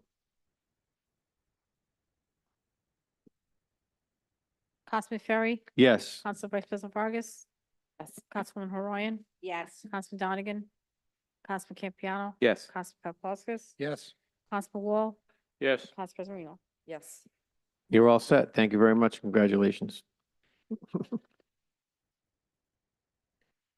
Next, we have Kizakula LLC, DBA Boulevard Pizza. Is anyone here from that establishment? Please step forward, state your name and address for the record.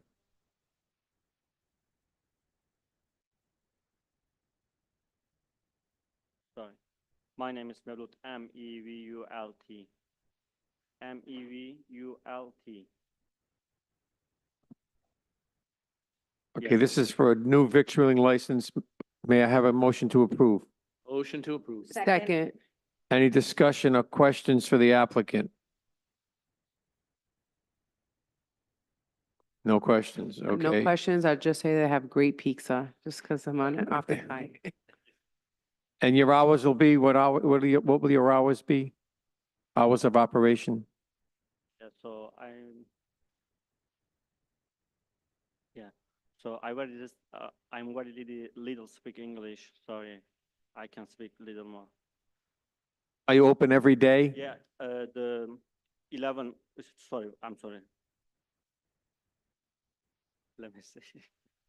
The 11 p.m. I am open. The 12 is closed. 12 p.m. every day. 11 a.m. to 12, Yes. 7 days a week? Yes. All right. Any other questions or, Madam Clerk, please take a vote? Councilman Ferry, Yes. Council Vice President Vargas, Yes. Councilman Horoyan, Councilman Donegan, Councilman Campiano, Councilman Paplaskas, Yes. Councilman Wall, Yes. Council President Marino. Yes. You're all set. Thank you very much. Attorney Videcchia, I'm going to definitely need you on this next one. Naga Brew Haven, please step forward, state your name and address for the record.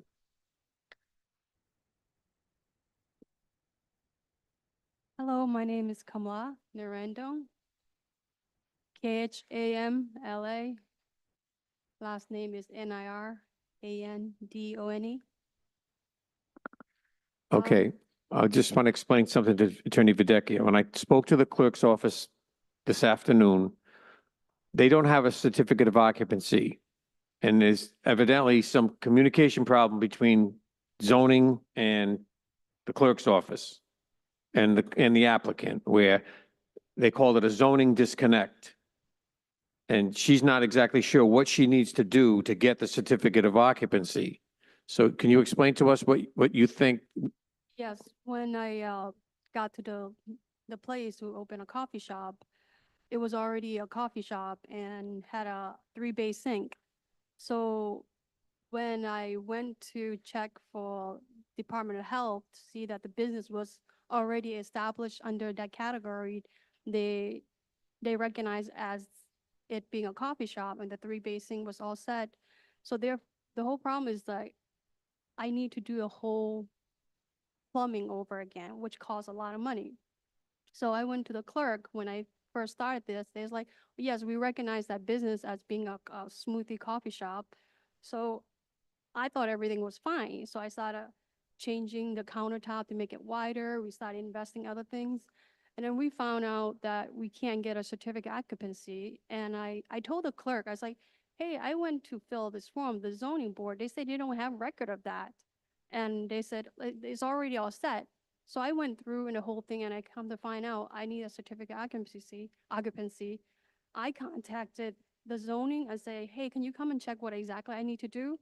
I contact the plumber. He said, well, I contact the zoning. He said that you need to do all this. You got to expand the plumb.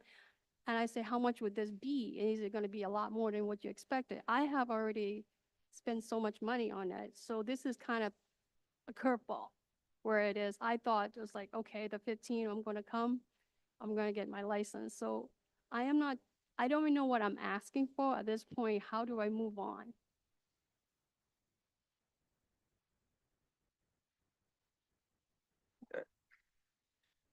Chairman, all I can say is that the clerk gave me zoning certificate that simply indicates that it's an allowable use in a C2 zone, but it's subject, the approval is subject to all approvals, permits, inspections, and new certificate of occupancy prior to establishing occupancy. I mean, as I stand here, as any of us are here tonight, I have no idea what she actually needs to obtain the certificate of occupancy, but the bottom line is she doesn't have it. And whatever the reason is, I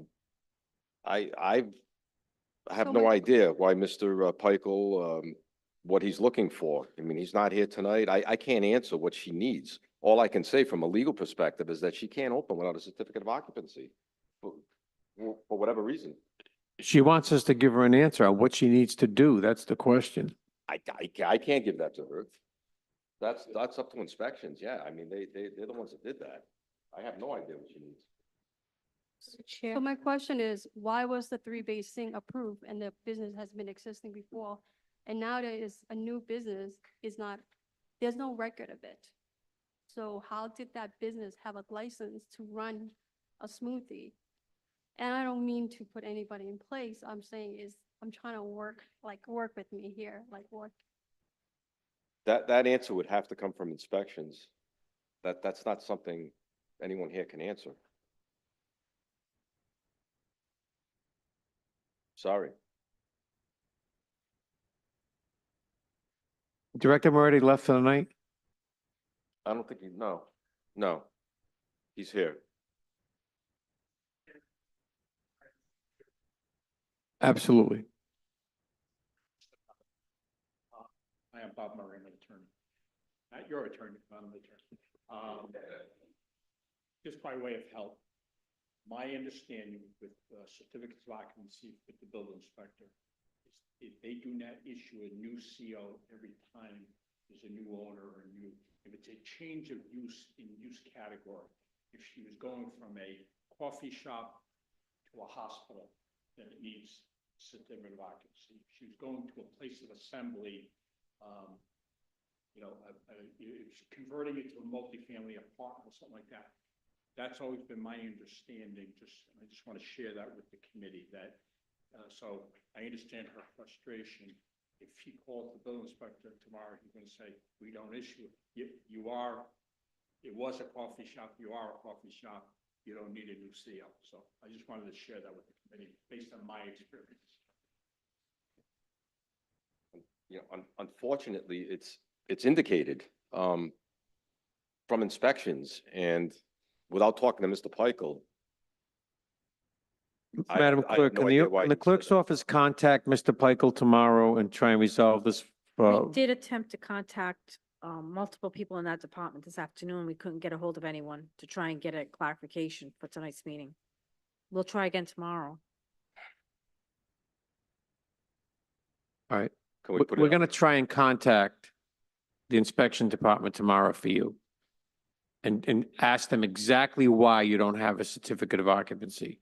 Okay, so try calling the clerk's office tomorrow. Just for record, the reason why I couldn't get it is because he said they have no record of the previous business being filed. Madam Clerk, is there any knowledge of that being true? Sorry, I didn't hear. She said that the inspections department told her that the previous owner never had a certificate of occupancy.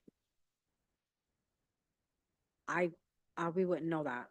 We don't have those records. She could have been operating illegally, for all we know. We don't know the prior owner. That's probably what it is. And then they went in, did the inspection and said, oh, wait a minute, there's a bunch of things missing here. That's the only thing I can think of. But they had business license people, Well, that's, but, Councilman Donegan? I just want to say, we live right around the corner on Packard Street, and we're very excited for you to open. So when you do get it across the finish line, you're going to have a neighborhood full of people that are ready to go in and support you. So we're gonna make an attempt tomorrow to contact the inspections office to see if we can, We'll contact us, Dan Peichel, in the morning, and if the applicant wants to call our office, so we'll reach out to her once we get a clarification. I think I will get the same answer. Can I just ask a quick question? Yes. I'm just curious, have you, I'm trying to understand the inspections department. You've been dealing with the inspections department since when on So this, for this license? the application is saying that I went in there, I talked to, Mr. Stanley, I forgot his last name. And I talked to the clerk there. What- So Mhm. what, is Mr. Moretti here? he left the room as soon as we started talking about this. If I, Okay, so maybe we can have the mayor's office call as well, or the city solicitor. Council President? yep. We all want to see your business open. We have rules we have to follow. As you've heard this evening, my suggestion is going to be that we continue this to August 26th. And then in the meantime, we will, as represented tonight, get the answers from inspections as to whether or not there was a certificate of occupancy from the prior business, et cetera, because until that happens, you don't have your certificate of occupancy, and we can't do anything more than that at this time. So I'm going to make a motion to continue. Second that. So what we're gonna do is we're gonna readdress this issue on August 26th and try and find out exactly what you need to do in the meantime. I would suggest you come tomorrow anyway, knock on the mayor's door, check with her clerk's office and see if at least the mayor's office is able to also help you. We have an economic development director, see if he's also able to provide you some assistance. Thank you, and sorry you had to wait so long tonight.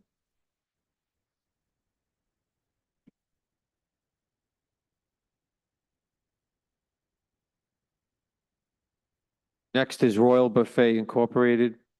The roll on the motion to continue. Oh, I'm sorry. We have a motion and a second on the continuance. Madam Clerk, please take a roll on that. Councilman Ferry, Yes. Council Vice President Vargas, Yes. Councilman Horoyan, Yes. Councilman Donegan, Councilman Campiano, Yes. Councilman Paplaskas, Yes. Councilman Wall, Yes. Council President Marino. Yes.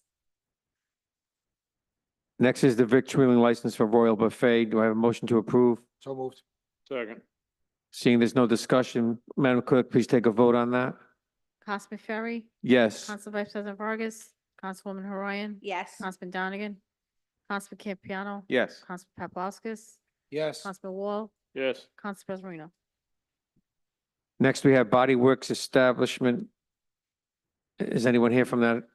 Please state your name and address for the record. Hi, how are you? My name is Chen Guan Chen. Please speak directly into the microphone. My name is Chen Guan Chen. G-E-N-G-G-U-A-N-G. Last name is C-H-E-N. Thank you so much. Okay, do I have a motion to approve? Motion to approve. Second, please. Second.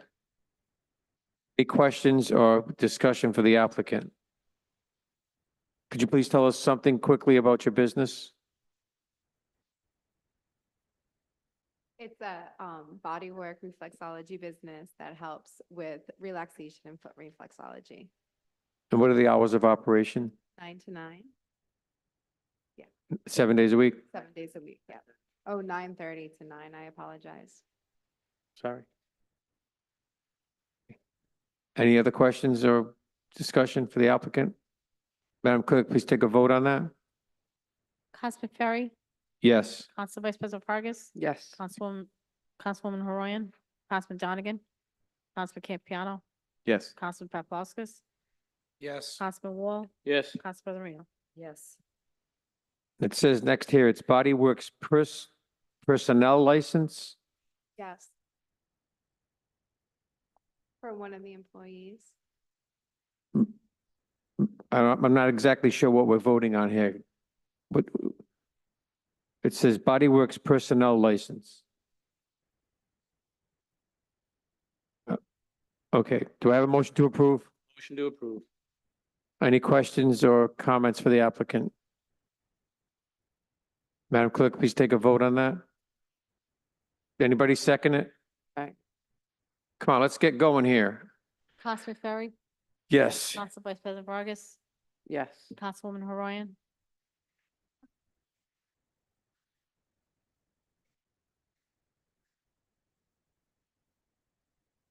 She's going to be renting space in that massage place. No? We went to the clerk's office and they said we needed one for the establishment and we needed a license for the specific employee that was in addition to the owner. And so that's why we filled out 2 applications. Is the person here? Yeah. What kind of license does a person have, if you don't mind me asking? Acupressure, an Okay. acupressure license. Okay. Like that's what she's skilled in and they just said that she needed to go through a formal licensing. She's already Department of Health. It was more citywide. That's what they told us. Councilman Paplaskas. I might be able to clarify. I believe this license is Councilman Bott's put in this ordinance, so there's a little more background checks done on the personnel working at these type of establishments. Madam Clerk, is all the paperwork in order for this personnel license? yes. Okay, thank you. Any other discussion or questions? Madam, Councilman Donegan.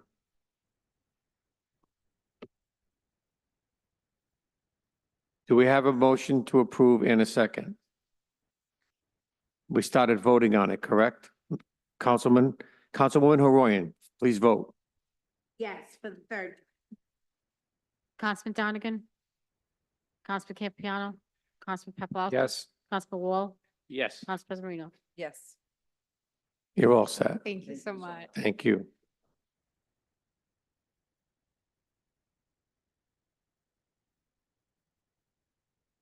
Attorney Vidal, we proceed with the indoor entertainment license for Spectacle Entertainment.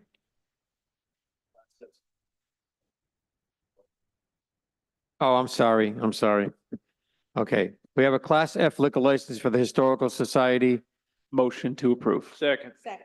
Any discussion? Madam Clerk, please take a vote on that. Councilman Ferry, Yes. Council Vice President Vargas, Councilwoman Haroyan, Yes. Councilman Donegan, Councilman Campiano, Councilman Paplaskas. Yes. Councilman Wall. Yes. Council President Reno. Yes. Next is the indoor entertainment license for Spectacle Management. Well, we've already established that these are separate entities under oath, and it's the same issue. So it's the same legal opinion. If these are separate entities, tangible taxes will not be a holdup for this issuance of this license. Do I have a motion to approve? Motion to approve. Second. Any discussion? Madam Clerk, please take. Councilman Ferry, Yes. Council Vice President Vargas, Yes. Councilwoman Horoyan, Councilman Donegan, Councilman Campiano. Yes. Councilman Paplaskas, Yes. Councilman Wall, Yes. Council President Marino. Yes. Next, we have massage therapy license. Is there anyone here from? They just left, right? Okay. Motion. Motion, second, do I have a second? Second. Any discussion? Madam Clerk, please take a vote. Councilman Ferry, Yes. Council Vice President Vargas, Yes. Councilwoman Horoyan, Councilman Donegan, Councilman Campiano, Councilman Paplaskas, Yes. Councilman Wall. Yes. Council President Marino. Next, we have mobile food establishments. Do we have a motion to ratify the action? Motion to ratify the action. Do I have to take it as a block? Take them as a block, please. Do I have a motion to take the mobile food establishments ratifications as a block? So moved. Second. Second. Any discussion? Madam Clerk, please take a vote. Councilman Ferry, Yes. Council Vice President Vargas. Yes. Councilwoman Horoyan, Yes. Councilman Donegan, Councilman Campiano. Yes. Councilman Paplaskas. Yes. Councilman Wall, Yes. Council President Marino. Do I have a motion to approve the block? Second. Second. Any discussion? Madam Clerk, please take a vote on approving the block. Councilman Ferry, Yes. Council Vice President Vargas, Councilwoman Horoyan, Councilman Donegan, Councilman Campiano. Councilman Paplaskas. Yes. Councilman Wall, Yes. Council President Marino. We have septic hauler license, the Throne Depot. That's pretty funny. Motion to approve. The marketing is clearly working. Any, please have a second. All right, any discussion or questions for the applicant? Say it. He said it was a good number two. We're number one in the number two business. Okay. Madam Clerk, please take a vote. Councilman Ferry, Yes. Council Vice President Vargas, Councilwoman Horoyan, Councilman Donegan, Councilman Campiano, Councilman Paplaskas. Yes. Councilman Wall, Yes. Council President Marino. You're all set. Thank you, folks. Thank you. Next, we have a victualling license for Andrew for Pizza and Pasta, and the only thing missing is the notorious Rhode Island Department of Health license, which we know the state is about 6 weeks behind on. I would recommend a motion to approve, subject to the Rhode Island Department of Health license So letter. moved. Any discussion? Madam Clerk, please take a vote. Councilman Ferry, Yes. Council Vice President Vargas, Councilwoman Horoyan, Yes. Councilman Donegan, Councilman Campiano, Yes. Councilman Paplaskas. Yes. Councilman Wall, Yes. Council President Marino. So that was approved, subject to the Rhode Island Department of Health license.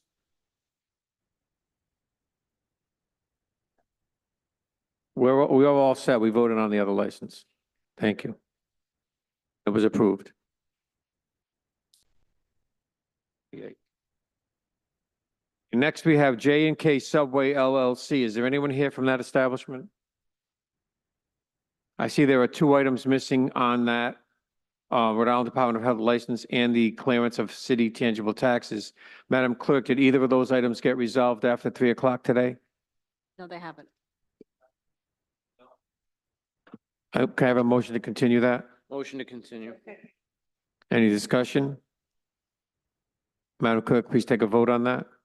Councilman Ferry, Yes. Council Vice President Vargas, Councilwoman Horoyan, Councilman Donegan, Councilman Campiano, Councilman Paplaskas. Yes. Councilman Wall, Yes. Council President Marino.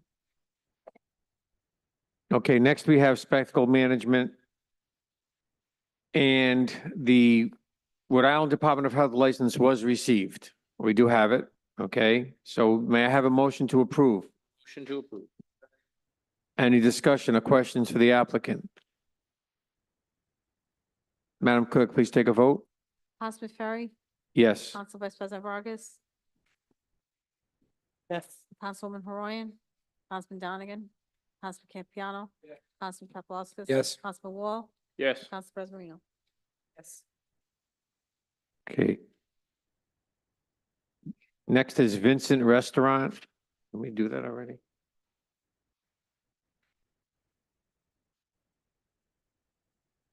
The victualling license for Vincent Restaurant. Motion to approve. Second. Well, there are two outstanding items. Oh, the balance is owed on the city tangible taxes. Oh, okay, we've already We voted addressed on that, right? Chairman. Any discussion or questions? Madam Clerk, please take a vote on that. Councilman Ferry. Yes. Council Vice President Vargas, Yes. Councilwoman Horoyan, Councilman Donegan, Councilman Campiano, Councilman Paplaskas, Yes. Councilman Wall, Yes. Council President Marino. Can I have a motion to take the entire block 12, all the licenses in 12 as a block? Motion to take all of 12 as a block. Do I have a second? Any discussion? Madam Clerk, please take a vote. Councilman Ferry, Yes. Council Vice President Vargas. Yes. Councilwoman Horoyan, Councilman Donegan, Councilman Campiano, Councilman Paplaskas, Yes. Councilman Wall, Yes. Council President Marino. May I have a motion to approve the block? So moved. Second. Any discussion? Madam Clerk, please take a vote on the block. Councilman Ferry. Yes. Council Vice President Vargas. Yes. Councilwoman Horoyan, Councilman Donegan, Councilman Campiano. Councilman Paplaskas. Yes. Councilman Wall, Yes. Council President Marino. Yes. Can we have a motion to approve the roads on the Patuxent schedule? Into record. Just motion to put it on file? Motion to accept them into the record. Second. Any discussion? Madam Clerk, please take a vote. Councilman Ferry, Yes. Council Vice President Vargas, Councilwoman Horoyan, Councilman Donegan, Councilman Campiano, Councilman Paplaskas, Yes. Councilman Wall, Yes. Council President Marino. Do I have a motion to adjourn? Second. All in favor, say aye. Adjourned.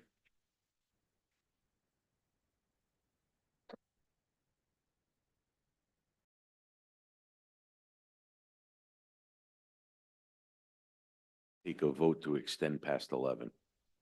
At this time, I'll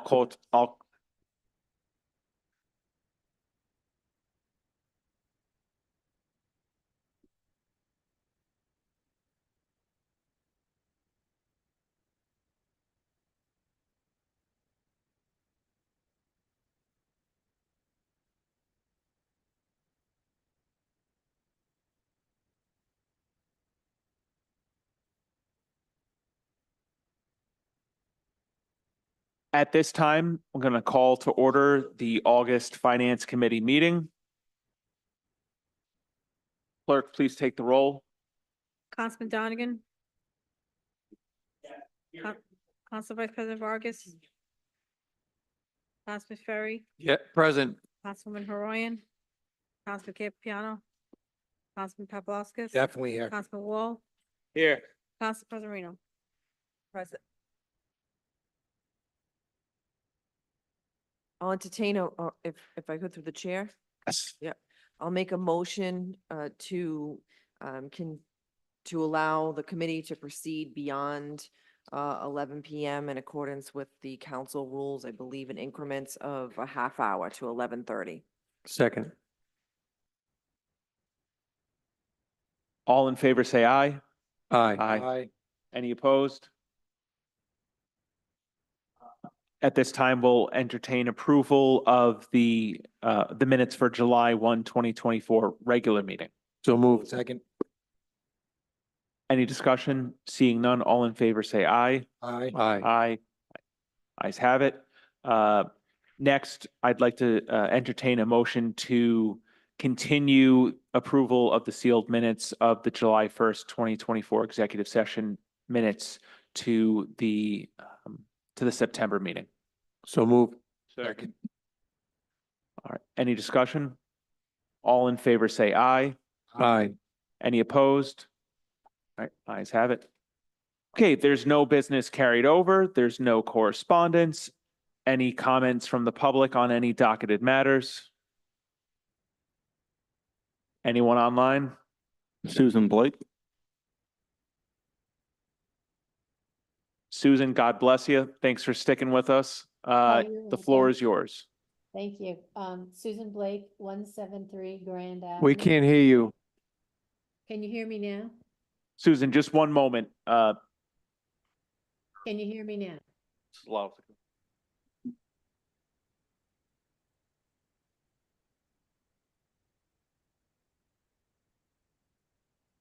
Hold on. One moment, Susan. We'll give you the. Can you try now? Can you hear me now? Yeah, it's better. Yes, Susan, the floor is yours. Okay, great. Hi. Susan Blake, 173 Grand Avenue, Cranston. I'm just going to speak very briefly in support of Councilman Donegan's resolution regarding increased funding being sourced from alternative places other than just the budget in order to stick with the inspections that we need to do for ensuring lead-safe homes. And there's a bunch of statistics quoted in the resolution, which are all in support of that, including other communities are pointed out that have had success funding from alternate sources and enough to even a full-time employ somebody to do just those kinds of inspections. So I just wanted to say great job, John, and I hope that this resolution passes, and I appreciate all your support. Thank you. Are there any other members of the public that wish to speak? I see no public comment. Seeing none, all right, public comment is now closed. New matters before us, we have a resolution request administration to seek funding for the enforcement of state and local lead safety laws, sponsored by myself. At this time, we'll entertain a motion. So moved. Motion to approve.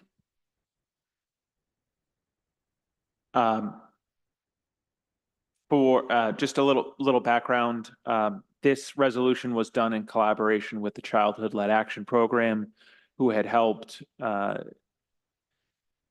with the research and advocacy for passage of the Lead Safe Homes Ordinance from, I think, last year. As they brought to my attention that other communities in Rhode Island, specifically Falls, Providence, Woonsocket, they receive outside funding that helps them staff their departments to deal specifically with lead enforcement. And so to keep it short, this is encouraging us to seek outside funding, whether it's through whether it's through HUD or other means to help implement and enforce lead ordinance and lead safety laws here in the city of Cranston.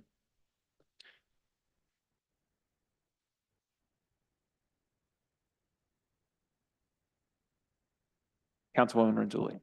Thank you, Councilman Donegan. I think this is a great way to supplement your original, ask with the Safe Homes Act. And I'd like to be added as a co-sponsor, if you would not mind. Thank you. Any other discussion?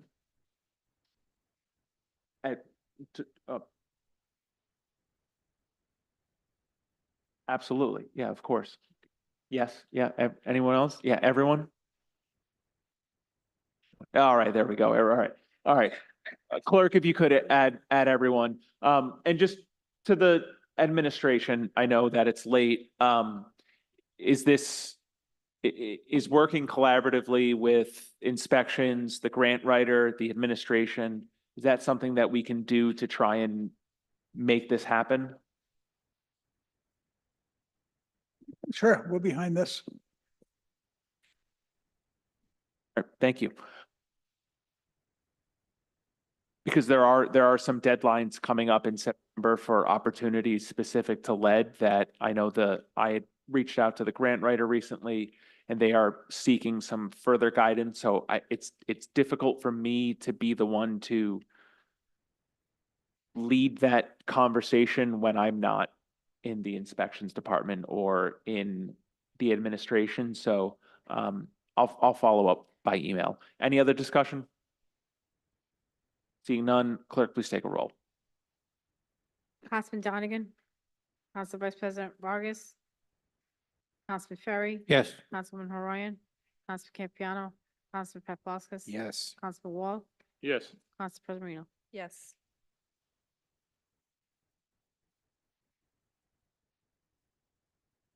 Okay, next we have real estate tax abatements. Entertain a motion. Motion to approve? Any discussion? Seeing none, clerk, please take a roll. Councilman Donegan, Council Vice President Vargas. Yes. Councilman Ferry, Yes. Councilwoman Horian. Councilman Campiano, Yes. Councilman Paplaskas. Yes. Councilman Wall, Yes. Council President Marino. Yes. All right, next we have tax interest waiver approvals. At this time, we'll entertain a motion. Motion to approve? Second. Any discussion? Seeing none, clerk, please take the roll. Councilman Donegan, Council Vice President Vargas, Councilman Ferry, Yes. Councilwoman Horian, Councilman Campiano, Councilman Paplaskas, Yes. Councilman Wall, Yes. Council President Marino. Yes. Next, under council member communications, council president, you have a, turn the floor over to you. Thank you, Councilman Donegan. If the administration wishes to update us in terms of open discussion on the contracts.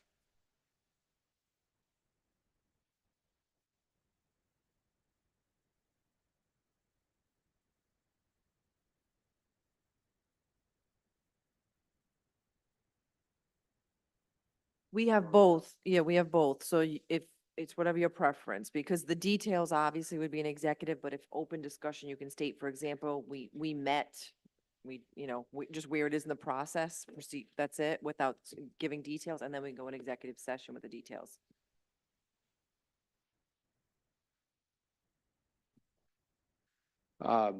We've met a couple of times since our last visit here. And we thought we might be real close today, but the Teamster labor attorney was ill and we had to cancel today's meeting. We're waiting for a response from them. We think we've gotten much closer to an agreement, but we unfortunately had to cancel today. Yeah, I think that would be appropriate. I'll make a motion to go into executive session.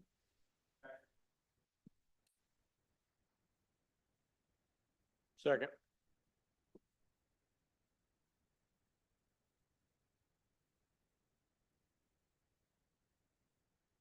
Yeah, sorry. Motion is made. Any discussion? Seeing none, all in favor, say aye. Aye. Aye. Any opposed? Seeing none. All right, we are going into executive session.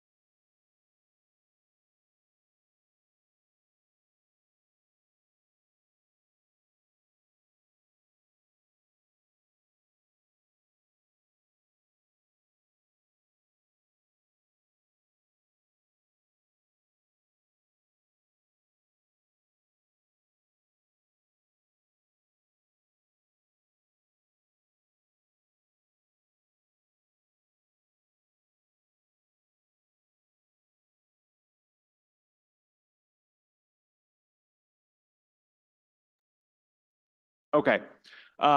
No motions or votes were taken. I'm sorry, no votes were taken in executive session. At this time, we'll entertain a motion to seal the minutes of executive session. So moved. Any discussion? Seeing none, all in favor say aye. Aye. Ayes have it unanimously. At this time, we'll entertain a motion to adjourn. So moved. Second. Any discussion? Seeing none, all in favor say aye. Aye. Ayes have it. We're adjourned.